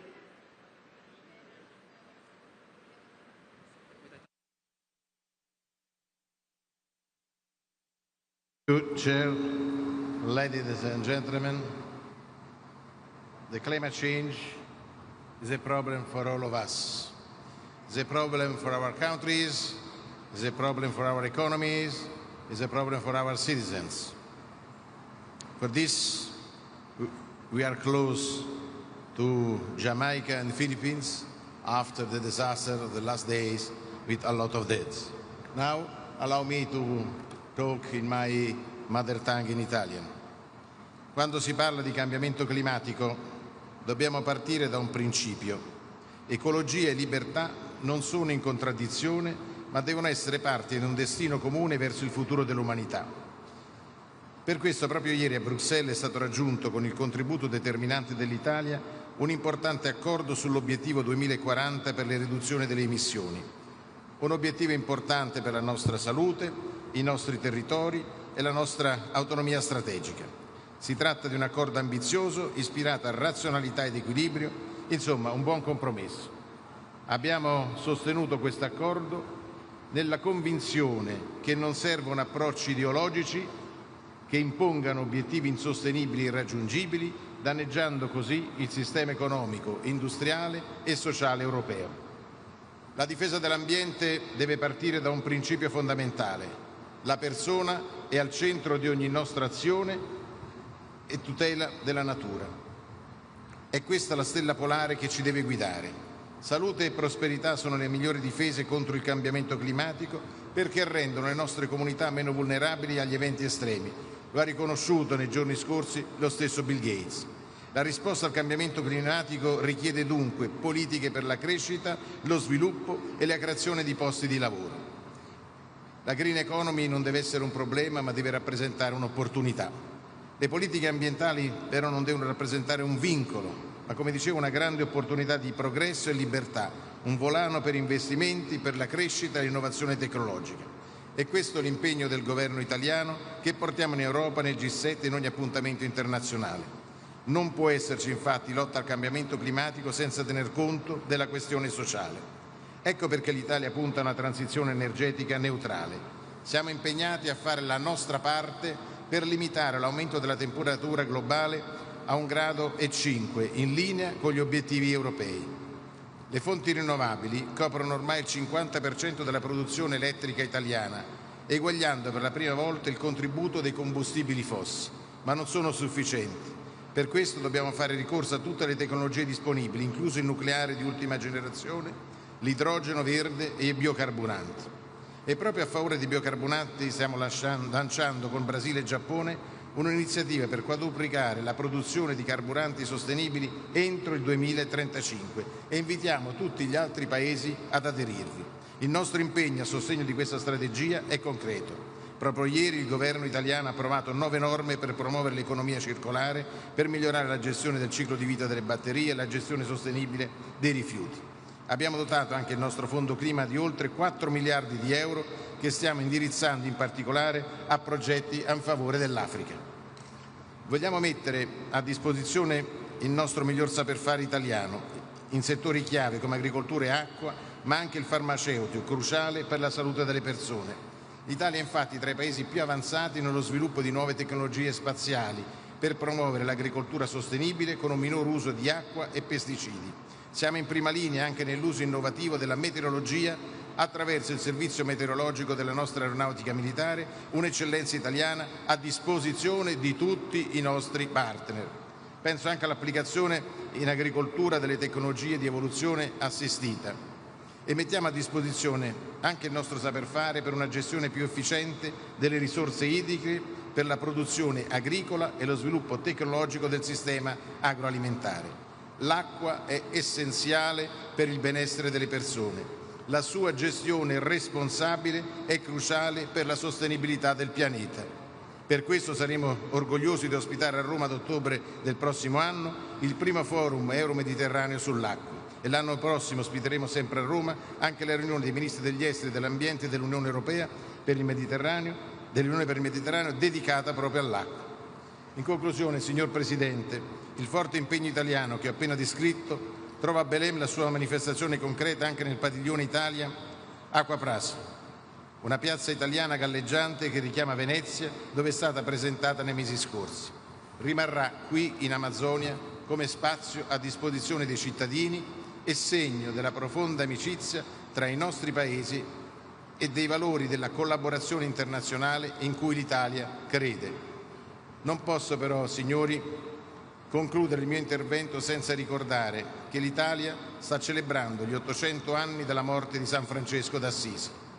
La nostra azione contro il cambiamento climatico si ispira al suo pensiero di amante della natura, dell'umanità e di tutto il creato di cui ognuno di noi fa parte. Vi ringrazio.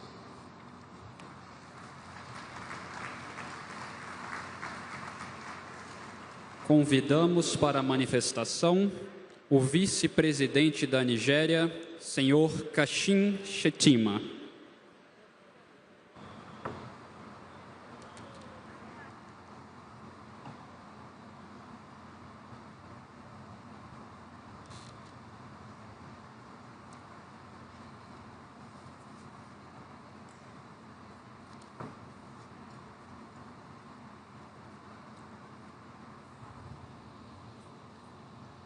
Your Excellency President Lula of Brazil, the UN Secretary General, Your Excellencies, distinguished ladies and gentlemen.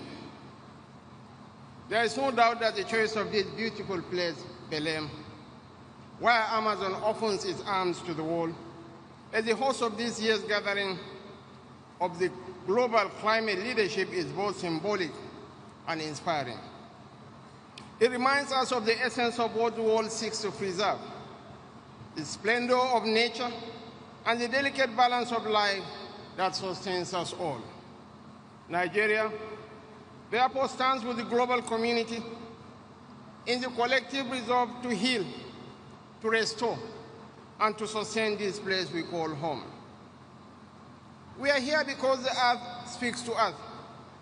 It speaks not in words, but through the devastations we witness every day, through the floods that wash away entire communities, through the droughts that parch our farmlands, through the hurricanes that batter coastal towns, through the wildfires that consume ancient forests, through the heat waves that choke our cities, and through the conflicts that happen because of all of this.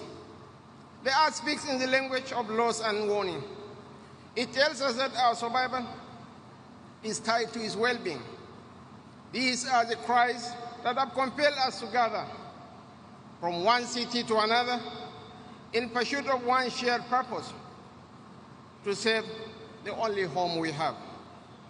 So I bring to you today not only the goodwill of His Excellency, President Bola Ahmed Tinubu, but the assurance of Nigeria's unflinching commitment to climate action.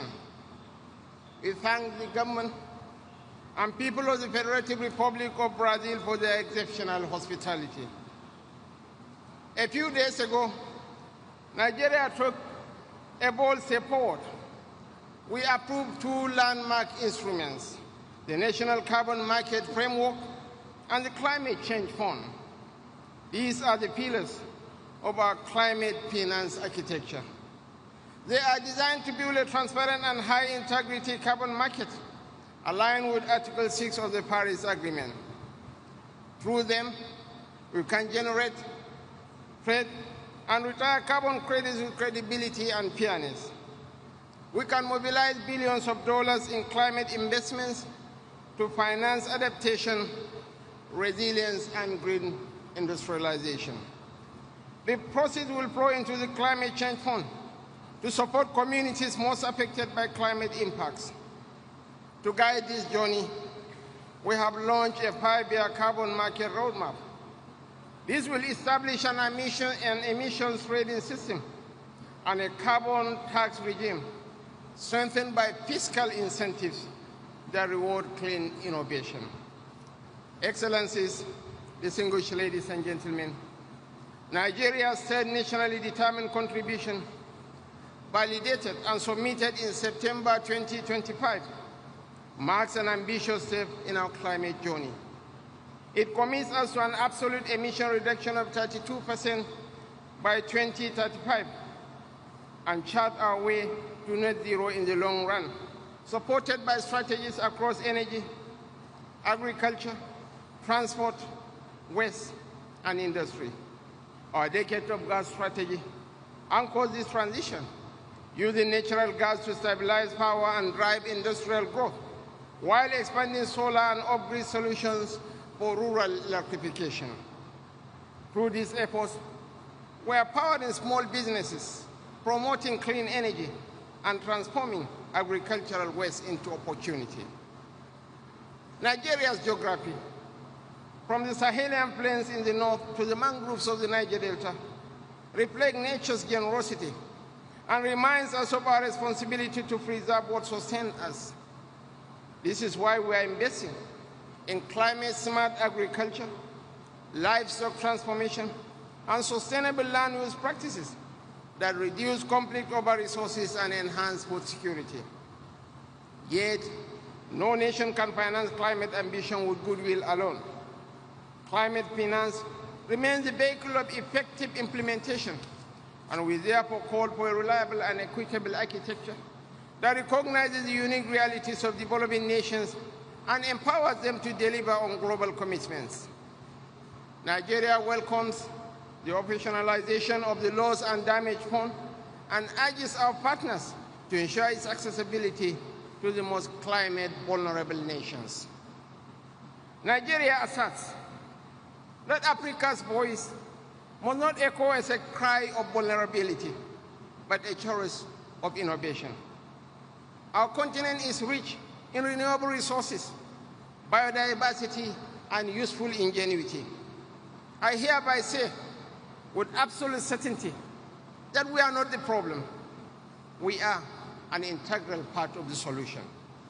This is why at COP30, we hope to demonstrate that Africa can lead in carbon capture through forests, in renewable energy expansion, in digital monitoring of emissions, and in regional cooperation that translates ambition into prosperity. Excellencies, let COP30 be remembered as the moment when the world moved from pledges to performance, from ambition to action, and from dialogue to delivery. For Nigeria stands ready to work with all nations to build a fairer, greener, and more resilient world, one where our children will inherit not the ruins of our indifference, but the fruits of our collective resolve. Thank you so much.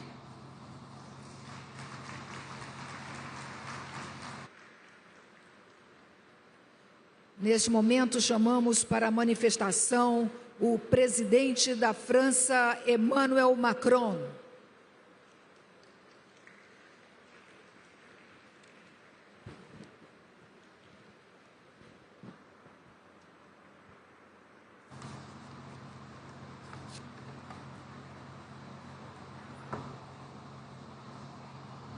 Muito obrigado.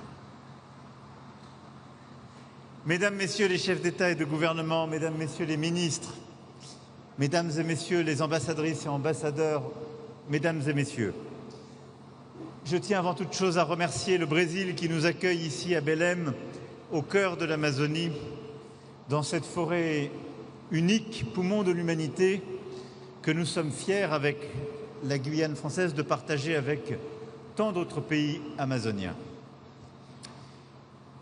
Nous vivons en effet les 10 ans de l'accord de Paris, qui fut un des grands succès du multilatéralisme. Cette date est devenue un cap. Il y a 10 ans, le monde se réunissait pour adopter cet accord qui est devenu une boussole pour notre action climatique. 10 ans après, l'heure est au bilan. En 2015, le monde se dirigeait vers un réchauffement climatique qui était de l'ordre de 4 à 5 degrés Celsius en plus d'ici la fin du siècle. Grâce à l'accord de Paris et la mobilisation permise, aux engagements de tous les États, mais aussi des entreprises, des collectivités locales, de la société civile, les comportements ont commencé à changer, les décisions ont commencé à être planifiées, les investissements ont commencé à se faire, une méthodologie nouvelle s'est déployée et ces estimations sont désormais de plus 2,8 degrés Celsius. Ce n'est évidemment pas rien comme changement, car chaque dixième de degré compte. Mais évidemment, cela n'est pas suffisant et nous ne sommes pas aujourd'hui, le secrétaire général l'a rappelé, au 1,5 degré Celsius que nous avions collectivement défini à Paris il y a 10 ans. L'accord de Paris fut aussi un changement de paradigme, investir dans le climat pour stimuler la croissance et le développement. C'est l'un des acquis les plus puissants de la décennie écoulée. Les énergies décarbonées sont désormais les plus compétitives, les plus résilientes, plus sûres pour notre avenir. Et l'Europe en est la preuve en ayant démontré en 20 ans qu'on peut réduire massivement les émissions de près de 40% en l'espèce, tout en préservant la croissance économique. Cependant, comme je le disais, cela n'est pas assez et les 2,8 degrés Celsius de réchauffement prévisionnel d'ici la fin du siècle ne sont pas un point d'aboutissement. Et alors que s'ouvre la COP 2030, nous devons donc convoquer à nouveau l'esprit qui a présidé à l'adoption de l'accord de Paris. Le choix du multilatéralisme face au repli sur soi, de la science face à l'idéologie et de l'action face au fatalisme. Ces principes éclairent les priorités qui doivent être les nôtres à Belém et je voudrais en retenir 4 pour cette COP30. La première ici à Belém est de démultiplier notre énergie à combattre le changement climatique. Au-delà de l'obligation juridique soulignée sans équivoque par la Cour internationale de justice en juillet, c'est une nécessité morale envers les plus vulnérables et les générations futures. L'Europe et la France sont à l'avant-garde de la décarbonation et continueront de l'être. Nos objectifs pour 2012 puis pour 2020 ont été atteints. L'Europe a toujours été au rendez-vous et continuera de l'être avec sa nouvelle contribution déterminée au niveau national, construite sur la base d'un avis scientifique et la fixation d'un objectif de 90% de réduction des émissions nettes en 2040. C'est une des NDC les plus ambitieuses au monde. Nous l'avons confirmé il y a à peine 48 heures par un vote des Européens. Et quand l'Europe prend un engagement, elle le tient. Nous avons besoin que tous les grands émetteurs s'engagent avec nous sur cette voie. Et cette voie est claire, elle passe par la sortie progressive des énergies fossiles, comme nous l'avons reprécisé, ancré lors de la COP28 à Dubaï. Toutes les solutions sont là. Batteries, stockage, voitures électriques, énergie décarbonée, carburants alternatifs pour le transport aérien et maritime. Chaque pays doit désormais présenter sa feuille de route en matière d'investissement, élaborer sa stratégie permettant d'organiser la sortie des énergies fossiles, mais aussi attirer les capitaux, les investissements publics et privés dans les secteurs d'avenir. Il est indispensable de continuer nos efforts pour sortir du charbon, qui est la source la plus émettrice de gaz à effet de serre. La France s'y emploie, d'abord en ayant fermé les 2 dernières centrales thermiques, et ce sera pleinement parachevé d'ici 2027. Plus aucune ne permet de produire le mix électrique français. En encourageant par notre stratégie européenne la sortie du charbon de nos partenaires européens qui en sont encore dépendants, mais également en accompagnant dans la sortie du charbon et la décarbonation de nombreux pays à travers les partenariats pour une transition énergétique juste, les fameux JETP définis à la COP de Glasgow, et pour n'en citer que quelques-uns, ceux qui ont été signés avec l'Afrique du Sud, l'Indonésie, le Vietnam ou le Sénégal. À court terme, le chemin passe également par la définition d'un cadre plus contraignant pour les émissions de méthane. Et je veux insister sur ce point. Je sais que, entre autres, la Première ministre Mia Mottley y est revenue. Cet objectif est essentiel dans notre combat. Tant le méthane est contributeur de ces émissions, il est réalisable à moindre coût, en particulier dans le secteur énergétique, par des investissements qui permettent d'éviter les fuites de méthane. Ce doit être une priorité absolue et nous ne sommes pas aujourd'hui à la hauteur de cet enjeu et il est indispensable que tous nos acteurs fassent ces investissements nécessaires, que nous endossions une nouvelle coalition pour pouvoir le suivre. Il est évident que tous les pays en développement doivent accéder à une énergie décarbonée, abondante et fiable pour leur développement et les efforts de décarbonation ne doivent pas se faire aux dépens du développement économique. Cette philosophie, celle qui consiste à accompagner chaque pays dans sa stratégie propre, ne pas opposer lutte contre les inégalités et lutte contre le dérèglement climatique, et de mobiliser davantage de financements publics et privés par des mécanismes nouveaux, est au cœur du pacte pour la prospérité des peuples et la planète lancé en 2023 et sur lequel je reviendrai. La deuxième priorité pour cette COP, c'est de protéger, de restaurer nos 2 grands puits de carbone naturels, nos forêts et notre océan. La France milite depuis des années pour les solutions fondées sur la nature qui permettent de créer un pacte pour le climat, les sols, la biodiversité et, in fine, la sécurité humaine. La nature est surtout notre assurance pour adapter nos sociétés, créer des écosystèmes résilients, soutenir aussi nos agriculteurs, nos peuples autochtones, nos sociétés. C'est pourquoi la France s'est engagée avec constance dans le combat pour les forêts, l'océan et la préservation de nos capacités hydriques partout sur la planète. Un événement spécifique prévu par le président Lula permettra d'y revenir cet après-midi, mais je veux dire combien, à la fois ce que nous avons pu finaliser lors du sommet de l'UNOC à Nice, ce sur quoi nous nous sommes battus avec beaucoup de nos collègues amazoniens, africains ou d'Asie du Sud-Est pour nos forêts, est essentiel dans ce combat. Et je sais que Prince Albert de Monaco a à nouveau rappelé l'importance de ce combat qu'il mène depuis tant d'années avant beaucoup d'autres, et je veux ici l'en remercier. À cet égard, les politiques d'adaptation sont incontournables. Soyons honnêtes, nous n'y avons pas consacré l'attention nécessaire jusqu'à présent. Il nous faut en particulier protéger les plus vulnérables, et je pense aux petits États insulaires qui, année après année, font face à des catastrophes toujours plus intenses. La France consacre aujourd'hui un tiers de sa finance climat à l'adaptation, soit 3 milliards d'euros en 2024. C'est 8% de la contribution publique mondiale à l'adaptation, sur une contribution totale de 7,2 milliards, et nous continuerons d'être au rendez-vous. Troisièmement, nous le savons, pour atteindre nos objectifs, il faudra de nouveaux financements. Regardons là aussi la réalité en face. L'effort public ne peut pas reposer sur un petit nombre de pays que l'on peut compter sur les doigts de la main. Tous ceux qui sont en position de le faire doivent assumer leurs responsabilités à cet égard. Et la base des contributeurs publics doit être élargie à tous les pays qui aujourd'hui sont en position de contribuer.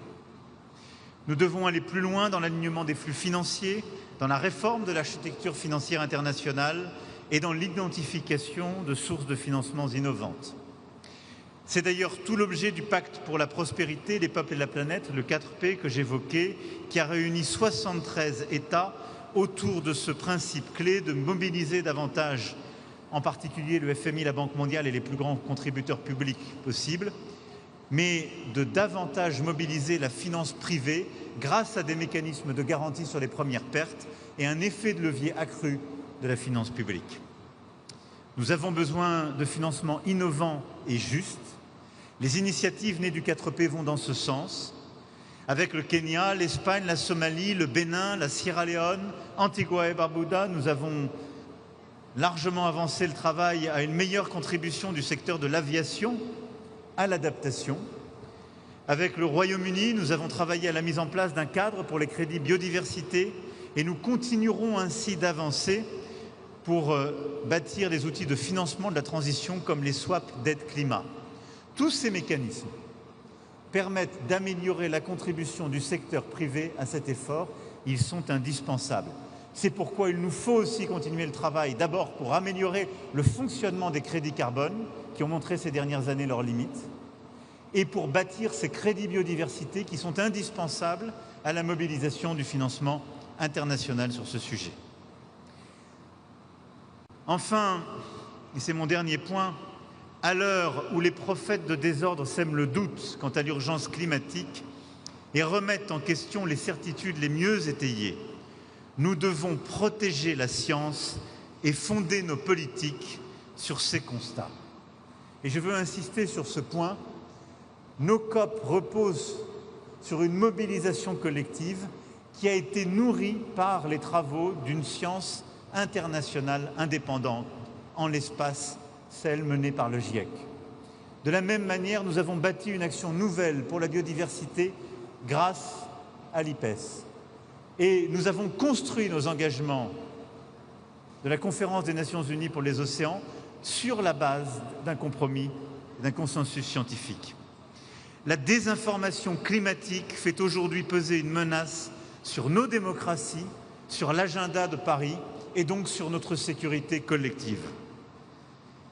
C'est pourquoi, je le redis ici avec force, nous devons soutenir la science libre indépendante.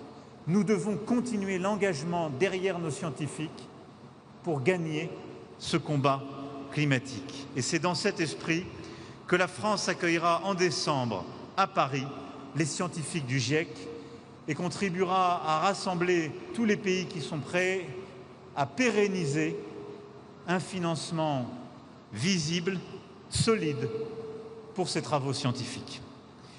Voilà, mesdames et messieurs, face à l'urgence, j'ai l'intime conviction que les moments de crise accrue doivent aussi nous conduire à bâtir des avancées décisives. Nous avons l'opportunité de faire de la COP30 un succès. Avec l'Union européenne, la France se tiendra aux côtés du Brésil pour relever ce défi. Nous venons de le faire sur l'engagement en matière de forêt. Nous allons le poursuivre pour nos forêts et nos océans, mais nous allons aussi le poursuivre au-delà des sommets, par la constance de nos engagements, par la robustesse des coalitions d'acteurs que nous avons bâties et par la force de la conviction que nous partageons. C'est à l'aune de cette mobilisation que cette COP sera jugée, mais je le dis avec beaucoup de confiance et d'amitié. Je vous remercie.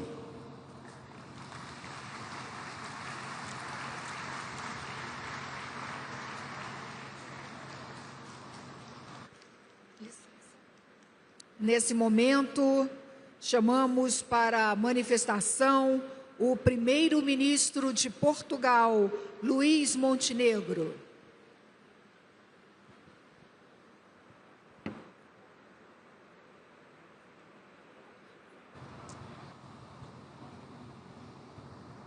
Excelências, minhas senhoras e meus senhores, começo por felicitar o Brasil, o primeiro país de língua portuguesa a acolher uma Cimeira do Clima, por esta organização da COP30.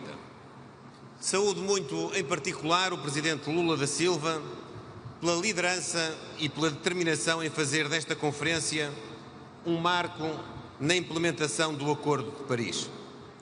10 anos depois deste acordo histórico e 2 décadas envolvidas desde a entrada em vigor do Protocolo de Quioto, muito mudou.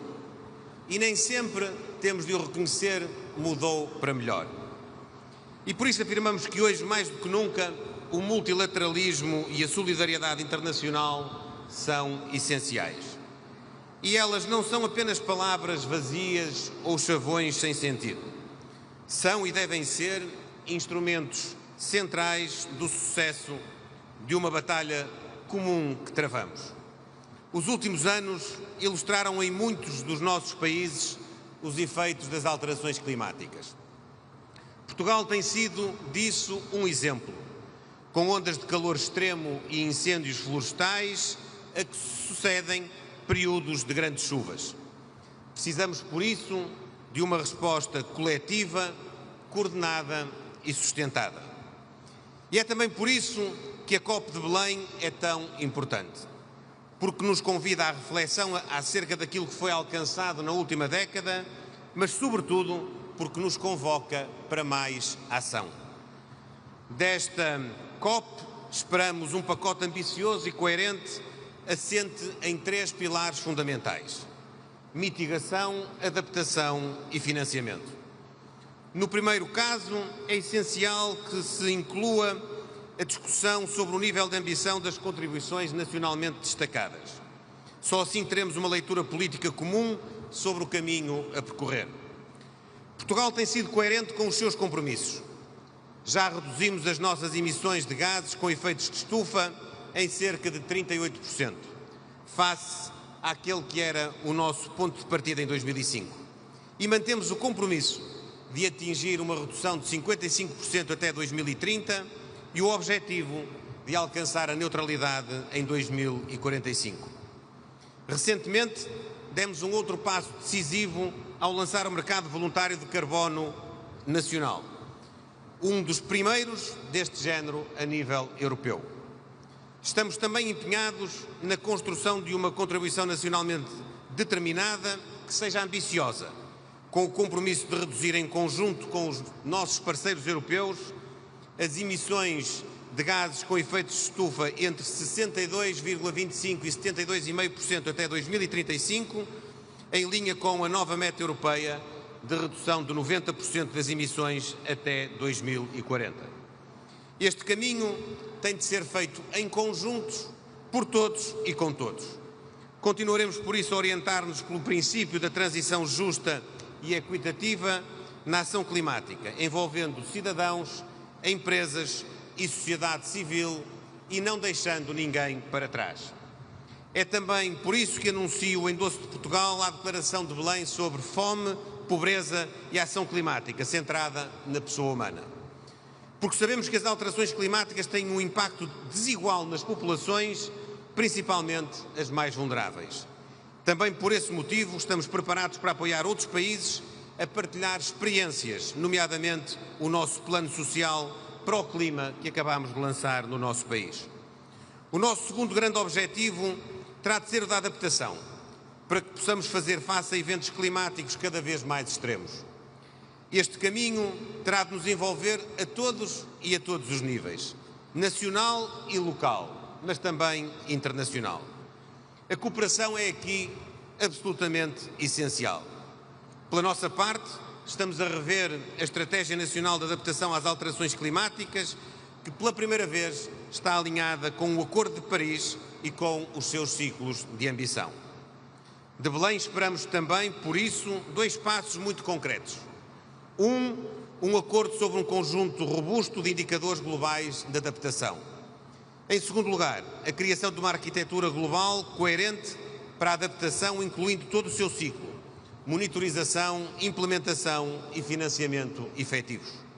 Neste terceiro pilar do financiamento, temos também procurado liderar pelo exemplo, seja através de mecanismos de conversão de dívida em investimento climático, seja através de prioridade para a cooperação que atribuímos a projetos de âmbito da ação climática e de transição energética.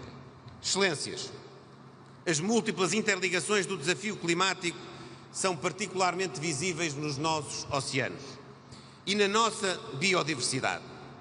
Por isso, Portugal continuará a defender o nexo clima-oceano-biodiversidade.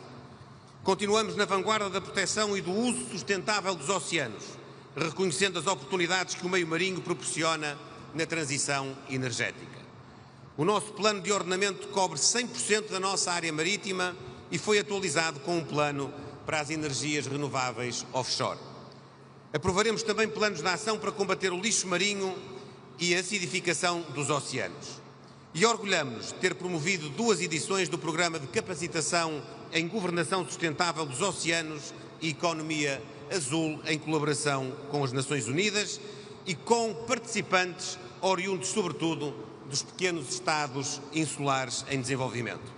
Portugal está, assim, profundamente empenhado numa economia azul sustentável que alinhe atividades económicas com padrões ambientais. Caras e caros amigos, se aqui estamos hoje é porque reconhecemos que fazer face à transição climática é um imperativo, mas também é uma oportunidade. E por isso continuaremos a promover as energias renováveis, a reforçar a eficiência energética e a investir nos transportes públicos e na mobilidade elétrica, sem esquecer outros setores com ritmos de redução distintos. Reafirmo e assim finalizo todo o nosso compromisso para uma ação climática ambiciosa e para um multilateralismo mais eficaz. Obrigado.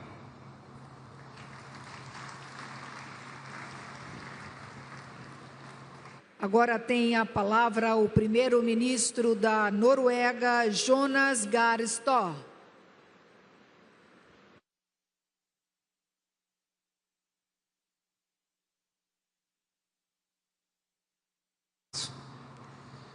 We come together here in Belém among so many illustrations that climate action are urgent for the planet and for humanity.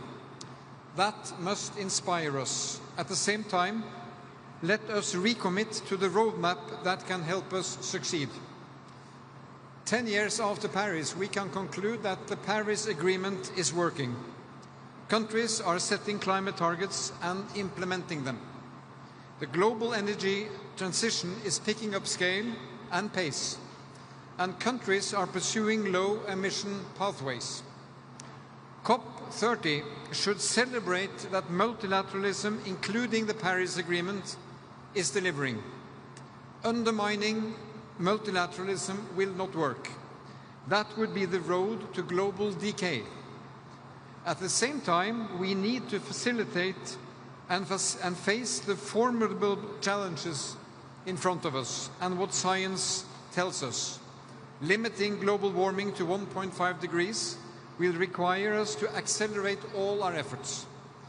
Therefore, Norway, for our part, is stepping up.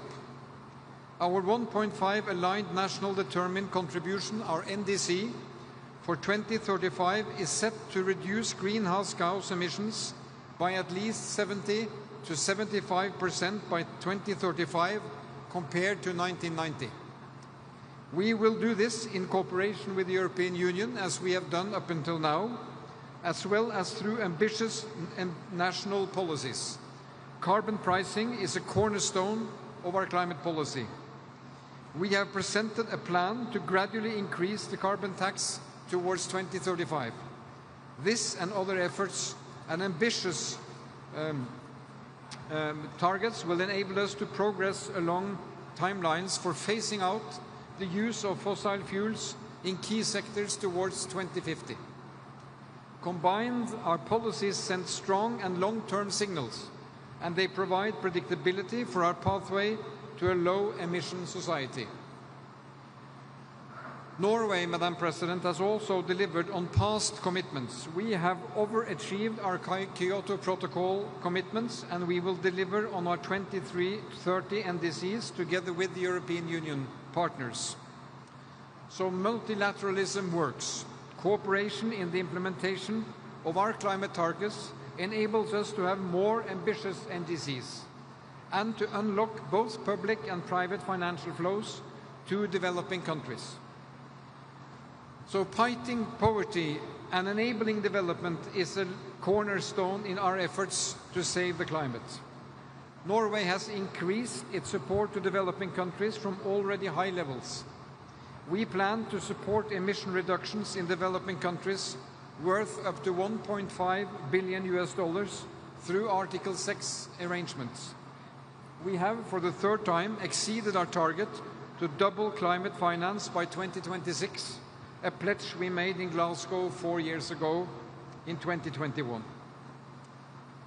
Then, colleagues, to reach the Paris Agreement goals, we need to mobilize more finance, and we need to do so now, and in a way that drives growth, creates jobs, sparks innovation, and even builds healthier societies. We must scale up finance flows from all sources and especially mobilize private investments. We must collectively meet the finance commitments that we made last year in Baku. Increasing support to adaptation, especially to the least developed countries and small island states, is of utmost importance. Norway will continue to invest in renewable energy in developing countries, both to combat energy poverty and to reduce greenhouse gas emissions. Here in Belém, the Amazon meets the ocean. It reminds us that the forests and oceans regulate our climate system, support biodiversity, and provide food and water security. Protecting forests and oceans are essentials for future food security. Since 2008, Norway has partnered with tropical forest countries to reduce deforestation with substantial effects. Brazil, Indonesia, and other tropical forest countries have successfully implemented policies that have delivered significant emission reductions globally. However, delivering on our collective ambition to halt deforestation by 2030, we need to do more together. I have just announced Norway's conditional investment to the TFFF of up to $3 billion over 10 years.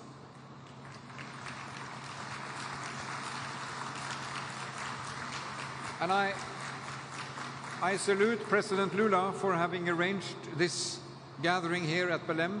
It will be a milestone carrying the name of Belém and the President in the future. Last year, my government extended our International Climate and Forest Initiative until 2035. So we are in it for the long haul. And then finally, Mr. President, with the world's second longest coastline, my country, we see the ocean as an ally in addressing climate change. Norway's work for sustainable ocean management aims to safeguard the ocean's ability to regulate the global climate as well as promote ocean-based climate solutions. And together with my colleague, the President of Palau, I'm chairing the Ocean Panel, setting concrete targets for ocean states how to manage their resources. We are well underway to accelerate offshore wind in my country, green shipping, carbon capture, utilization and storage, and hydrogen. And we seek to share our knowledge and experience with others. So, friends, before we leave Belém, we must unite with a clear message. We are committed to strengthening ambitions and actions. We call upon all partners to catalyze actions and investments for implementation. And let us not lose the sight. We must protect and strengthen multilateralism. The actions we take today will shape our sustainable future for a generation, for our children and our grandchildren. Thank you, Madam President.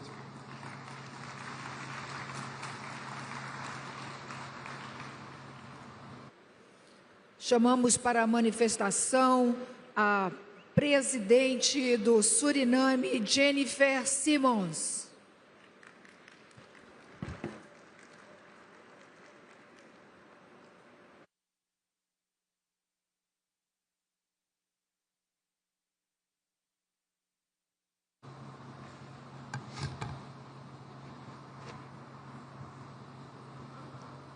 Excellencies, ladies and gentlemen, it is an honor to address this important summit. First, I'll start with my sincere gratitude to President Lula for his warm hospitality and exemplary leadership in hosting this climate summit and for his transformative initiative, TFFF. Mr. President, Suriname has the highest percentage of forest cover in the world. More than 90% of our land is covered with rainforest. And this forest absorbs about 12 million tons of CO2 every year. We are recognized as a high forest and low deforestation country. However, that recognition alone does not improve our economy, as I stated during the UN General Assembly in New York. As a state with a low-lying coast, where about 75% of our people live, we already experience the effects of sea level rise, but also in our interior, we have indigenous and tribal communities who also feel the effects of climate change. Flooding, biodiversity loss, and extreme weather events directly affect the livelihoods of vulnerable communities in our Caribbean region and undermine key economic sectors such as agriculture and tourism. The impact of climate-related weather events are immense. We have witnessed the devastation caused by Hurricane Melissa in Jamaica, Haiti, and Cuba.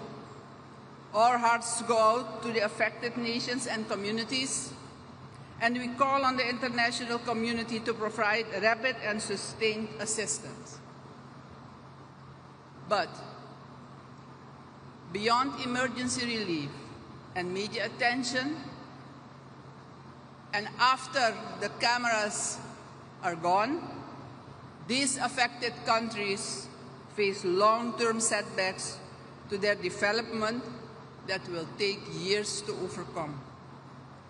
Climate change is already here, and it's a pressing and ongoing challenge. Like many developing countries, Suriname confronts fiscal and debt pressures that constrain our capacity to invest in climate adaptation measures so necessary to protect our people. This is our paradox. We remove carbon from the atmosphere, yet up to today have received no compensation for these efforts, for this contribution, which undermines our ability to keep our forests standing. These forests, after all, are standing on vast natural mineral resources. After long, arduous negotiations, the international community under the Paris Agreement agreed to provide financial support to countries that preserve their forests. Under Article 5.2 of the agreement, rainforest countries have the right to report their carbon removals. Once these removals are officially recognized, they may convert it into internationally transferred mitigation outcomes, so-called ITMOs, tradable outcomes that provide access to resource-based climate finance. However, Suriname and other countries are still facing difficulties accessing this financial mechanism. We have already accredited 4.8 million ITMOs, but in 2024, under this Paris Agreement, we submitted our net zero forest reference emission level, and that, which includes our net removals, has not yet been recognized by the UNFCCC. These financing barriers must be removed with urgency. We look forward to the prompt registration of our ITMOs by UNFCCC Secretariat without further delay. Suriname has recently once more approved and submitted nationally determined contributions, NDC3, reaffirming our commitment to the Paris Agreement. And while we're standing here, our forest absorbs CO2. Compensation is necessary.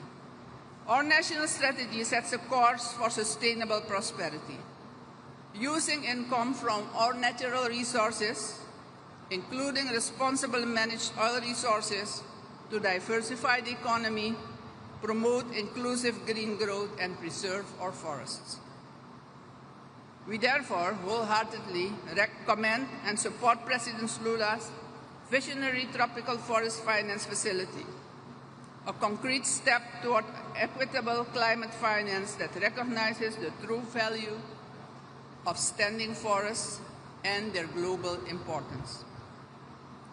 We urge the international community to join this initiative. Mr. President, financing climate action is not charity. It is compensation for nature's services. It's a matter of global responsibility for humanity's survival.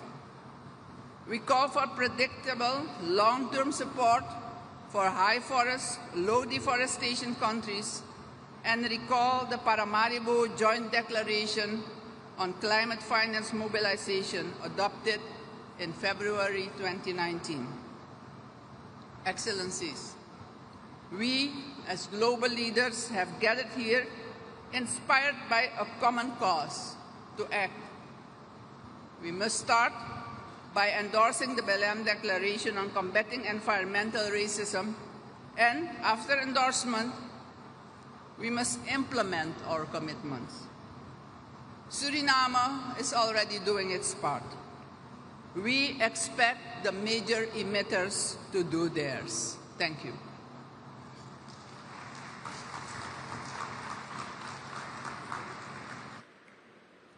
Chamamos nesse momento vice-presidente do Gabinete de Ministros do Quirguistão, Edil Baizalov.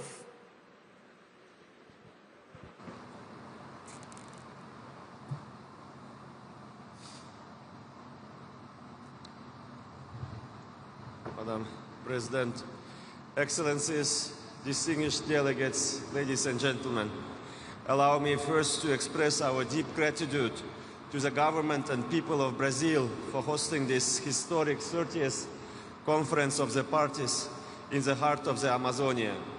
After President Lula's inspiring opening, we can all agree this conference must be remembered as a cup of truth, a conference where words finally match science and promises translate into action. We also wish to warmly commend Azerbaijan and the COP29 presidency for their tireless diplomacy and for launching together with the incoming presidency the Baku-Belém roadmap, a visionary framework linking climate ambition with real finance, and one that calls us to act with fairness, urgency, and integrity. The Kyrgyz Republic comes to Belém with humility and with pride. Despite limited resources and multiple hardships, we stand among the world's champions in cutting greenhouse gas emissions since 1990. Our national share of global emissions is just 0.034%, yet our sense of responsibility equals that of major economies. Under the leadership of President Sadir Japarov, we have renewed our national determined contribution 3.0, committing to cut emissions by 18% by 2030 and up to 30% with international support, reaching 39% in 10 years. We have adopted a national concept on carbon neutrality by 2050, produced our first biennial transparency report, and are finalizing our national adaptation plan. For a small developing nation, these are not declarations, they are real actions. Excellencies, let us speak frankly. The climate crisis is the greatest injustice of our time. Those who have profited most from industrialization still hesitate to accept moral and historical responsibility for the damage that they have caused.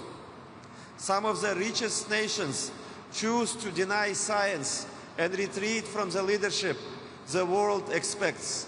This is not merely a political failure, it is moral abdication.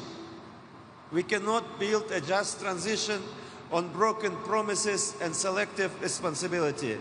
Kyrgyzstan, like many developing countries, will do its part, but we cannot accept a world where the powerful pollute without penalty and the vulnerable pay the price. We welcome the collective finance goal adopted in Baku, but let us be honest, $300 billion per year is not enough. The Baku-Belém roadmap charts the way towards scaling finance to $1.3 trillion annually by 2035, with clear milestones for mitigation, adaptation, and loss and damage. We commend its authors for a truly comprehensive vision that links finance with ecosystems and equity.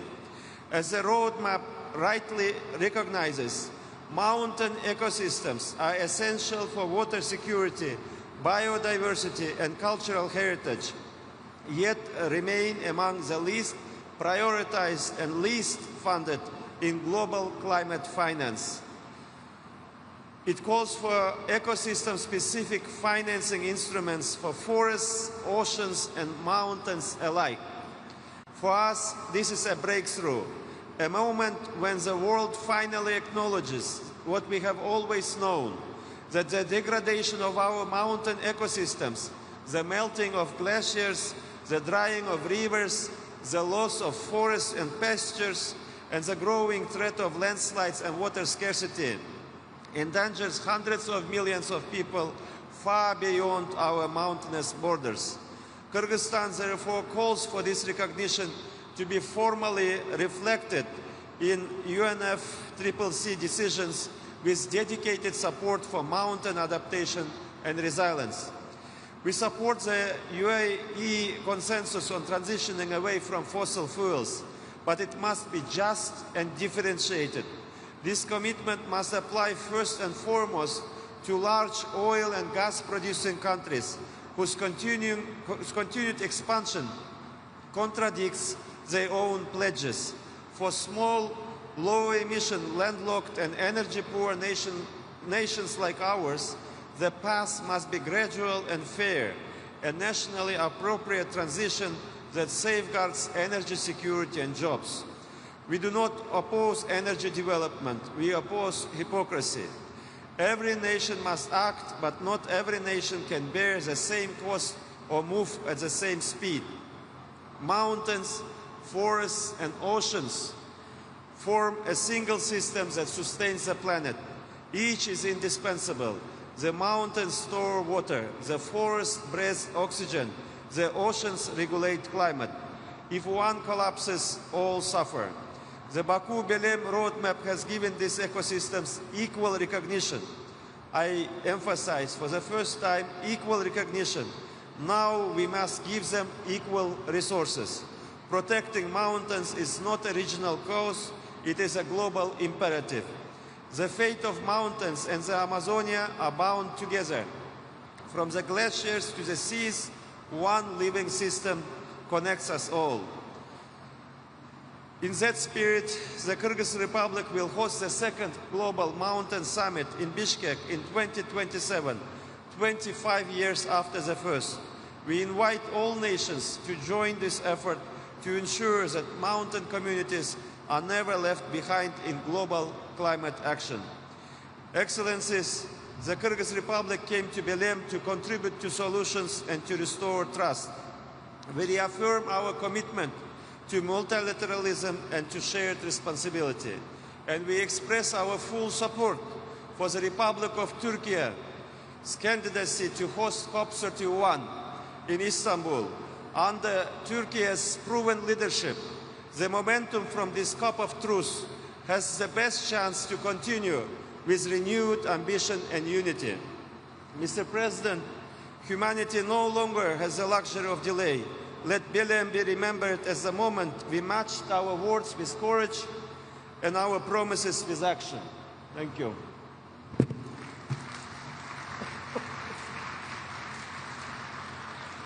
Neste momento, convidamos o presidente da Síria, Ahmad al-Shara.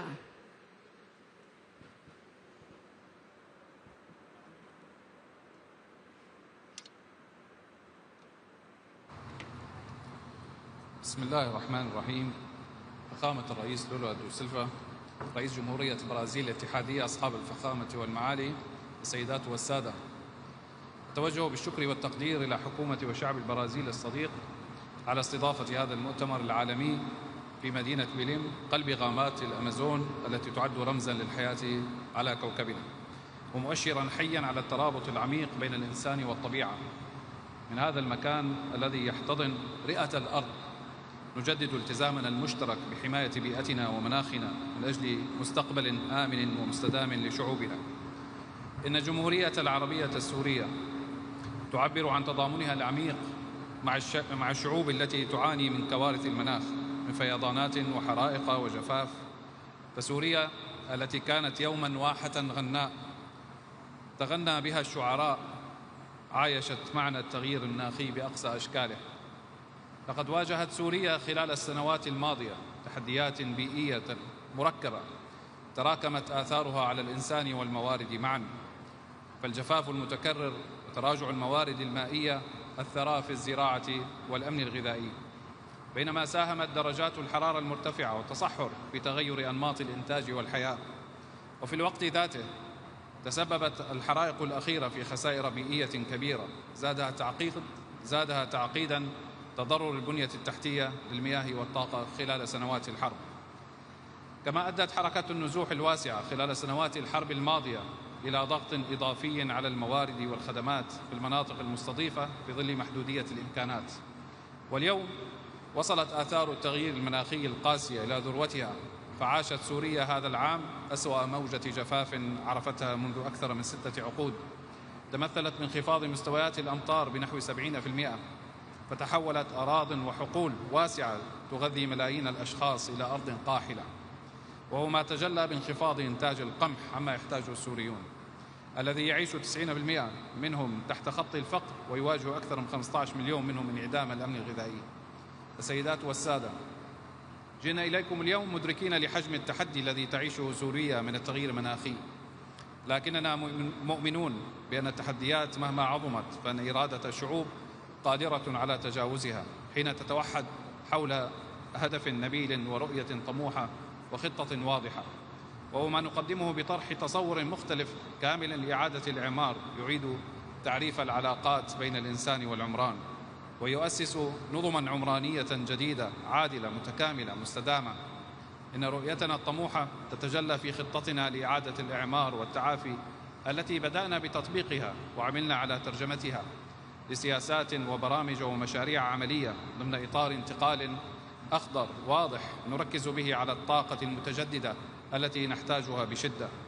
ونعيد به تأهيل نظم الأنهار باستخدام تقنيات الري الحديثة، ونبني به مدنا جديدة مستدامة تنهض من الركام بوسائل صديقة للبيئة، ونطبق خططا زراعية متوافقة مع المناخ تحفظ مواردنا وشعبنا. كل هذا يستند إلى تعزيز الوعي المجتمعي بالمخاطر المناخية وآثارها وكيفية مواجهتها، ما يجعلنا نضع التثقيف البيئي والعمل المجتمعي في صميم خططنا القادمة. وكما رأينا في موجة الجفاف القادمة، فقد علمنا أن هذه التحديات عالمية بقدر ما هي محلية، ولذا فإننا نؤكد اليوم التزامنا الكامل بالاتفاقيات الدولية، وعلى رأسها اتفاقية الأمم المتحدة الإطارية بشأن تغيير المناخ التي نجتمع لأجلها اليوم، وسنعمل فوراً على تقديم بلاغاتنا ومساهماتنا المحددة وطنياً بما يتوافق مع المعايير العالمية. وسنستكمل إجراءات تعيين نقاط الاتصال والمندوبين في الأمانة العامة للاتفاقية. بيد أنكم تعلمون أيها السادة حجم التحديات التي تواجه هذا المشروع، وتدركون كذلك أن التحديات الجسيمة تولد معها الفرص الثمينة، ولذا فإننا ندعوكم للاستثمار في سوريا بدل الاعتماد على المساعدات فقط. نقدم لكم الشراكات بدل أن نطلب المعونات. نرحب بكم جميعا للاستثمار في سوريا ضمن قطاعات الطاقة المتجددة والمدن الخضراء المستدامة والمشاريع الرائدة، ضمن إطار الشراكة بين القطاعين العام والخاص، وضمن البيئة الاستثمارية التي تحميها وترعاها وتضمنها الدولة وتشريعاتها ومؤسساتها. وفي سياق وجودنا اليوم في قلب الأمازون النابض بالحياة، فإننا ندعو لمد أواصر التعاون من الأمازون إلى بردة والفرات ضمن إطار التعاون المتين بين الدول وتعزيز مكانة الدول النامية التي تقودها اليوم البرازيل بكل جدارة.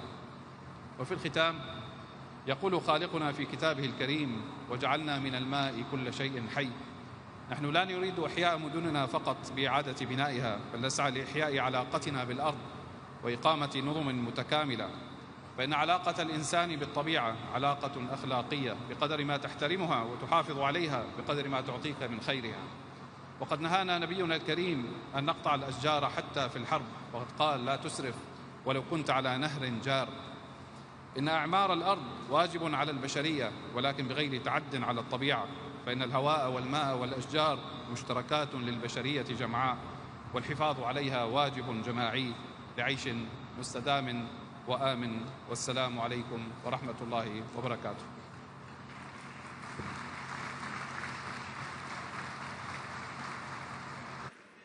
Convidamos o vice-presidente da Turquia, senhor Yilmaz Yilmaz.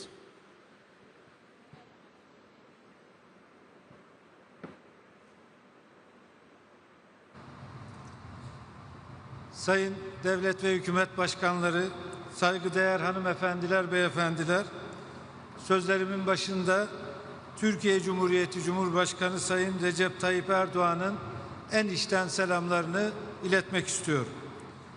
Belem'de bulunmaktan ve COP30 iklim zirvesine hitap etmekten büyük bir memnuniyet duyuyorum. Nazik davetleri ve mükemmel ev sahiplikleri için Sayın Brezilya Devlet Başkanı Lula da Silva'ya ve Brezilya halkına içten teşekkürlerimi sunuyorum. Dönem başkanlıkları boyunca kendilerine başarılar diliyorum. Sayın katılımcılar, dünya artan jeopolitik gerilimler, ekonomik belirsizlikler, şiddetlenen iklim etkileri, süregelen küresel eşitsizlikler ve azalan kalkınma yardımları ile iklim finansmanı gibi zorlukların yaşandığı bir dönemden geçmektedir. Bu noktada Gazze meselesi başta olmak üzere insani krizlerin çözüme kavuşturulması, insani kalkınma ve küresel adaletin güçlendirilmesi açısından hayati önem taşımaktadır. İklim değişikliği artık yalnızca çevresel bir sorun değil, sürdürülebilir kalkınma hedeflerine yönelik bugüne kadar elde ettiğimiz kazanımları tehdit eden, giderek daha karmaşık bir küresel sorun haline gelmiştir. Bu küresel sorunun aşılması güçlü bir uluslararası işbirliğine bağlıdır. 10 yıl önce ortak umutlar ve müşterek hedefler etrafında birleşmiştik. Bugün ise o umutları somut sonuçlara ve ileriye dönük politikalara dönüştürme ve somut adımlar atma zamanı. Birçok konuşmacının altını çizdiği gibi uygulama, uygulama, uygulama demek istiyorum ben. Bakü'den Belem'e yol haritası çerçevesinde belirlenen COP29 finans anlaşmasının da tam ve zamanında uygulanması, ulusal enerji ve kalkınma stratejilerimizin iklim hedefleriyle uyumlu hale getirilmesi açısından büyük önem taşımaktadır. Değerli devlet ve hükümet başkanları, Türkiye tarihsel sorumluluğu sınırlı olmakla birlikte Paris Anlaşması kapsamındaki ortak hedeflere ulaşmak için iddialı taahhütlerden somut eyleme geçiş sürecine dair kararlılığını sürdürmektedir. Ülkemiz düşük karbonlu bir geleceğe geçiş doğrultusunda 2053 yılına kadar net sıfır emisyon hedefini benimseyerek iddialı bir yol haritası ortaya koymuştur. Kısa ve uzun dönemli iklim stratejilerimizi yürürlüğe koyarak ana sektörlerimizde yeşil dönüşüm sürecimizi kararlılıkla sürdürüyoruz. Bu yıl itibarıyla toplam kurulu güç içerisindeki yenilenebilir enerji payını %60'ın üzerine çıkardık. Yenilenebilir enerji payını arttırırken enerji verimliliğini güçlendiriyor, sanayide düşük karbonlu teknolojileri ve döngüsel ekonomi uygulamalarını yaygınlaştırıyoruz. Demiryolu taşımacılığını önceliklendiriyor, elektrikli araçlara geçişi hızlandırıyor, sıfır atık girişimini hem ulusal hem de küresel düzeyde yaygınlaştırıyoruz.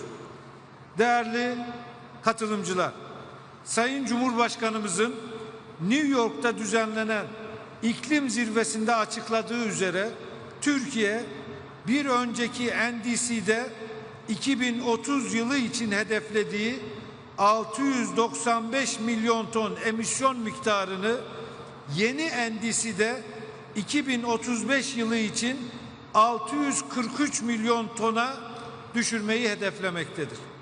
Ayrıca Türkiye Büyük Millet Meclisimiz bu yıl ülkemizin ilk iklim kanununu kabul etmiş ve yasalaştırmıştır.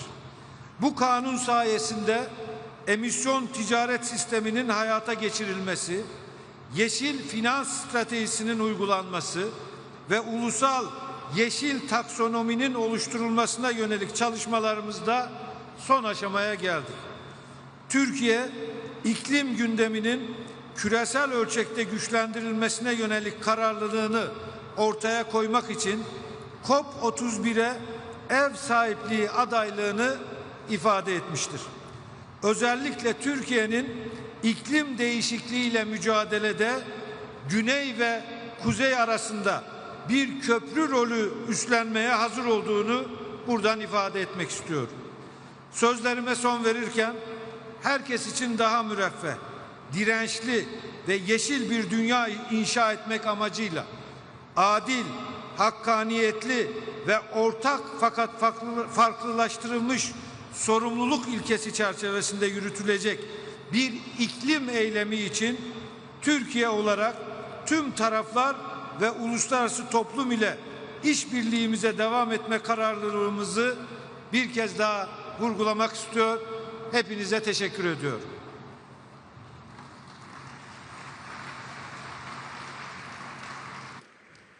Convido para a manifestação o primeiro-ministro de Antigua e Barbuda, senhor Gaston Alfonso Brown.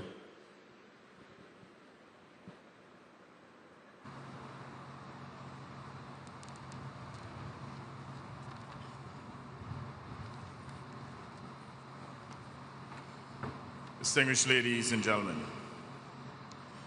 we meet here in Belém, in the heart of the Amazon, at a moment that demands both honesty and courage. For small island states, the climate crisis is not past tense or future tense. It is our lived reality. Antigua and Barbuda comes to Belém with one fundamental message. 1.5 degrees is a quintessential priority that remains our lifeline. We all know that there is no planet B. We have nowhere to run, nowhere to hide. Yet, large polluters continue to deliberately destroy our marine and terrestrial environments with their poisonous fossil fuel gases. We must stand as one and fight unrelentingly to stop this ecocide, this climate atrocity, to restore balance, to build economies that serve humanity, not just profits and profligacy. Unfortunately, the world has already reached 1.5 degrees of warming, the very threshold we fought to avoid. Yet, even as we cross it, 1.5 degrees must remain our target. We cannot and will not surrender 1.5 degrees. To survive, we must bend the curve of emissions, finance, and ambition back towards safety. Doing so requires nothing less than an economic revolution, a transformation in how the world produces, consumes, trades, and invests, a reordering of priorities around human survival and planetary stability. Last week, Hurricane Melissa, a storm of historic ferocity and significant socioeconomic consequences, impacted Cuba, Haiti, Dominican Republic, the Bahamas, and literally devastated Jamaica. In Jamaica, many lives were lost, numerous buildings destroyed, and the economy shattered. This is what loss and damage looks like, occurring right before our eyes. Loss and damage is not theory, it is tragedy. Loss and damage must be recognized as the unavoidable cost of inaction, the bill that nature is now presenting to humanity. We in Antigua and Barbuda know this pain. In 2017, Hurricane Irma left our sister island Barbuda a mangled wreck, destroying lives and livelihoods overnight. With unprecedented resilience, we rebuilt from the rubble. Yes, we know the pain and what it means to start again. So when we speak of 1.5 degrees, we speak of our survivability and in defense of our sovereignty. This is why this COP, the COP of truth, must urgently deliver more than promises, recognizing that we lack time. We lack the time to entertain further inertia and inaction. We have the knowledge, the technology, and financial resources to accelerate the transition. What we need now is the political and moral will to act at the scale and speed that this crisis demands. The transformation we need begins with finance, acknowledging that finance is not charity. That is, climate finance is not charity. It is climate justice. Climate justice means that the polluter pays. Those who cause this crisis must lead in fixing it, and the benefits of the green economy must reach those who bear the greatest cost. We must move beyond outdated ODA rules and adopt the Multidimensional Vulnerability Index, directing support where it is most needed to invest in mitigation, adaptation, recovery, and resilience. We must move from debt dependency to development justice, from incremental pledges to predictable flows to assist vulnerable nations to plan, invest, and ultimately to thrive.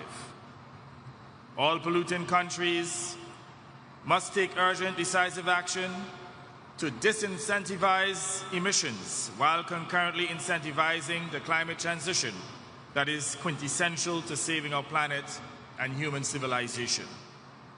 I commend Brazil for hosting this COP in the Amazon, the lungs of the earth, and for launching the Tropical Forest Forever facility, a bold symbol of global solidarity. Antigua and Barbuda stands ready to partner in this effort, not as a victim, but as a voice of resilience and hope. Let this cup of truth be remembered as the moment when honesty met action, when ambition became transformation, and when climate justice moved from promise to practice. Let's continue to fight unrelentingly to protect our planet and human civilization from extinction. I thank you.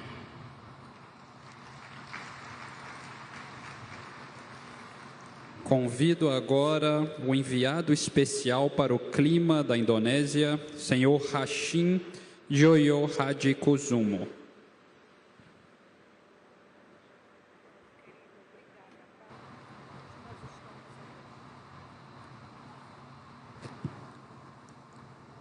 Excellencies, heads of states and governments, ladies and gentlemen, I stand before you all here today as Indonesia's special presidential envoy on climate and energy, representing President Prabowo Subianto, who is unable to address this distinguished conference of parties.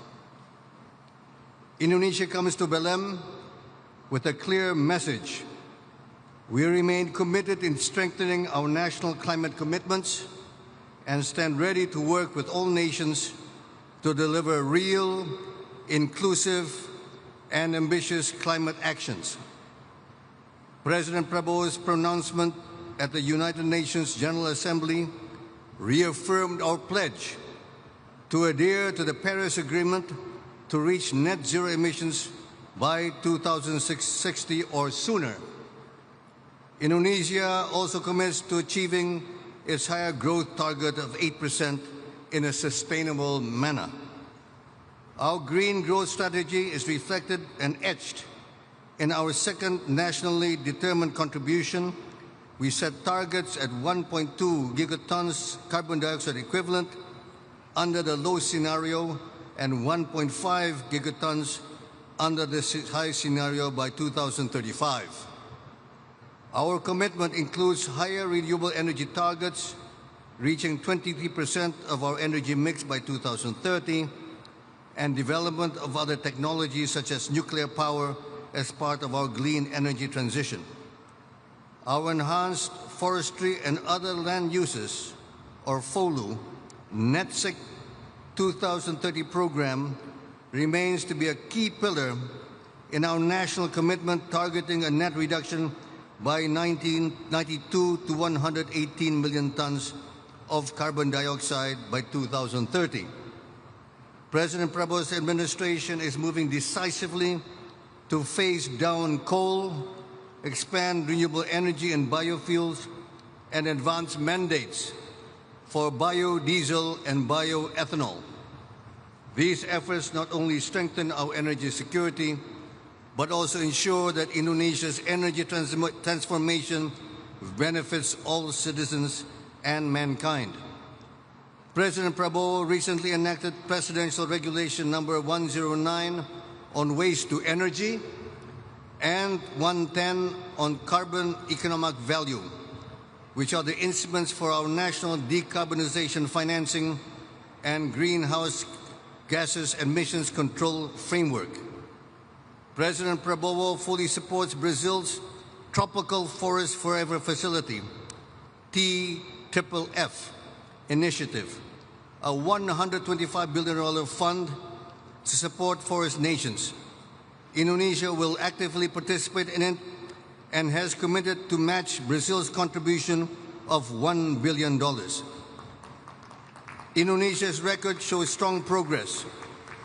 Our average annual deforestation rate has fallen to the lowest level in 2 decades, representing a 75% reduction since 2019. We are also investing in wildlife protection by developing elephant corridors and community-based conservation programs in collaboration with international and local partners. This resonates with our call for closer integration of climate and biodiversity agendas, consistent with the joint climate nature declaration of COP28, to which Indonesia is a proud signatory.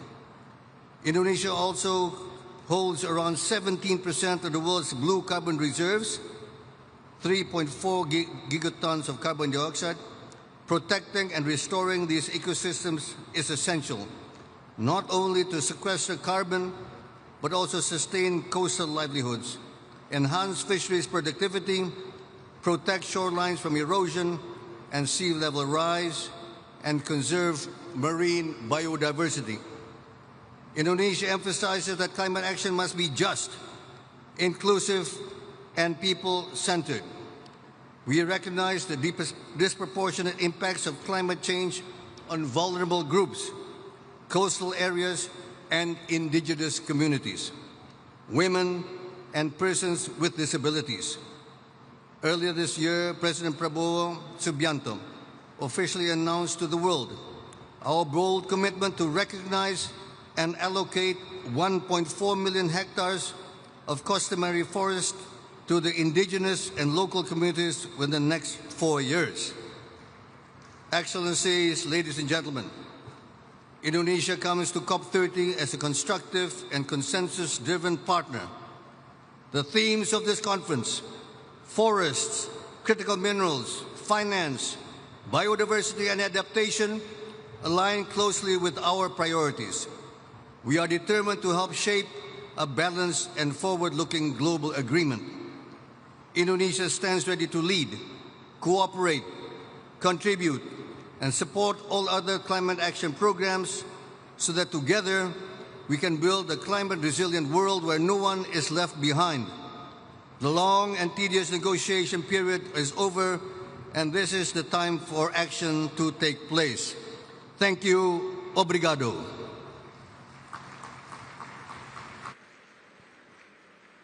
Convidamos a presidente da Assembleia Nacional do Azerbaijão, senhora Sahiba Gafarov.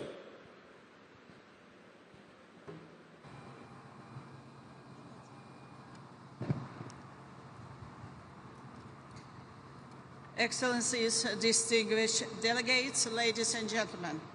It's a privilege to speak here today, 1 year after the successful convening of global leaders at COP29 in Baku, where we united decisively to confront the most urgent challenge facing humanity. Despite overwhelming obstacles, uncertainties, and deep-rooted mistrust, Azerbaijan, under the leadership of President Ilham Aliyev, hosted one of the most successful COPs and guided the process with determination. At COP29, we bridged divides among parties and forged historic consensus on issues that had eluded resolution in previous negotiations. We maintained a strong focus on finance and adopted the Baku Finance Goal, a landmark commitment to mobilize $300 billion annually for developing countries by 2025. It is the largest United Nations negotiated financial package achieved to date. We also set a goal to scale up climate finance to $1.3 trillion per year by 2035. To achieve this ambitious goal, we also worked closely with our Brazilian colleagues throughout this year to develop the Baku to Belém roadmap to $1.3 trillion. COP29 also delivered on several other key mandates, including the completion of rules governing the carbon market under Article 6 of the Paris Agreement, making it fully operational almost a decade after its adoption. We also ensured that the fund for responding to loss and damage became fully operational and ready to disburse resources starting in 2025.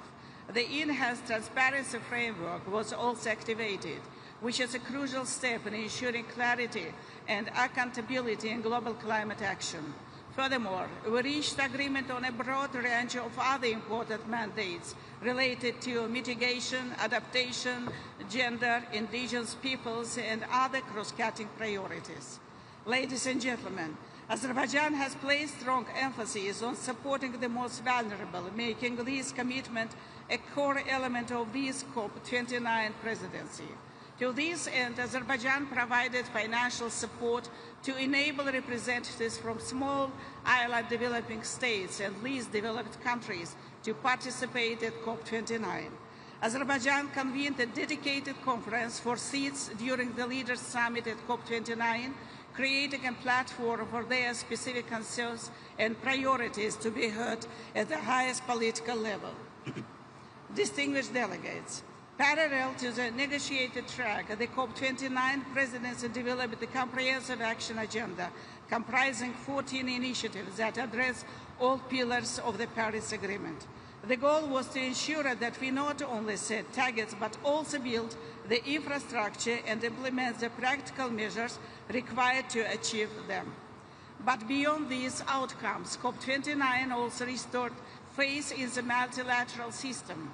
It showed that even in a time of geopolitical tension, lack of trust and economic uncertainty, countries could still come together and act collectively for the common good. This was a true testament to the triumph of multilateralism that Azerbaijan was able to revive despite being continuously tested. Excellencies, Azerbaijan has demonstrated strong commitment to promoting ambitious, nationally determined contributions together with the COP28 and COP30 presidencies. We have shown the same dedication in preparing our own NDC by bringing forward our 2050 target by 15 years, now aiming to achieve it by 2030, the next NDC cycle. It reflects our steadfast commitment to climate action, even as we continue large-scale reconstruction and demining activities across 20% of our territories that were occupied and devastated over the past 3 decades. Ladies and gentlemen, now we are in Belém, in the heart of the Green Amazon, a region critical to our planet that faces enormous environmental pressure. After having set enabling conditions for climate action at COP29, we now have yet another opportunity to advance our climate plans at COP30. Azerbaijan stands ready to contribute fully to achieving the COP30 presidency's vision of an implementation COP. Let's fully support Brazil on this groundbreaking journey, deliver pivotal decisions and take actions that are critical for our planet and for the future generations. Thank you.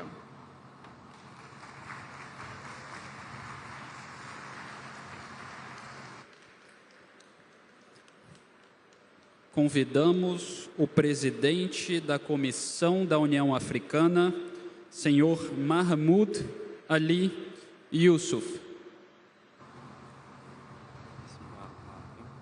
Excellences, Mesdames et Messieurs les chefs d'État et de gouvernement, distingués délégués, Mesdames et Messieurs, nous sommes venus à Belém pour défendre une cause planétaire, celle d'un environnement et d'une nature fragilisée par les activités humaines, un déséquilibre poussé à l'extrême, un monde au bord de la rupture.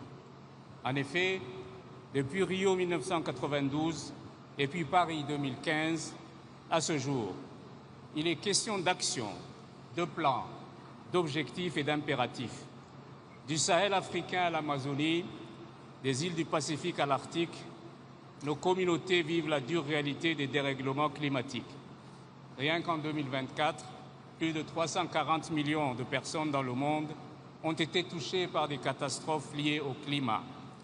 La température mondiale a atteint 1,48 degrés au-dessus des niveaux pré-industriels, le niveau le plus élevé jamais enregistré. Sécheresse, inondations et incendies ont cessé d'être exceptionnels. Ils sont devenus le langage d'une planète en détresse. Je crois que personne n'est venu ici pour parler du déclin, mais pour reconquérir notre avenir commun. Excellences, Mesdames et Messieurs, l'Afrique aborde cette COP avec détermination et conviction. Nous ne sommes pas seulement des victimes du changement climatique. Nous devons être des acteurs de la transformation. Partout sur notre continent, des champs solaires illuminent désormais des millions de foyers. Du Royaume du Maroc au Kenya, de l'Égypte à l'Afrique du Sud. En outre, de jeunes innovateurs africains développent des entreprises de technologie propres et nos nations africaines tracent leur voie vers une croissance inclusive et à faible émission de carbone. Faut-il le rappeler, l'Afrique détient 40% du potentiel mondial en énergie renouvelable, mais ne reçoit que moins de 12% de flux mondiaux de financement climatique. Ce que nous recherchons, ce n'est pas la charité, mais l'équité. Une équité dans l'accès au financement et à la technologie ainsi qu'aux opportunités. Depuis trop longtemps, la promesse du financement climatique est restée un titre plutôt qu'une bouée de sauvetage. Il est temps de combler le fossé entre les paroles et les actes. La transition énergétique ne peut être financée par l'endettement et les inégalités. Elle doit être fondée sur la solidarité, la justice et la reconnaissance partagée.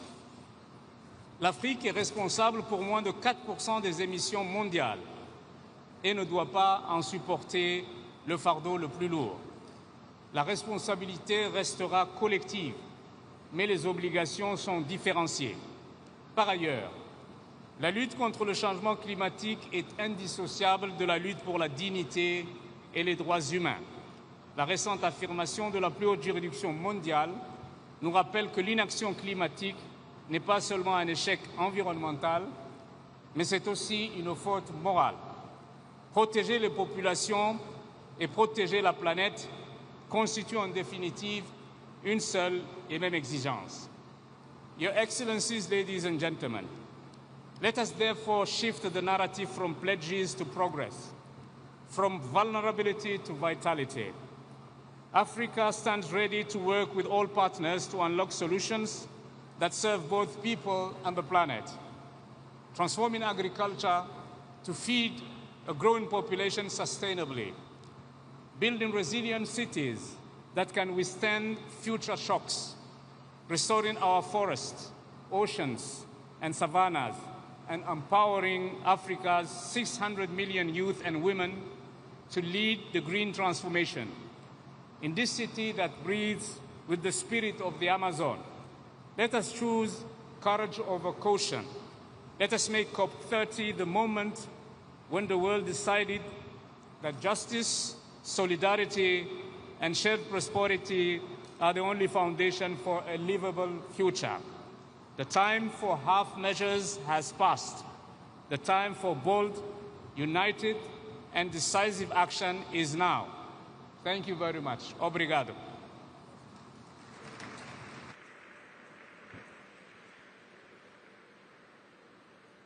Neste momento, convidamos para a manifestação o presidente do Conselho da União Europeia, Antônio Costa.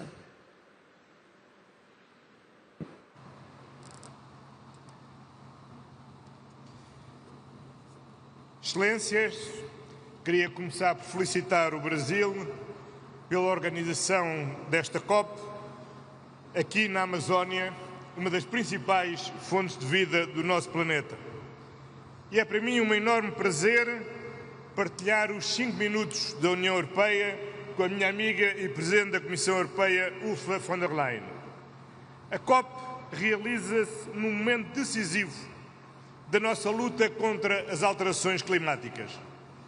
A janela de oportunidade para agirmos e evitarmos impactos irreversíveis sobre a humanidade e a natureza está a fechar-se rapidamente. A ameaça existencial representada pelas alterações climáticas sustenta precisamente o compromisso inabalável da União Europeia com o Acordo de Paris. Mantemos plena dedicação à sua ambição e ao seu espírito multilateral. E faremos tudo o que estiver ao nosso alcance para manter o objetivo de limitar o aquecimento global a 1,5 graus acima dos níveis pré-industriais. O caminho tem sido difícil, mas tem tido resultados. Entre 1990 e 2023, na União Europeia, as nossas emissões líquidas de gases com efeito de estufa diminuíram 37%, enquanto a nossa economia cresceu 68%. Continuamos, por isso, convictos de que é este o caminho para reduzir as emissões em 55% em 2030 e atingir a neutralidade carbónica em 2050. Esta é a nossa ambição Este é o nosso rumo que manteremos.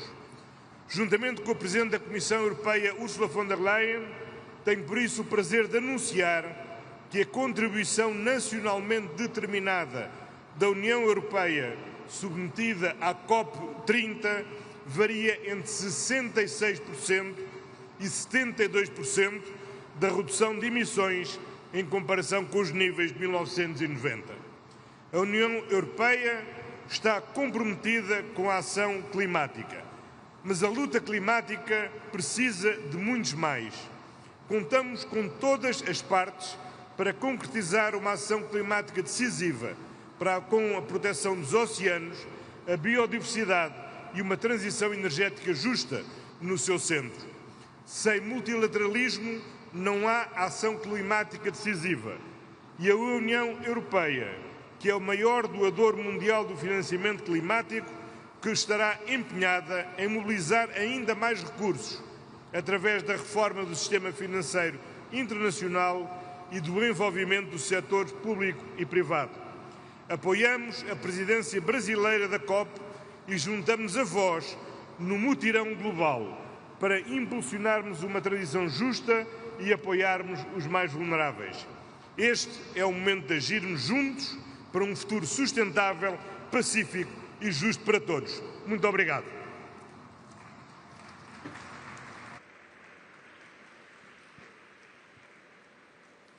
Convidamos agora a presidente da Comissão Europeia, Ursula von der Leyen.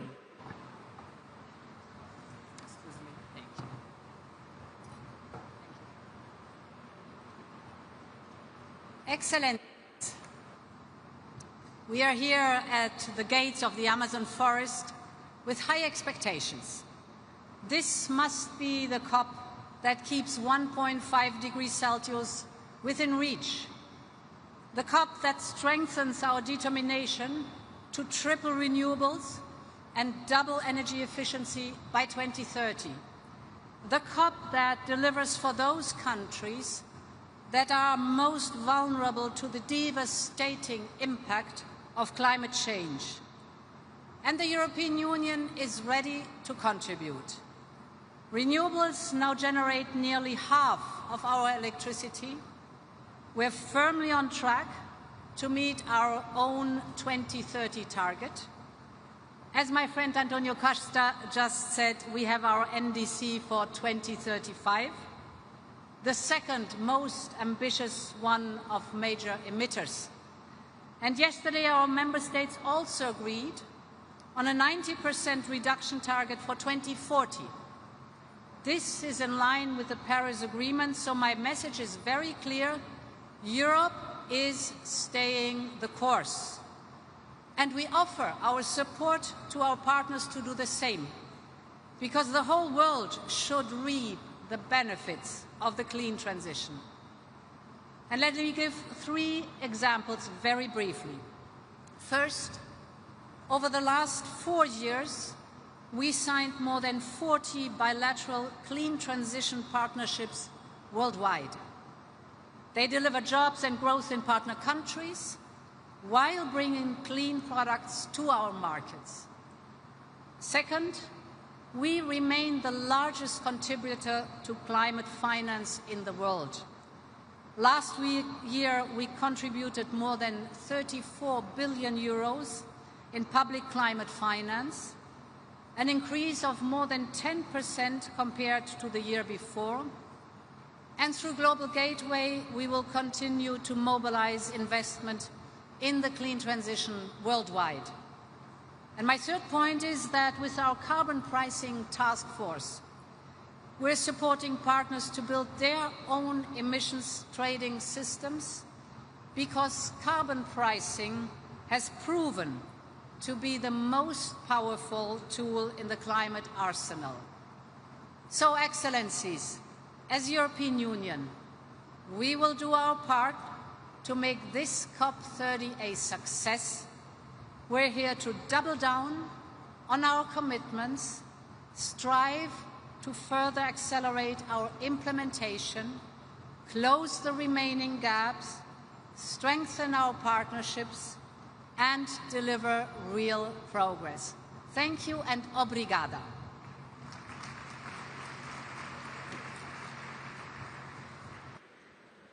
Convidamos agora o ministro das Florestas, Pesca e Meio Ambiente da África do Sul, John George.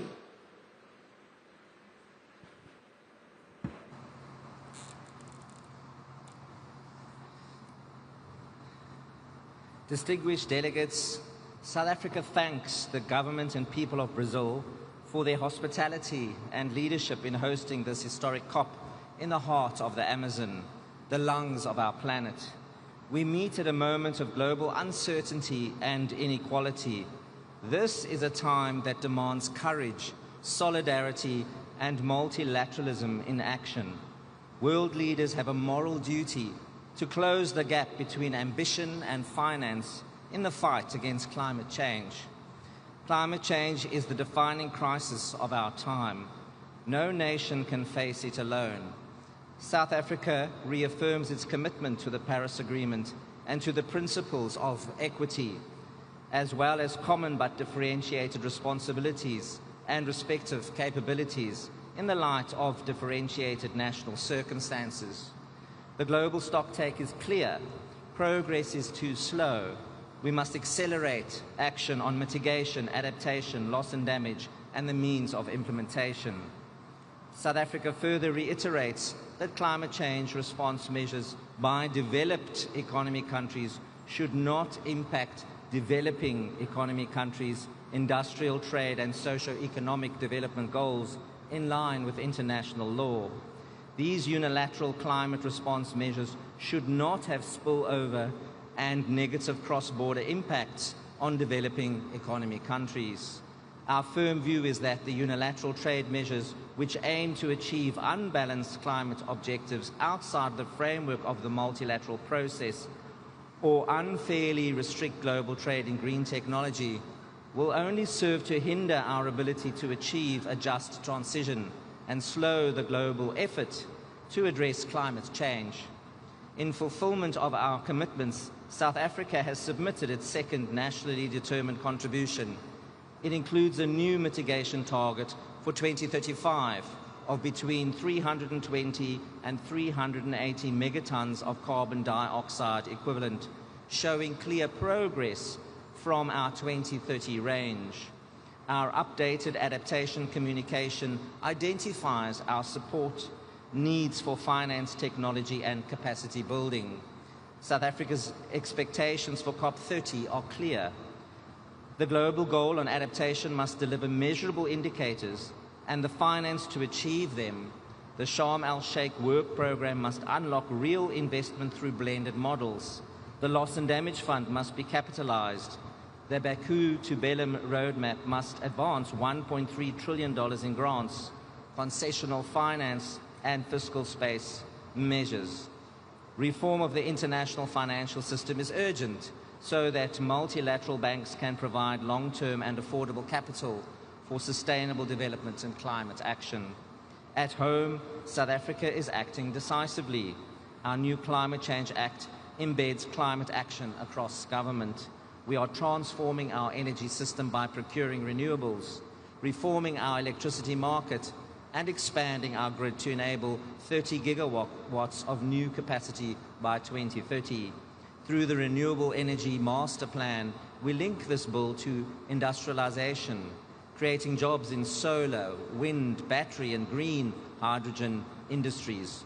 We are decarbonizing steel and aluminium, developing sustainable fuels and electric vehicle manufacturing, and ensuring that growth is both low carbon and inclusive.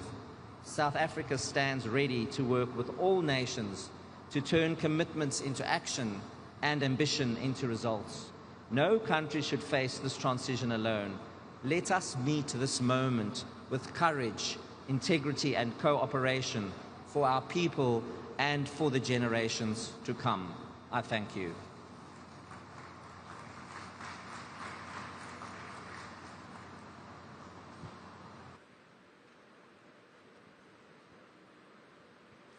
Nesse momento, chamamos a primeira-ministra de Barbados, Mia Amor Motley.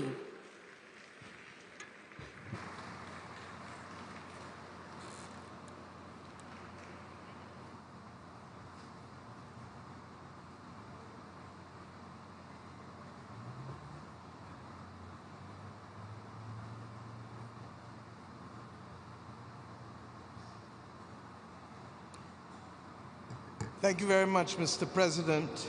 It is always a joy to be in Brazil, and particularly for us from Barbados, where we have done things together historically, agriculturally, and environmentally. For may I remind you that after the Rio Summit of 1992, the Barbados Program of Action for Small Island Developing States came in 1994. But I've come here this evening to speak on one issue. I'm not going to address the issue of finance, for you well know what the Bridgetown Initiative requires of us in terms of making financing more accessible and affordable for all. I'm not going to speak on the issue of the Loss and Damage Fund, because all of us should hold our heads down in shame, because having established this fund a few years ago in Sharm el-Sheikh, its capital base is still under $800 million, while Jamaica reels from damage in excess of $7 billion US, not to mention Cuba, Haiti, or the Bahamas. Those things ought to be embedded in our soul already and should be prickling our conscience. I have come here, however, this afternoon to speak on one issue, and that is methane. The scientists advise that this is the main way that we can not stall the increase in temperatures, but reverse the temperature increase that we have seen across the planet. The reality is that methane is more destructive, as we know, 80 times more destructive than carbon. And yet we continue to see methane flow in the atmosphere without significant actions to stop it. The good news is that while it is more destructive, it lasts only for 12 to 15 years in the atmosphere, while carbon lasts for centuries. We believe that the world must pull the methane brake. It is an emergency brake that can, in truth and in fact, buy us more time without having to solve the ideological differences that face the world geopolitically. It allows those who are involved, for example, in the oil and gas sector, to be able to ensure that as they stop flaring gas, they stop burning cash. And as they start to fix the pipes, they stop losing money from the gas that is going through the leaky pipes. It is a win-win situation that speaks the love language of the oil and gas sector while speaking the love language of those of us who want to save the planet. But I go further. In so doing, it buys the sector time enough to be able to invest in a serious research framework to allow them to scale up the decarbonizing technology. Because one of the things that we have noticed year after year after year after year at COP is that while we make commitments, we have not appropriately assessed the capacity of countries to make the transition in order to meet the commitments which they are given. This buys us the time. In addition, there are two other sectors that contribute to methane. One is the agricultural sector, whether in terms of livestock farming or in terms of rice paddy farming. I understand the nervousness of those that come from countries with strong farming communities. I understand the nervousness of Europe. I understand the nervousness of Latin America. I understand the nervousness of some countries in Asia. But let us also deconstruct the issue. While the oil and gas sector can take actions to stop flaring and to fix pipes and have the balance sheet so to do, we are not asking farmers to carry the cost of the transition to new farming practices in the livestock industry or new farming practices in rice paddy farming that will allow the world not to suffer from the harmful effects of methane. We are asking farmers to make a transition for a global public good, and therefore the financing of the transition in how they farm ought to come from global financing and not from the farmers' balance sheets themselves. And the third sector, of course, is waste management. And we all know that we can convert waste to gas, whether we do it after it goes into the ground, or better still, whether we can convert it to avoid it going into the ground. We have a unique opportunity that by COP31, we don't only rest on the voluntary agreement that was made in Dubai by the oil and gas sector to be able to start to control methane. We need a global agreement like the Montreal Protocol, which allowed us to fix the issues of the ozone. It is perhaps the most successful climate agreement ever, and the only thing that stands in our way from dealing with this is the political will of countries and companies to make it happen. This is the only chance that we have to reverse the temperatures. And the world, my friends, has never been changed by spectators and naysayers. The world is changed by people of action. Do we need everybody acting at the same time? That would be ideal. But if we don't, then we must construct a coalition of the willing and show everyone what they stand to benefit while we fight for the prosperity and stability of people and planet. I'm obliged to you. Thank you.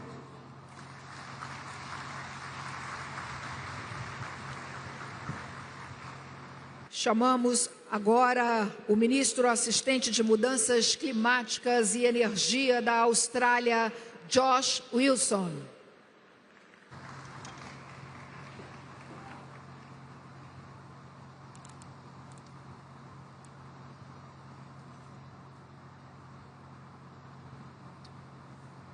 Good evening, colleagues. Boa tarde. I'd like to thank President Lula for gathering us here for this global mutirão against climate change. It's an honour to be with you all in the heart of the Amazon and in the country that is the birthplace of the 3 Rio Conventions, as we stand up and as we step up our collective action to address climate change and its impacts. We are now 10 years on from the historic Paris Agreement. Australia is proud to have shared this decade-long journey. The capacity of the multilateral process to deliver transformational outcomes was evident from the beginning. The importance of that very same system has never been greater than it is today.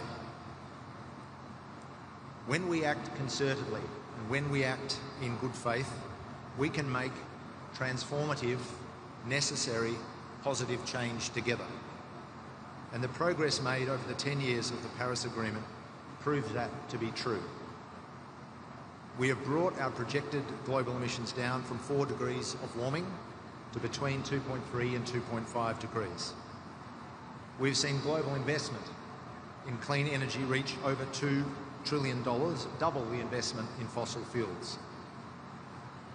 But there is no doubt that the current global environment is challenging and even frightening, especially for young people.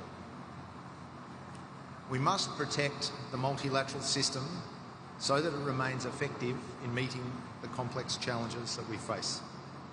And what we absolutely need is continued leadership on climate in the form of advocacy and in the form of action. And we've seen Pacific nations deliver this leadership again and again. Because for the Pacific, climate change is not one subject among many for gradual negotiation, but a present and existential threat. And this is a message that the world needs to hear and a reality that the world needs to see. And that's why we are bidding to host COP31 in partnership with the Pacific family. We're focused on seizing on the economic opportunity before our nation while we work with partners internationally on ambitious and achievable global progress, including in the interests of our Pacific neighbours. Global investment in clean energy projects is set to rise to more than US $2 trillion, and we want to grow this with benefit for all as a focus of hosting COP31 in Adelaide next year. One way to do this is through practical implementation of ambitious and achievable NDCs, grounded in scientific evidence and geared toward attracting investment in the transition.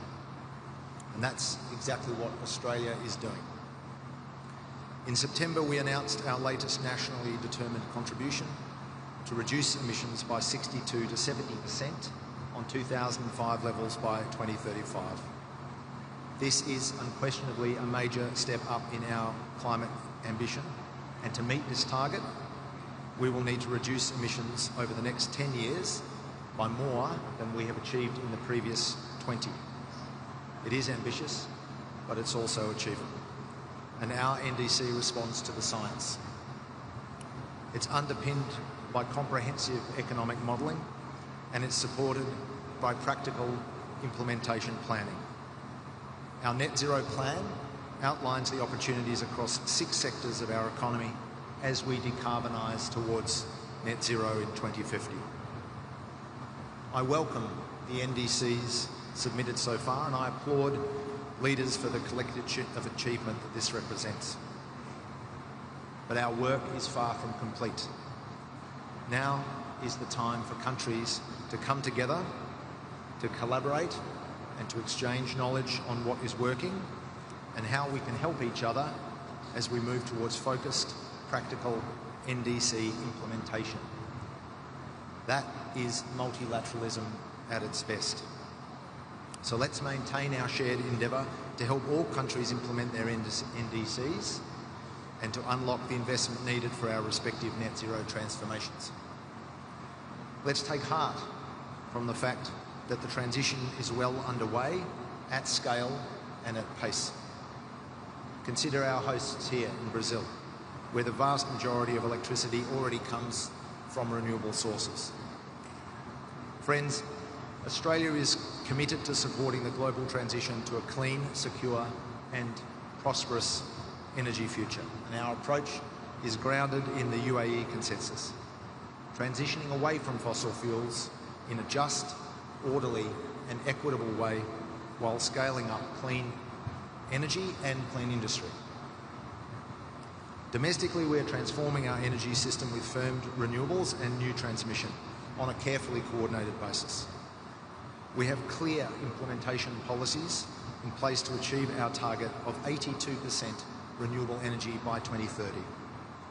Our abundant sun and wind make firmed renewables the lowest cost pathway for Australia, and the share of renewable energy has already doubled in the past 6 years.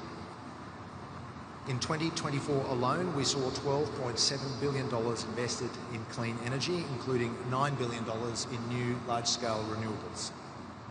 And we know that future global prosperity lies in working together to transform our energy systems, to decarbonise our industries, and to seize the new economic opportunities that are presented by a net zero world. But friends, this is a critical moment for us all to capture and share those opportunities, to show leadership and to take decisive action, to show that we are in this together. And that is why, if Australia hosts COP31, it will be in partnership with the Pacific, the first COP partnership of this kind. And in hosting COP31, we want to offer hope through our region's steadfast commitment to collective climate action. We will uphold and champion the promise of the Paris Agreement.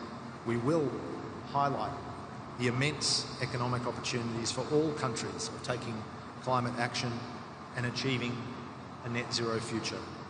And we will deliver continuity and stability, carrying our shared energy and our shared resolution at this COP from the Amazon, the lungs of the earth, to our blue Pacific continent.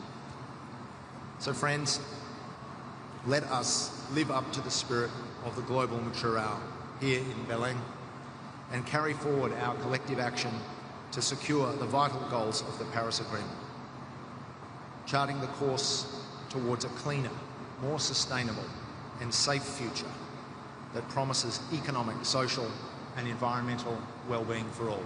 Thank you.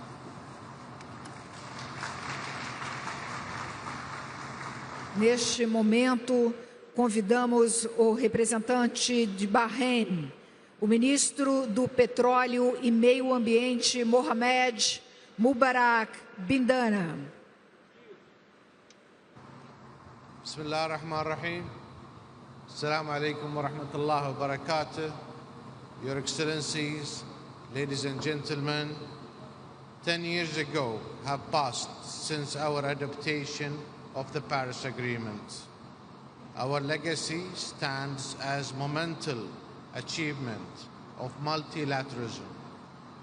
10 years on, the Kingdom of Bahrain remains firmly committed to Paris Agreement.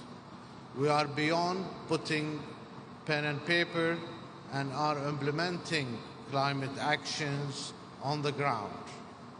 We do so on the belief that each nation has a role to play in this collective endeavor. We continue to pursue ambition, adaptation, and economic diversification that also delivers significant mitigation co-benefits. Our efforts include, amongst others, increasing renewable energy, doubling the number of trees, quadruple the number of mangroves. The past years have been marked by various accomplishments. We have finalized the National Adaptation Investment Plan, which aims to increase the resilience of the Kingdom's most vulnerable sectors and address the global challenges that beset adaptation financing heads-on. We have also developed a comprehensive coastline resilience strategy that safeguards the Kingdom people, coastlines, and assets.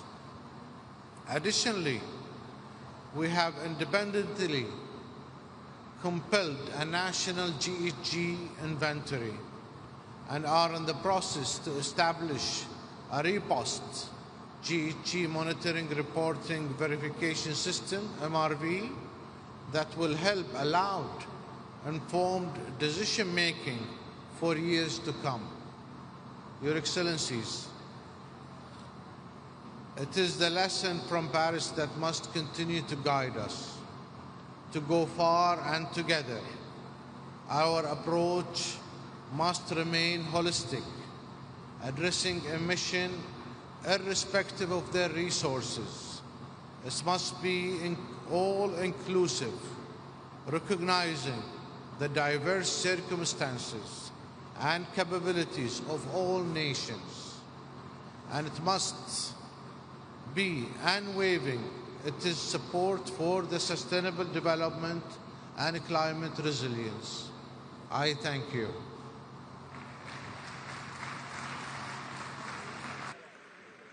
Convidamos nesse momento o ministro da Agricultura e Ambiente de Cabo Verde, Gilberto Silva.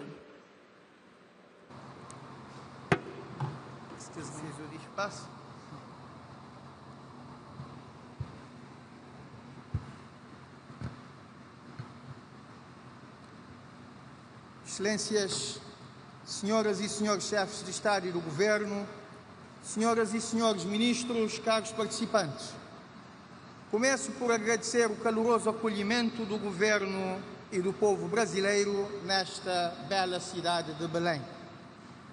No contexto desta emergência climática global, Cabo Verde passou a enfrentar eventos extremos com muito maior frequência, tempestades e furacões, inundações, secas severas e prolongadas. Também enfrenta a aceleração da erosão da orla costeira a intrusão salina e a contaminação das águas subterrâneas. Tudo isto afetando diretamente as pessoas, as infraestruturas, os meios de subsistência e os rendimentos das famílias e comprometendo os esforços de desenvolvimento. São vulnerabilidades, sim, mas que encaramos como oportunidades. É essencial criar a capacidade de adaptação e a resiliência face aos efeitos das mudanças climáticas. Para o nosso pequeno estado insular, isto é mais que uma opção, é uma obrigatoriedade. A nossa ação climática tem que incidir com maior foco sobre a água e saneamento, a energia e a transição energética, os sistemas agroalimentares, a mobilidade, a economia azul, o turismo resiliente e sustentável, a saúde e a proteção social. É claro que a fatura relativa à implementação das medidas de política climática é muito elevada, se considerarmos o negligenciável contributo do país para o aquecimento global, 0,002% das emissões globais. Mas a inação teria custos de longe mais elevados.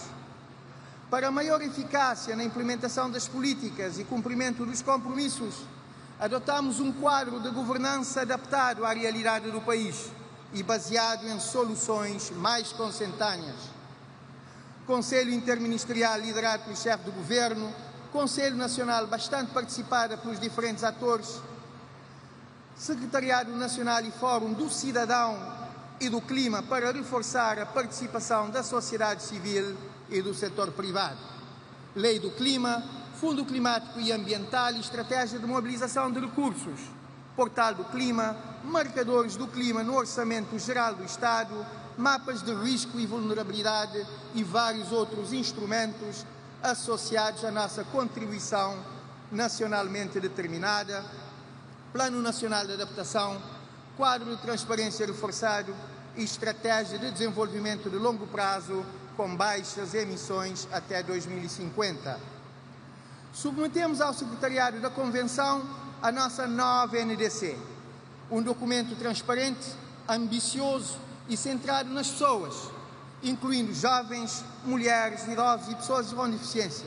Trata-se de um instrumento muito importante, mas é preciso assegurar a sua implementação eficaz de forma inclusiva e inovadora, para protegermos as pessoas, o ambiente e a economia. Estamos convictos que para isso a cooperação internacional é essencial. O multilateralismo é essencial. Deve ser eficaz, com meios e com matérias e com métricas claras. Enquanto representante de um pequeno Estado insular em desenvolvimento, não podemos deixar de defender um financiamento previsível, com critérios de acesso simplificado e monitorização anual transparente. Senhoras e senhores, com o entendimento de Baku de levar o financiamento para 300 mil milhões de dólares por ano até 2035, entendemos importante definir regras operacionais claras, com prioridade a subvenções para adaptação e perdas e danos. Defendemos que nos critérios de acesso seja considerado o índice multinacional de vulnerabilidade, para que pequenas economias insulares com baixa emissão, mas alta exposição aos riscos e efeitos das mudanças climáticas, possam melhor usufruir do financiamento global. Cada dólar chega mais longe quando colocado lá onde o risco é maior e as capacidades são mais limitadas. Só assim poderemos reduzir ou eliminar a lacuna entre promessas e resultados. Estamos convictos que com esta Cimeira do Clima e a COP30 de Belém podemos contribuir decisivamente para isso. Saudamos vivamente as declarações e os apelos à ação e à mobilização de fundos associados a esta Cimeira. Termino augurando que esta Cimeira e a COP30 ajudem o mundo a transformar a ambição climática em resultados concretos, valorizando o multilateralismo e implementando políticas nesta matéria com inclusão e com inovação. Muito obrigado.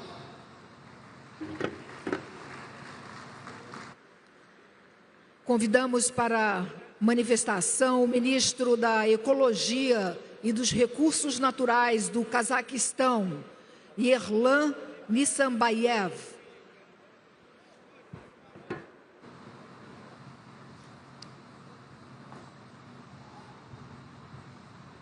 Құрметті президенттер, құрметті делегаттар, ханымдар мен мырзалар. Ең алдымен Бразилия Федеративтік Республикасының үкіметіне климаттық өзгеру туралы Біріккен Ұлттар ұйымының негіздемелік конференциясы тараптарының конференциясы аясында әлемдік көшбасшылар саммиттің өткізгеніне үшін өз алғысымды білдіруге рұқсат етіңіздер. Бұл іс-шара тұрақты дамудың жаһандық архитектурасын қалыптастыру және өсіп келе жатқан климаттық қиындықтарға жауап ретінде бірлескен іс-қимыл жасау жолындағы маңызды кезеңге айналды. Біз үшін климаттық мақсаттарға жетуге біртіндеп жылжу маңызды. Осылайша біз шығарындыларды азайту және климаттың өзгеруіне бейімделу бойынша ауқымды мақсаттарды қамтитын жаңартылған ұлттық деңгейде анықталған үлесті және ұлттық бейімделу жоспарын әзірледік.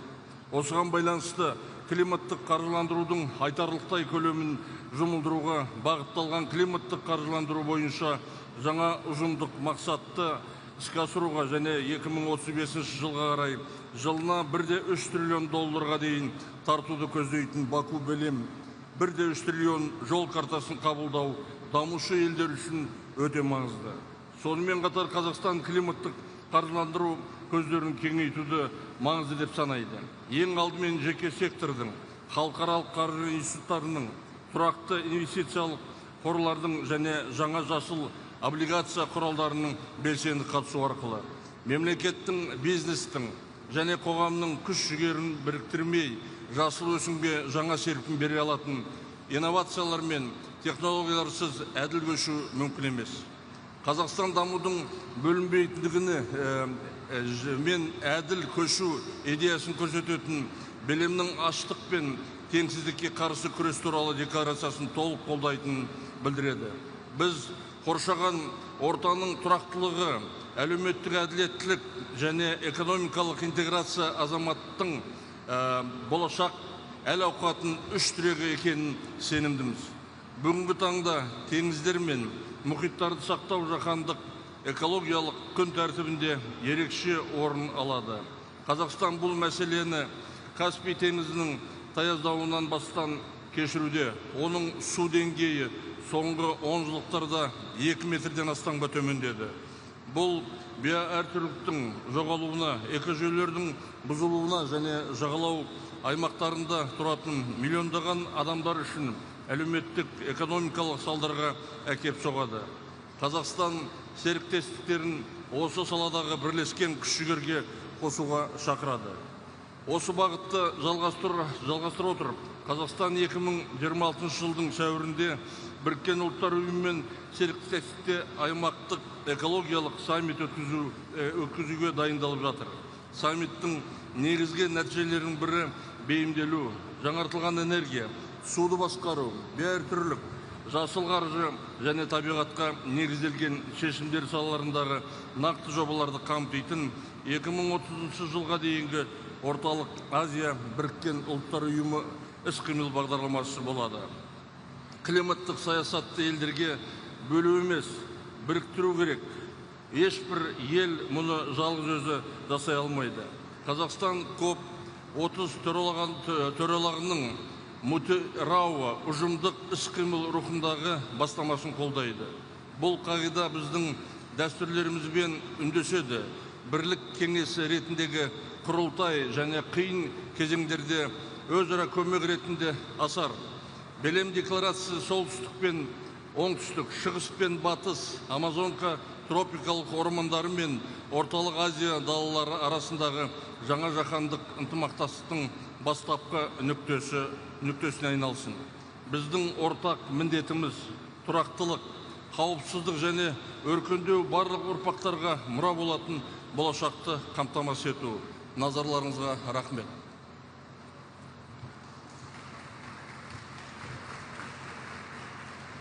Teremos nesse momento a manifestação de Côte d'Ivoire, Co-ministro dos Negócios Estrangeiros, da Integração Africana e dos Marfinenses no Exterior, Leon Kaku Adon.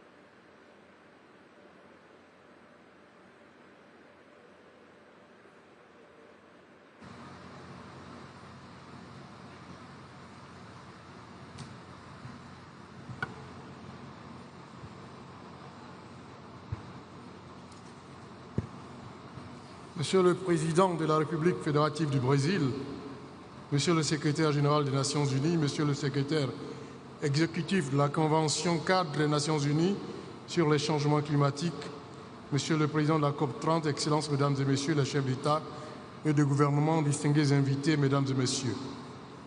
Il m'est particulièrement agréable d'adresser les salutations distinguées de Son Excellence Monsieur Alassane Ouattara, Président de la République Côte d'Ivoire, que je l'insigne honneur de représenter, à ses pairs présents et à tous les délégués qui ont effectué le déplacement de Belém à l'occasion de cette COP30. Je voudrais exprimer ma profonde gratitude aux autorités brésiliennes pour l'accueil chaleureux qui a été réservé à la délégation ivoirienne ainsi qu'aux organisateurs pour la tenue de ce sommet sur le climat, dont l'importance est capitale pour la mise en œuvre de nos nouvelles ambitions climatiques.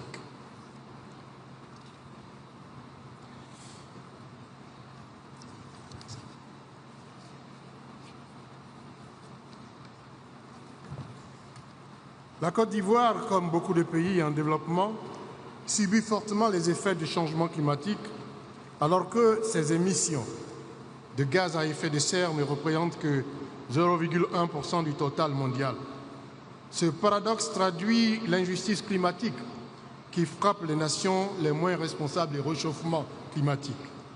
Mais notre pays a choisi l'action à travers le renforcement de son cadre juridique et institutionnel, se traduisant par l'adoption d'une loi nationale sur les changements climatiques, par la création d'institutions dédiées comme le Bureau du marché carbone et la Commission nationale de lutte contre les changements climatiques. De plus, la Côte d'Ivoire est le premier pays africain à avoir soumis son premier rapport biennal de transparence et adopté une stratégie nationale sur les pertes et préjudices. À travers sa troisième contribution nationale déterminée 3.0, la Côte d'Ivoire s'est fixé l'objectif de réduire de 33,07% ses émissions de gaz à effet de serre en mettant l'accent sur un accroissement de la part des énergies renouvelables à 46,3%, l'augmentation de 12% des véhicules électriques dans le parc automobile, l'amélioration de 30% de l'efficacité énergétique, la restauration du couvert forestier à 20% du territoire national, tout en accélérant la mise en œuvre de stratégies de promotion de l'économie circulaire et une agriculture durable. Notre objectif demeure la résilience de nos populations et de notre économie face aux effets néfastes des changements climatiques. Ainsi, nous nous sommes engagés sur une trajectoire ambitieuse, avec notamment 80% des exploitants agricoles qui devront utiliser des pratiques climato-intelligentes, 75% des bassins versants devraient avoir des plans de gestion intégrés des ressources en eau, 90% des établissements sanitaires dotés de systèmes opérationnels de surveillance épidémiologique, 70% de couverture de zones côtières critiques protégées par des ouvrages de protection adaptés et 60% des collectivités locales disposeraient d'un plan directeur vert. À cet égard, la Côte d'Ivoire soutient l'initiative brésilienne du Fonds des forêts tropicales qui permettront le financement de la préservation des forêts. 10 ans après l'accord de Paris, le bilan reste contrasté. En effet, des progrès notables ont été enregistrés, notamment avec la montée en puissance des projets d'énergie renouvelable et la mobilisation des financements. Cependant, l'écart demeure considérable entre les ambitions affichées et les résultats concrets, nous mettant sur une trajectoire au-delà de 2 degrés Celsius. Ce sommet sur le climat qui se tient à Belém doit donc marquer un tournant décisif en transformant les engagements de la 3e génération de nos contributions déterminées au niveau national en actions mesurables et en accélérant la mise en œuvre des réformes financières en vue d'atteindre les objectifs que nous nous sommes fixés dans l'optique d'inverser de manière durable le réchauffement climatique. Excellences, Mesdames et Messieurs, la Côte d'Ivoire, sous le leadership éclairé du président Alassane Ouattara, réaffirme son engagement à œuvrer avec la communauté internationale pour transformer l'urgence climatique en une opportunité de coopération, de justice et de prospérité durable. Ensemble, conjuguons nos efforts pour garantir à tous un avenir meilleur dans la justice, dans l'équité et dans la solidarité agissante pour la construction d'une résilience climatique pérenne. Et je vous remercie.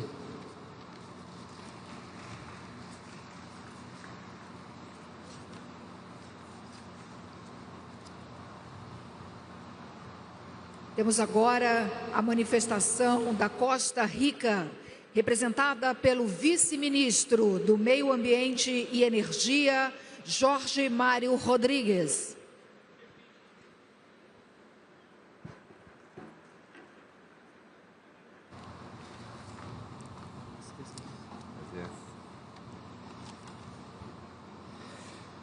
Muy buenas tardes, señores jefes de Estado, ministras, ministros, presidencia de la COP y distinguidos delegados.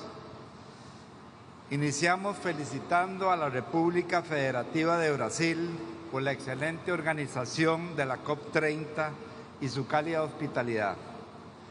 Asimismo, destacamos todas las iniciativas que se han presentado para la conferencia, entre las cuales tenemos la iniciativa de los bosques tropicales para siempre, la cual ha sido debidamente endosada y apoyada por Costa Rica. Hablo hoy en nombre de un país pequeño en territorio, pero inmenso en convicción.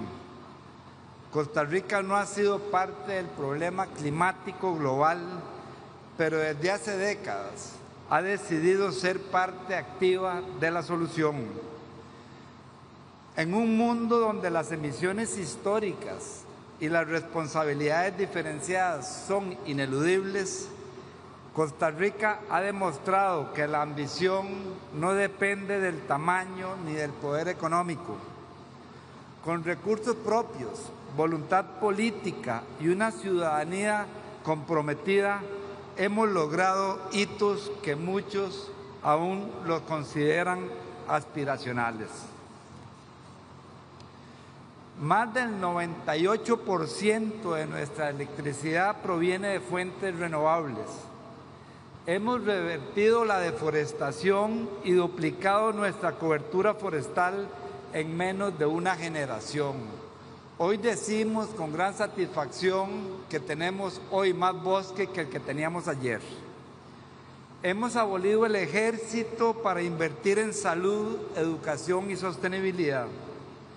Y con un gran sacrificio fiscal estamos tratando de revertir la matriz de emisiones en el transporte. Estos logros que les he contado no son casualidad. Son el resultado de una visión de país que entiende que la prosperidad no puede construirse a costa del planeta. Y no nos detenemos ahí. Costa Rica viene a esta COP con la misma ambición que nos ha caracterizado históricamente.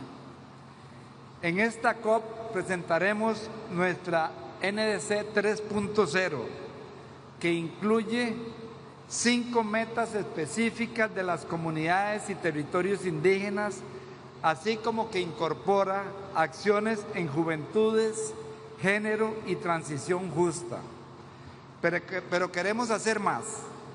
Queremos acelerar la transición hacia una economía circular, fortalecer la resiliencia de nuestras comunidades costeras y rurales y contribuir con soluciones que, basadas en la naturaleza, beneficien al mundo entero.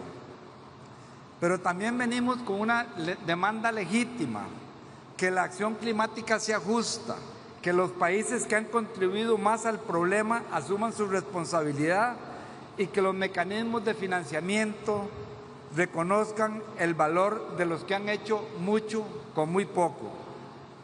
Costa Rica no pide privilegios, pide coherencia, pide que se reconozca que la acción climática debe ser universal, pero que el apoyo debe ser proporcional. En esta COP reafirmamos nuestro compromiso con la acción, con la ciencia y con la equidad, y extendemos nuestra mano para construir alianzas que aceleren la transformación que el mundo necesita. Porque si un país como el nuestro ha podido avanzar con los recursos ilimitados que hemos tenido, imagínese lo que podríamos lograr si la cooperación internacional estuviera a la altura de los desafíos. Finalizamos celebrando 10 años desde que acordamos y ratificamos el Acuerdo de París durante la COP21.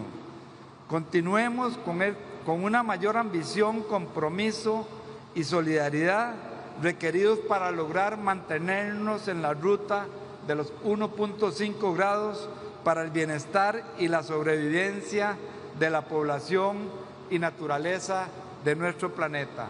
Muchas gracias.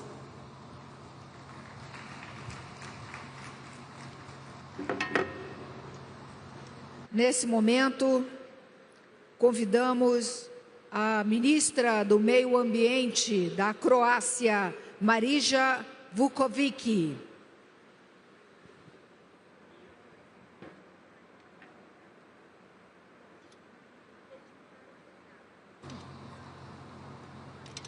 Ladies and gentlemen, allow me to express Croatia's appreciation to His Excellency President Lula and the Brazilian presidency for the warm hospitality and the drive behind preparation for the Leaders' Summit at COP30. I believe that the dedication and vision demonstrated by the presidency as well as the UNFCCC team will serve as inspiration leading to COP30 negotiated outcomes. Allow me further to greet, on behalf of the Republic of Croatia, the honorable leaders and dignitaries who have dedicated their time and effort to travel to Belém, the heart of the world's largest continuous rainforest and the home to at least 10% of the Earth's known biodiversity. As a member state of the European Union, we arrive in Belém encouraged by the latest agreement at the EU level with updated NDC and committed to accelerate the transition while developing competitiveness, reducing poverty and any kind of dependency. Quantified target for 2035 force us to take more concrete actions to save time and resources and seek out those innovative solutions and technological advancements that can bring about real change. All of this requires sufficient resources and a firm confirmation of fulfilling the agreement on climate finance from last year's conference, but also going a step further from Baku to Belém.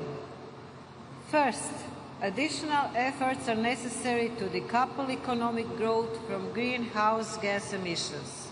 Success in this endeavor depends fundamentally on innovation and mobilization of both private and public capital. Second, the transfer of funds to developing and vulnerable countries, those most exposed to socio-economic risks and climate disasters, must be conducted smoothly, transparently, and without any delay based on clear political view with shared responsibility. And third, let us build an ethical and political framework rooted in solidarity towards humanity and desire to eradicate poverty without which there is no understanding of nature and preservation of the atmosphere. In this context, I would like to share with you that Croatia is currently preparing to implement the Social Fund for Climate Policy valued at 1.68 billion euros. This fund is designed not only to support vulnerable households, micro-enterprises and transport users in the green transition, but also to strengthen the confidence that during the times of change no one will be left behind. Our efforts are focused on preserving the most valuable natural assets and water resources, and therefore we can confirm here that Croatia is a country that has already protected more than 30% of its land and sea area. At the national level, we are currently investing almost €1 billion in water purification, desalination and irrigation. On the one hand, it is always an investment in the health of our ecosystem, and on the other hand, it is the way to make drinking water available to any man in any part of Croatia and to support sustainability of agriculture aligned with nature. There is no problem in relations between humanity and nature in general. We have secured an equal amount of funding by 2030 through the Modernization Fund for the decarbonization of industry and transport, and since the last COP, we have begun financing similar projects in third countries. Finally, besides discussing climate goals, reducing inequality, and supporting the strengthening of well-being, each conference is always remembered for something special. And following the messages from the Brazilian presidency and the substantive discussions of previous speakers, this COP reaffirms the importance of measurable goals that drive us to achieve results. However, on this place, it also liberates us from any indifference toward distant parts of the world. We can fully understand the principle of common responsibility for humanity's most valuable heritage that gives us oxygen and fresh water, and we can recognize a strong connection between biodiversity and human diversity, particularly when we talk about indigenous people, and that is also at the roots of the efficient and just transition of the energy system. Thank you.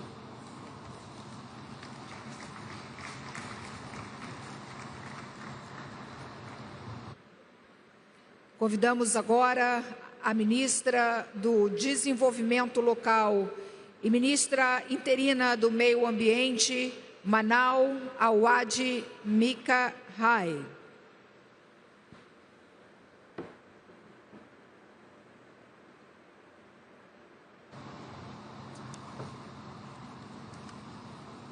أصحاب المعالي، السيدات والسادة، يشهد النظام متعدد الأطراف اليوم تحديات غير مسبوقة تهدد الثقة وروح التعاون التي قامت عليها اتفاقية الأمم المتحدة لتغير المناخ، ومن ثم يجب أن يشكل مؤتمر بليم رسالة أمل وتجديد الثقة في قدرة المجتمع الدولي على التوافق والعمل المشترك من أجل مستقبل أكثر عدلاً واستدامة. يأتي اجتماعنا هذا متزامناً مع مرور 10 أعوام على اتفاق باريس، وهو إنجاز نفخر به، لكنه أيضاً محطة لمراجعة صريحة، كما زالت الفجوة بين التعهد والتنفيذ واضحة، والتمويل المناخي دون المستوى المطلوب. ومن هنا تدعو مصر إلى إحياء روح باريس القائمة على العدالة والثقة والمسؤولية المشتركة.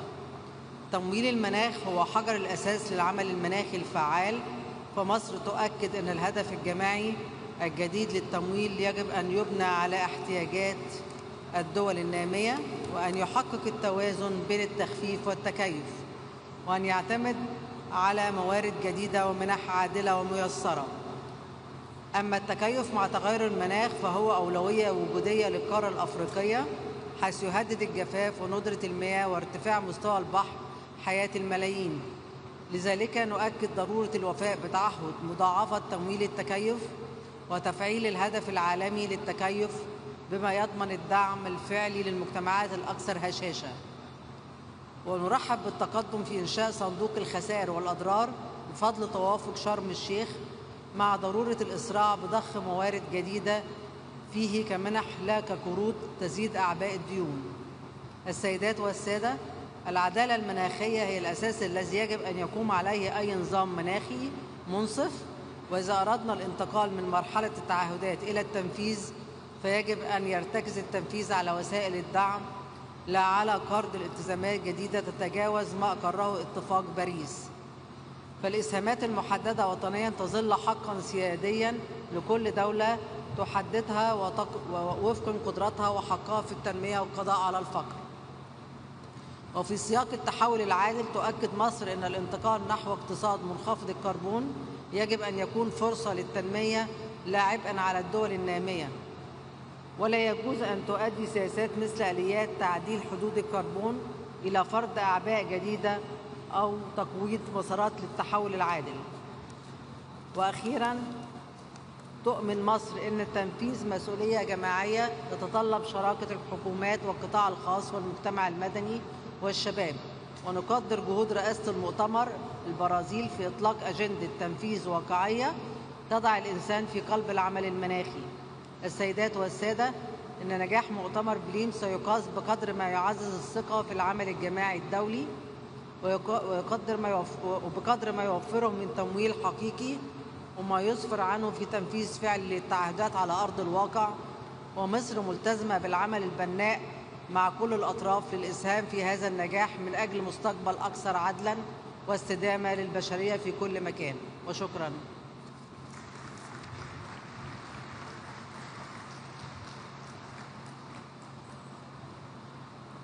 Neste momento, convidamos o ministro da Mudança Climática e Meio Ambiente dos Emirados Árabes Unidos, Amina bint Abdullah al-Dakar al-Shamsi.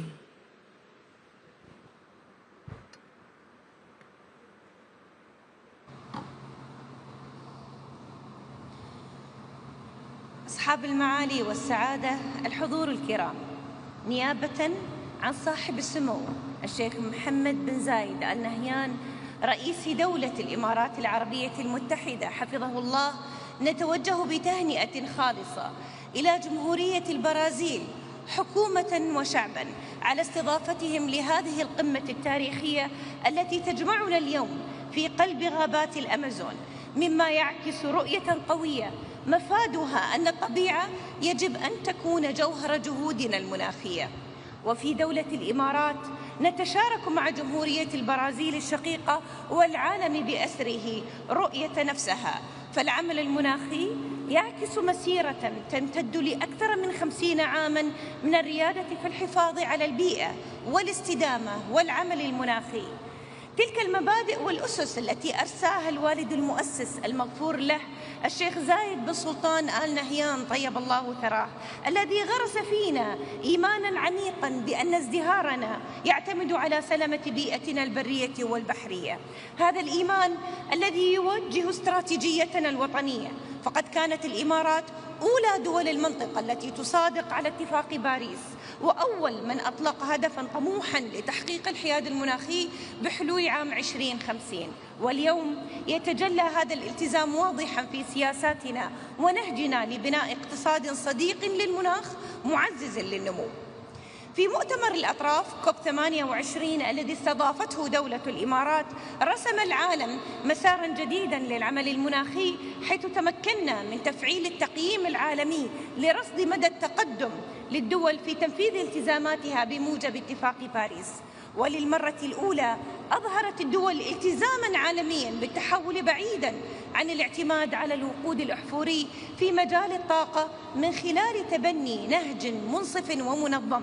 وقدم اتفاق الإمارات الذي حاز حينها على دعم 198 طرفاً في مؤتمر الأطراف COP28 خطة عمل واضحة شاملة للحفاظ على مستوى متوسط ارتفاع درجة الحرارة العالمية دون 1.5 درجة مئوية من خلال تفعيل التعاون والتنسيق العالمي لتطلق بذلك عهداً جديداً للعمل المناخي. ويقدم الاتفاق إطار عمل ملموس وقابل للتنفيذ له أهداف طموحة تتمثل في مضاعفة القدرة الإنتاجية للطاقة المتجددة 3 مرات، مضاعفة كفاءة استخدام الطاقة بحلول عام 2030، وعلى الصعيد المحلي نعمل على تحويل هذا التوجه إلى واقع ملموس من خلال مضاعفة قدرتها على إنتاج الطاقة المتجددة 3 مرات، وضخ استثمارات بقيمة تتراوح بين 150 و200 مليار درهم في مجال تقنيات الطاقة النظيفة والبحوث والبنية التحتية بحلول 2030. خير مثال على ذلك هو محطات براكة للطاقة النووية التي تساهم على خفض الانبعاثات الكربونية لدولة الإمارات بمقدار يصل إلى 22.4 مليون طن سنوياً. كذلك تلعب مشاريعنا في توليد الطاقة الشمسية دورا بالغ الأهمية، مثل محطة الظفرة للطاقة الشمسية الكهروضوئية، أكبر محطة مستقلة في العالم لإنتاج الكهرباء من الطاقة الشمسية ضمن موقع واحد بقدرة إنتاج تصل إلى 2 جيجاوات. وبلغت حصة الكهرباء المولدة من مصادر نظيفة منخفضة الكربون في دولة الإمارات أكثر من 30% في عام 2024، إنجاز يعكس ريادة الدولة وتقدمها الملموس نحو تحقيق الحياد المناخي بحلول 2050. وبالتأكيد نحرص على أن يكون ذلك في صميم التزاماتنا المناخية وضمان أعلى درجات الشفافية. وفي هذا المجال تقوم دولة الإمارات بحصر الغازات الدفيئة 6 في تقرير الشفافية الخاص بها، ما يعزز استجابتها لتغير المناخ بفاعلية. وإدراكا منا للعلاقة التي تربط بين المناخ والأمن الغذائي، نعمل على تحويل أنظمتنا الغذائية من خلال الاستثمار في حلول مبتكرة مثل الزراعة العمودية، الزراعة المائية، وتربية الأحياء المائية المستدامة. وتعد استضافتنا للمؤتمر العالمي للحفاظ على الطبيعة في أبو ظبي في شهرنا الماضي دليلا راسخا على اهتمامنا الكبير بالحفاظ على التنوع البيولوجي كجزء لا يتجزأ من العمل المناخي. وتؤكد كذلك استضافتنا القادمة لمؤتمر الأمم المتحدة للمياه بالتعاون مع السنغال في عام 2026 عزمنا على تعزيز الجهود العالمية لتحقيق الهدف السادس من أهداف التنمية المستدامة. تلعب الإمارات دورا محوريا في هذا الملف من خلال جهود استثنائية أبرزها مبادرة محمد بن زايد للماء الرامية إلى مواجهة التحدي العالمي لمعالجة ندرة المياه على مستوى العالم ودعم تطوير وتطبيق الحلول الفاعلة والتقنيات المبتكرة. السيدات والسادة، إن التقاعس عن مواجهة التغير المناخي قد يكلف الاقتصاد العالمي خسائر هائلة، وهنا تبرز أهمية ترويكا رئاسات مؤتمر الأطراف.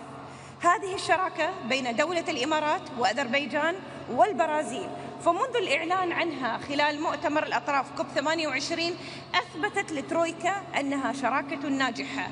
وكما دعمنا أذربيجان في نجاح مؤتمر COP29، تؤكد دولة الإمارات مجددا التزامها بدعم رئاسة البرازيل لمؤتمر COP30 وضمان أن يقدم المؤتمر حلولا مناخية ملموسة وطموحة وقابلة للتنفيذ تدفع عجلة التقدم العالمي في هذا المجال.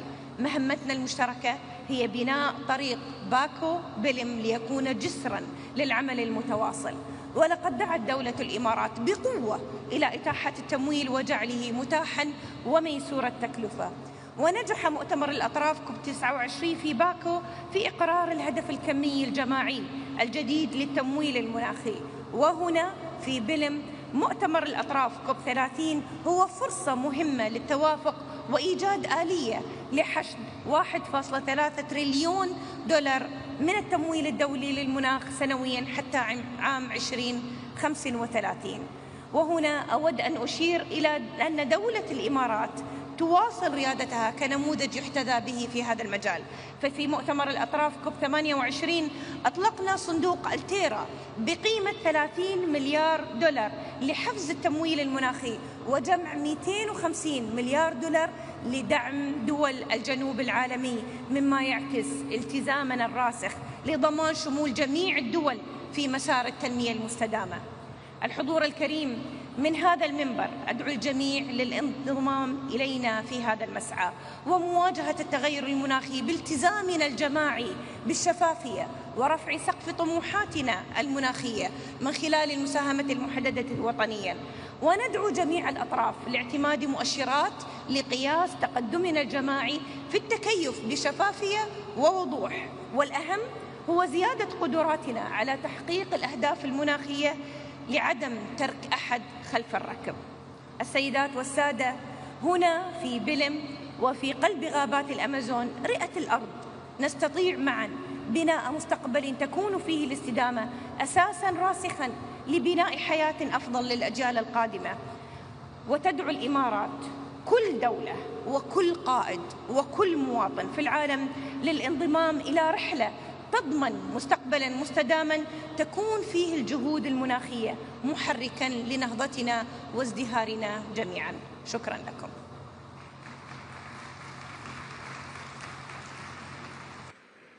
Convidamos representante do Gabão, ministro de Meio Ambiente, Ecologia e Clima, Maís Moussi.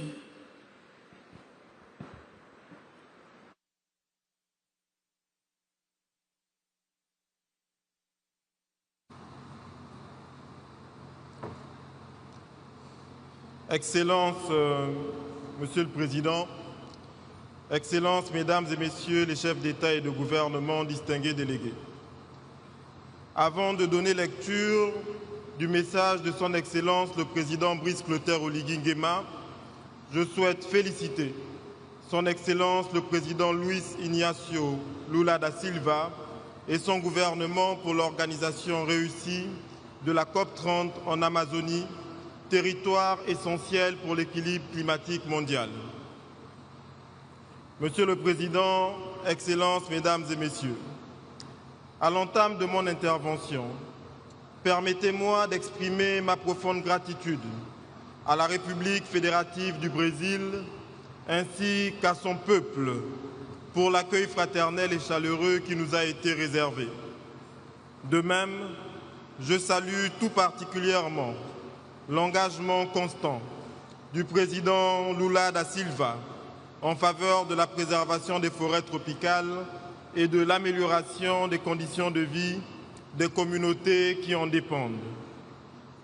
La tenue de cette COP, au cœur du plus vaste écosystème tropical de la planète, nous rappelle que l'Amazonie, le bassin du Congo et le bassin du Bornéo-Mékong forment ensemble un rempart climatique indispensable à l'équilibre de notre planète. Ces trois poumons verts interconnectés par leur rôle écologique sont essentiels à la régulation du climat mondial, à la préservation de la biodiversité et à la survie de millions de communautés. Dans ce contexte, je veux affirmer avec force que protéger les écosystèmes forestiers n'est pas une option, mais une exigence vitale pour la stabilité climatique et la prospérité des générations futures. Le Gabon, pays à haut couvert forestier et à faible niveau de déforestation, avec 88% de son territoire recouvert de forêts et un taux de déforestation inférieur à 0,1%, est fier d'être l'un des rares pays carbone positifs. Depuis plus de 4 décennies, mon pays a su inscrire la préservation de son patrimoine naturel au cœur de sa vision stratégique. Cela s'est traduit par la mise en place d'un réseau historique et ambitieux d'aires protégées et l'adoption et l'amélioration continue de la législation en matière de préservation de la nature. Excellences, Mesdames et Messieurs, la tenue en cette journée du sommet des leaders, structurée autour des enjeux du climat, de la transition énergétique et du financement, suscite un vif intérêt pour mon pays. 10 ans après l'accord de Paris, l'heure n'est plus aux promesses, l'heure est à l'action mesurable, irréversible et équitable. Car nos populations vivent déjà les effets du changement climatique, notamment les conditions de vie fragilisées, les migrations forcées, les conflits liés aux ressources, les économies menacées. C'est fort de ce constat qu'ici à Belém, le Gabon ne vient pas demander, mais plaider pour un changement transformationnel dans la gouvernance climatique mondiale. En effet, les efforts souverains des pays en développement, et particulièrement des pays africains, sont constants et ambitieux. C'est la vision que j'ai portée dans le programme de développement sur la base duquel le peuple gabonais m'a élu en avril dernier, à savoir notre souveraineté ne se limite pas à nos frontières. Elle inclut aussi notre capacité à préserver nos ressources, à protéger nos populations et à définir notre avenir. Toutefois, ces efforts ne suffisent pas face à l'ampleur des risques climatiques, face à la dynamique historique des émissions de gaz à effet de serre et face aux priorités de développement de nos nations. À cela s'ajoute une architecture financière mondiale inadaptée, un des intérêts croissants de certains partenaires pour le financement du climat et un marché du carbone à géométrie variable. Il nous faut donc ici et maintenant prendre les décisions qui feront de cette décennie celle d'une action ambitieuse et concrète en faveur de la résilience des peuples, des économies et des pays aux crises environnementales mondiales en cours. C'est pourquoi il apparaît indispensable de prendre des décisions claires et précises pour la reconnaissance des forêts tropicales, en particulier celles du bassin du Congo, comme bien public mondial en vue de leur rémunération juste et effective. La mobilisation du capital privé via les garanties, la sécurisation des investissements verts, l'alignement des flux financiers à nos objectifs, la démocratisation des instruments financiers verts, comme le projet de financement pour la permanence, les obligations pour la nature, les paiements pour services environnementaux et la conservation et les conversions dettes nature. Et enfin, la valorisation équitable des crédits carbone et biodiversité. À cet égard, nous saluons l'initiative TFFF portée par la présidence brésilienne et soutenant sa mise en œuvre dans un cadre juste, inclusif et équitable. Le Gabon soutient également la coalition United for Our Forest qui unit nos 3 bassins tropicaux autour d'un engagement partagé qui est de protéger, valoriser et restaurer. Toutefois, la lutte pour le climat ne se limite pas aux forêts. La transition énergétique doit s'accélérer avec des partenaires solides pour développer les énergies renouvelables et garantir un accès équitable à l'énergie propre. La transition énergétique doit s'accélérer grâce à des instruments adaptés et à des incitations positives. Excellences, Mesdames et Messieurs, ici, au cœur de la plus grande forêt tropicale du monde, nous avons l'occasion d'écrire une nouvelle page de l'histoire climatique. Nous devons transcender nos intérêts individuels et bâtir un multilatéralisme nouveau, réaliste, juste et efficace, faisant de Belém le point de départ d'un ordre climatique équitable et durable pour les générations futures et pour l'humanité tout entière. Je vous remercie. Chamamos agora o ministro das Terras e Recursos Naturais de Gana, Emmanuel Armah Kofi Boah.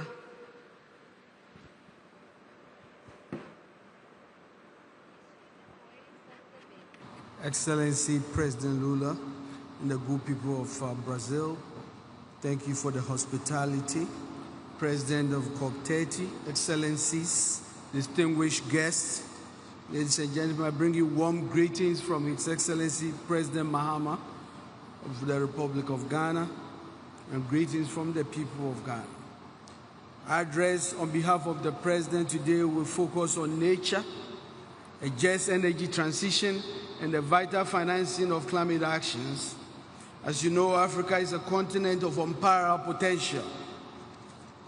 Yet for our contributions to human history and culture, our contributions to the climate crisis has been minimal.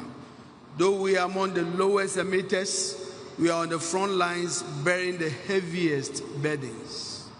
The evidence is all around us. The increasing fury of extreme weather and rainfall variability, unprecedented floods, scorching heat waves and droughts that crack the earth.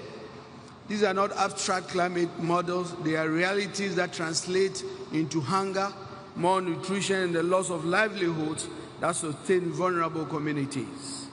In West Africa, Ghana is part of the Upper Guinean forest ecosystem, a biologically diverse realm of towering trees, high rainfall, and tropical climate nurtured by the Atlantic Ocean.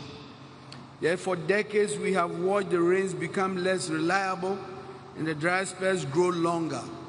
The very vegetation and wildlife that define this region are struggling to adapt.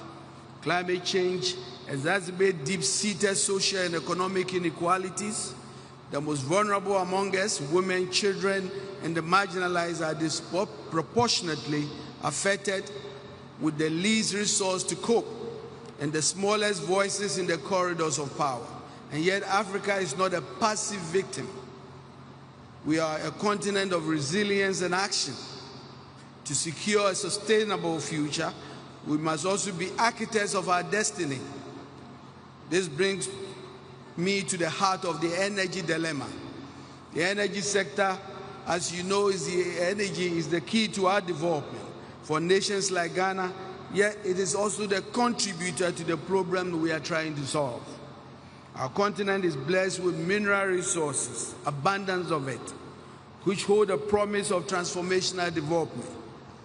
So to deny Africa the strategic use of these resources is to deny our right to develop, to light our homes, and to power our industries.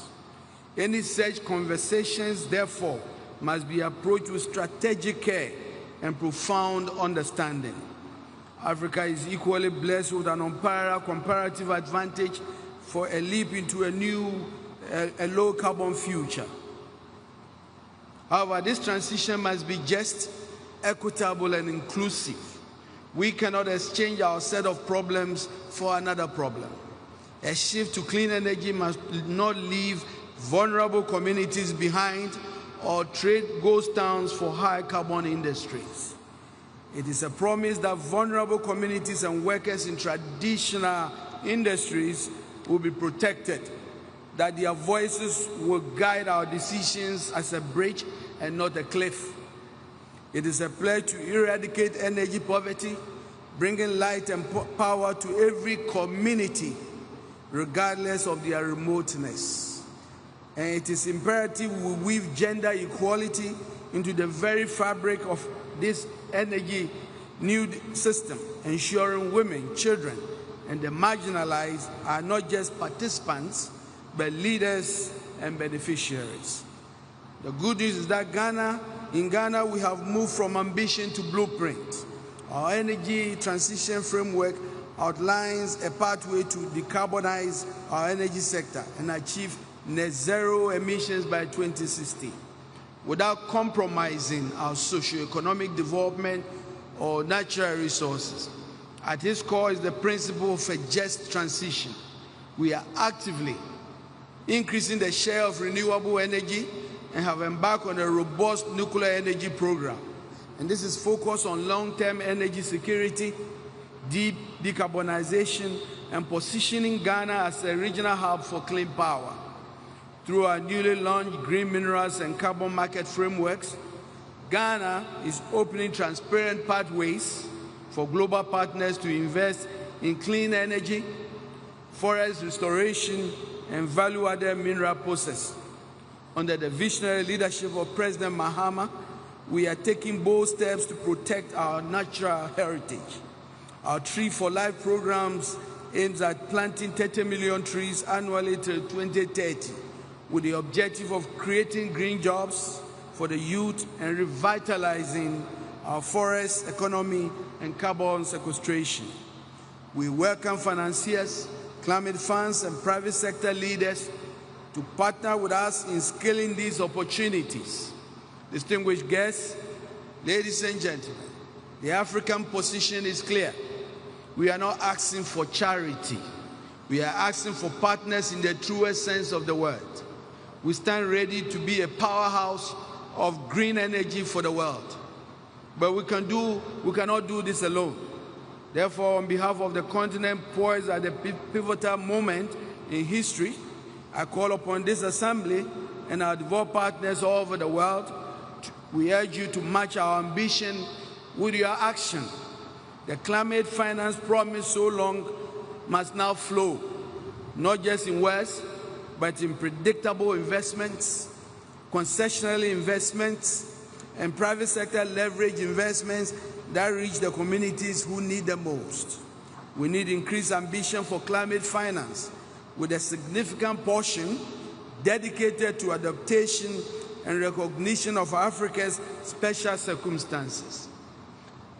My good friends, let's leave Belém at the heart of the Amazon with a resolve to harness not only finance, but also technology, innovation, and artificial intelligence to accelerate justice, equity, and shared prosperity. I thank you very much.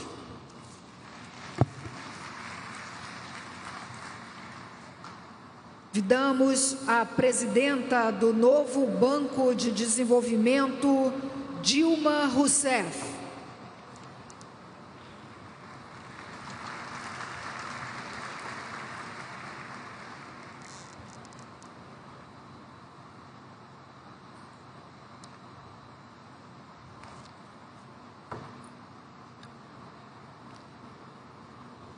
Boa tarde. Excelentíssimo senhor, querido amigo presidente Luiz Inácio Lula da Silva, excelentíssimos senhores presidentes, senhores ministros, distintas lideranças, estimados colegas, senhoras e senhores. É uma profunda honra dirigir-me a essa sessão plenária de líderes da COP30 em Belém.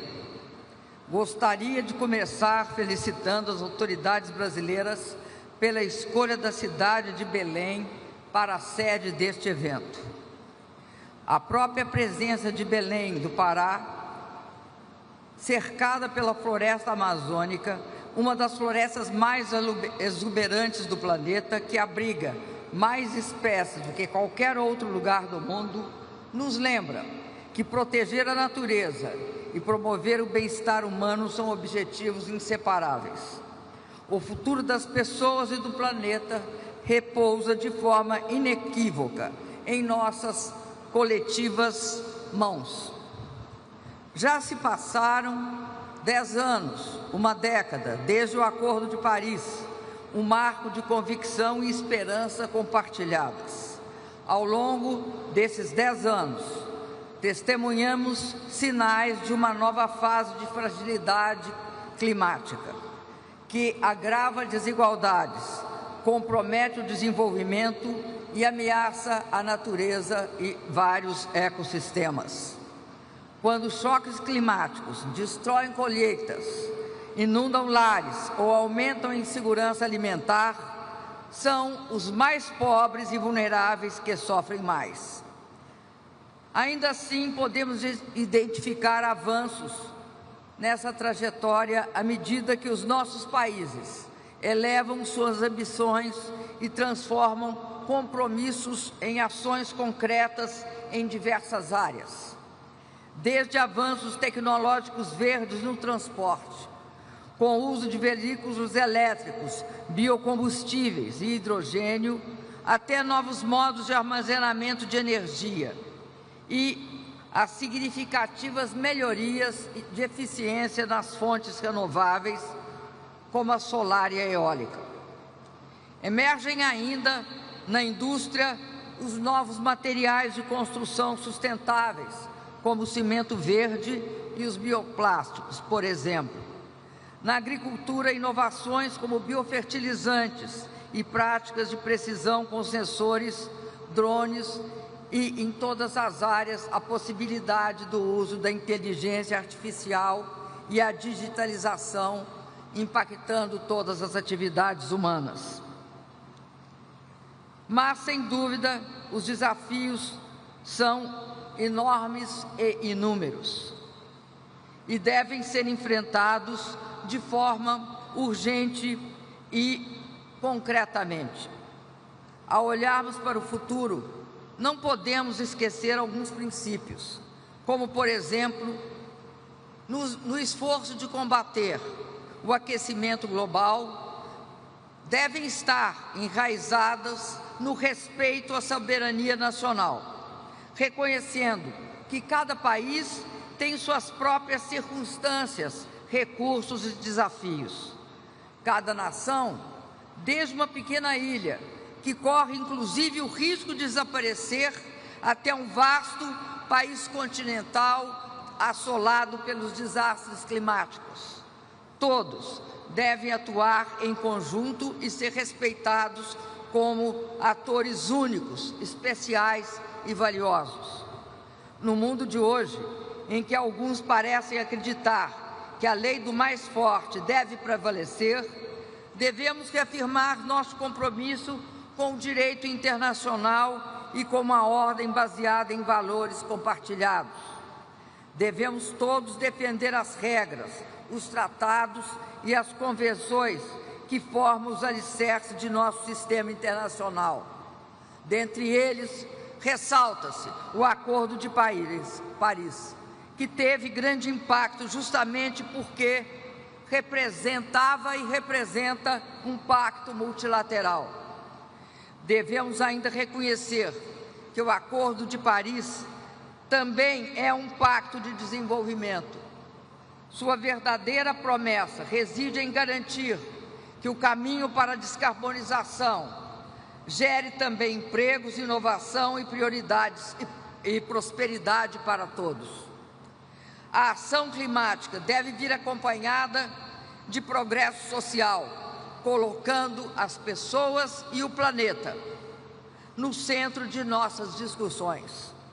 Soluções globais que promovam uma economia verde, assegurem uma transição justa e protejam os mais vulneráveis são essenciais para o desenvolvimento sustentável e inclusivo. Como enfatizado repetidamente hoje, ao longo dessa cerimônia, muito ainda precisa ser feito. Mesmo com a plena implementação de todos os compromissos já expressos nas NDCs, precisamos de uma redução de 43% nas emissões de gás de efeito estufa até 2030, para manter o limite de 1,5% ao nosso alcance. A lacuna não é apenas numérica, é hoje existencial. Sem uma aceleração radical e imediata ação, as metas de Paris escaparão de forma irreversível, provocando enormes danos. Essa realidade desafiadora é ainda mais complicada por conflitos geopolíticos. O unilateralismo, o protecionismo, as guerras e a instabilidade financeira e econômica em diversas partes do mundo corroem a confiança, fragmentam a determinação global e retardam os fluxos essenciais de tecnologia e financiamento. Tensões comerciais e efeitos como a instabilidade financeira convergem para minar nossa ação comum, exatamente quando a unidade e a cooperação são mais cruciais. Sejamos claros, as mudanças climáticas não esperam por ninguém e não respeitam fronteiras. Nenhum país pode alcançar o desenvolvimento sustentável em um planeta em crise. E nenhuma nação, por mais poderosa que seja, pode enfrentar sozinha esses desafios. Devemos, portanto, reafirmar aqui e agora que o multilateralismo não é opcional. A cooperação multilateral é uma imposição ditada pelos desafios enfrentados pelo planeta e pela humanidade. Em síntese, somente por meio de uma cooperação ampla e aberta, podemos reunir recursos e assegurar soluções globais. A ação coletiva, a própria essência do Acordo de Paris, continua sendo o maior instrumento de salvaguarda da humanidade. No novo Banco de Desenvolvimento, um banco fundado por e para as economias emergentes, estamos demonstrando nosso compromisso em apoiar nossos países membros na implementação de soluções nacionais efetivas. Para nós, enfrentar as mudanças climáticas, buscar a prosperidade para todos e promover um desenvolvimento qualificado são objetivos inseparáveis. Cada megawatt de energia limpa que financiamos, cada hectare de terra que ajudamos a restaurar, cada escola e hospital construídos, cada acesso à água e ao esgoto tratados, e cada comunidade que retiramos da vulnerabilidade reforça a resiliência ambiental e a dignidade humana. Estamos prontos para ser um parceiro multilateral forte, expandindo o financiamento climático, promovendo a tecnologia verde, explorando soluções em moedas locais e mobilizando o investimento e a capacidade necessários para construir infraestrutura alinhada aos critérios que nós construímos no Acordo de Paris e que agora estamos renovando e fazendo avançar. Excelências, a história julgará a nossa geração, não por nossas declarações, mas por nossa determinação em agir. Que a COP30 seja o momento da transição decisiva, das promessas para os caminhos, da ambição para a ação, da divisão para a unidade. Que Belém seja lembrada como a cidade onde o mundo escolheu a coragem, os compromissos verdadeiros, a cooperação e um chamado para a realização, para a ação concreta e inadiável. Muito obrigado.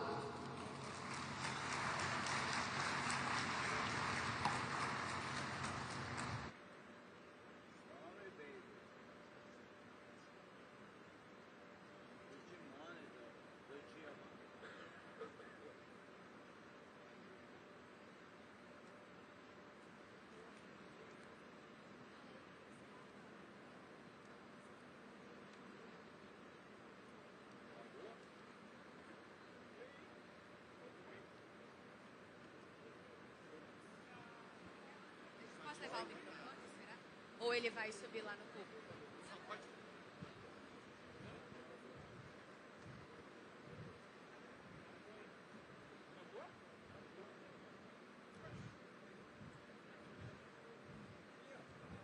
O senhor vai fazer o encerramento?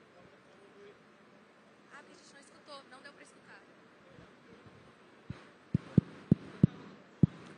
Sorry for those who were listening. I was just announcing that the session is over for today and it will be resumed tomorrow at 10:30. Thank you.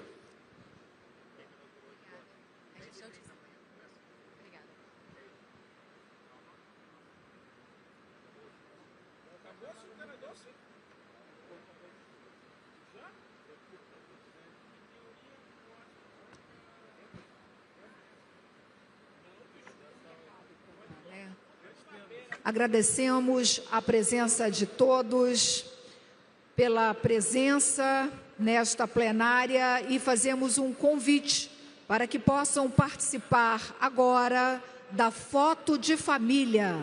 Para participarem deste momento, ao sair da plenária, por favor, dirijam-se à esquerda, que irão encontrar o local desta foto. A fotografia será realizada logo que o presidente Lula chegue até lá. Uma boa noite a todos e todas e até amanhã.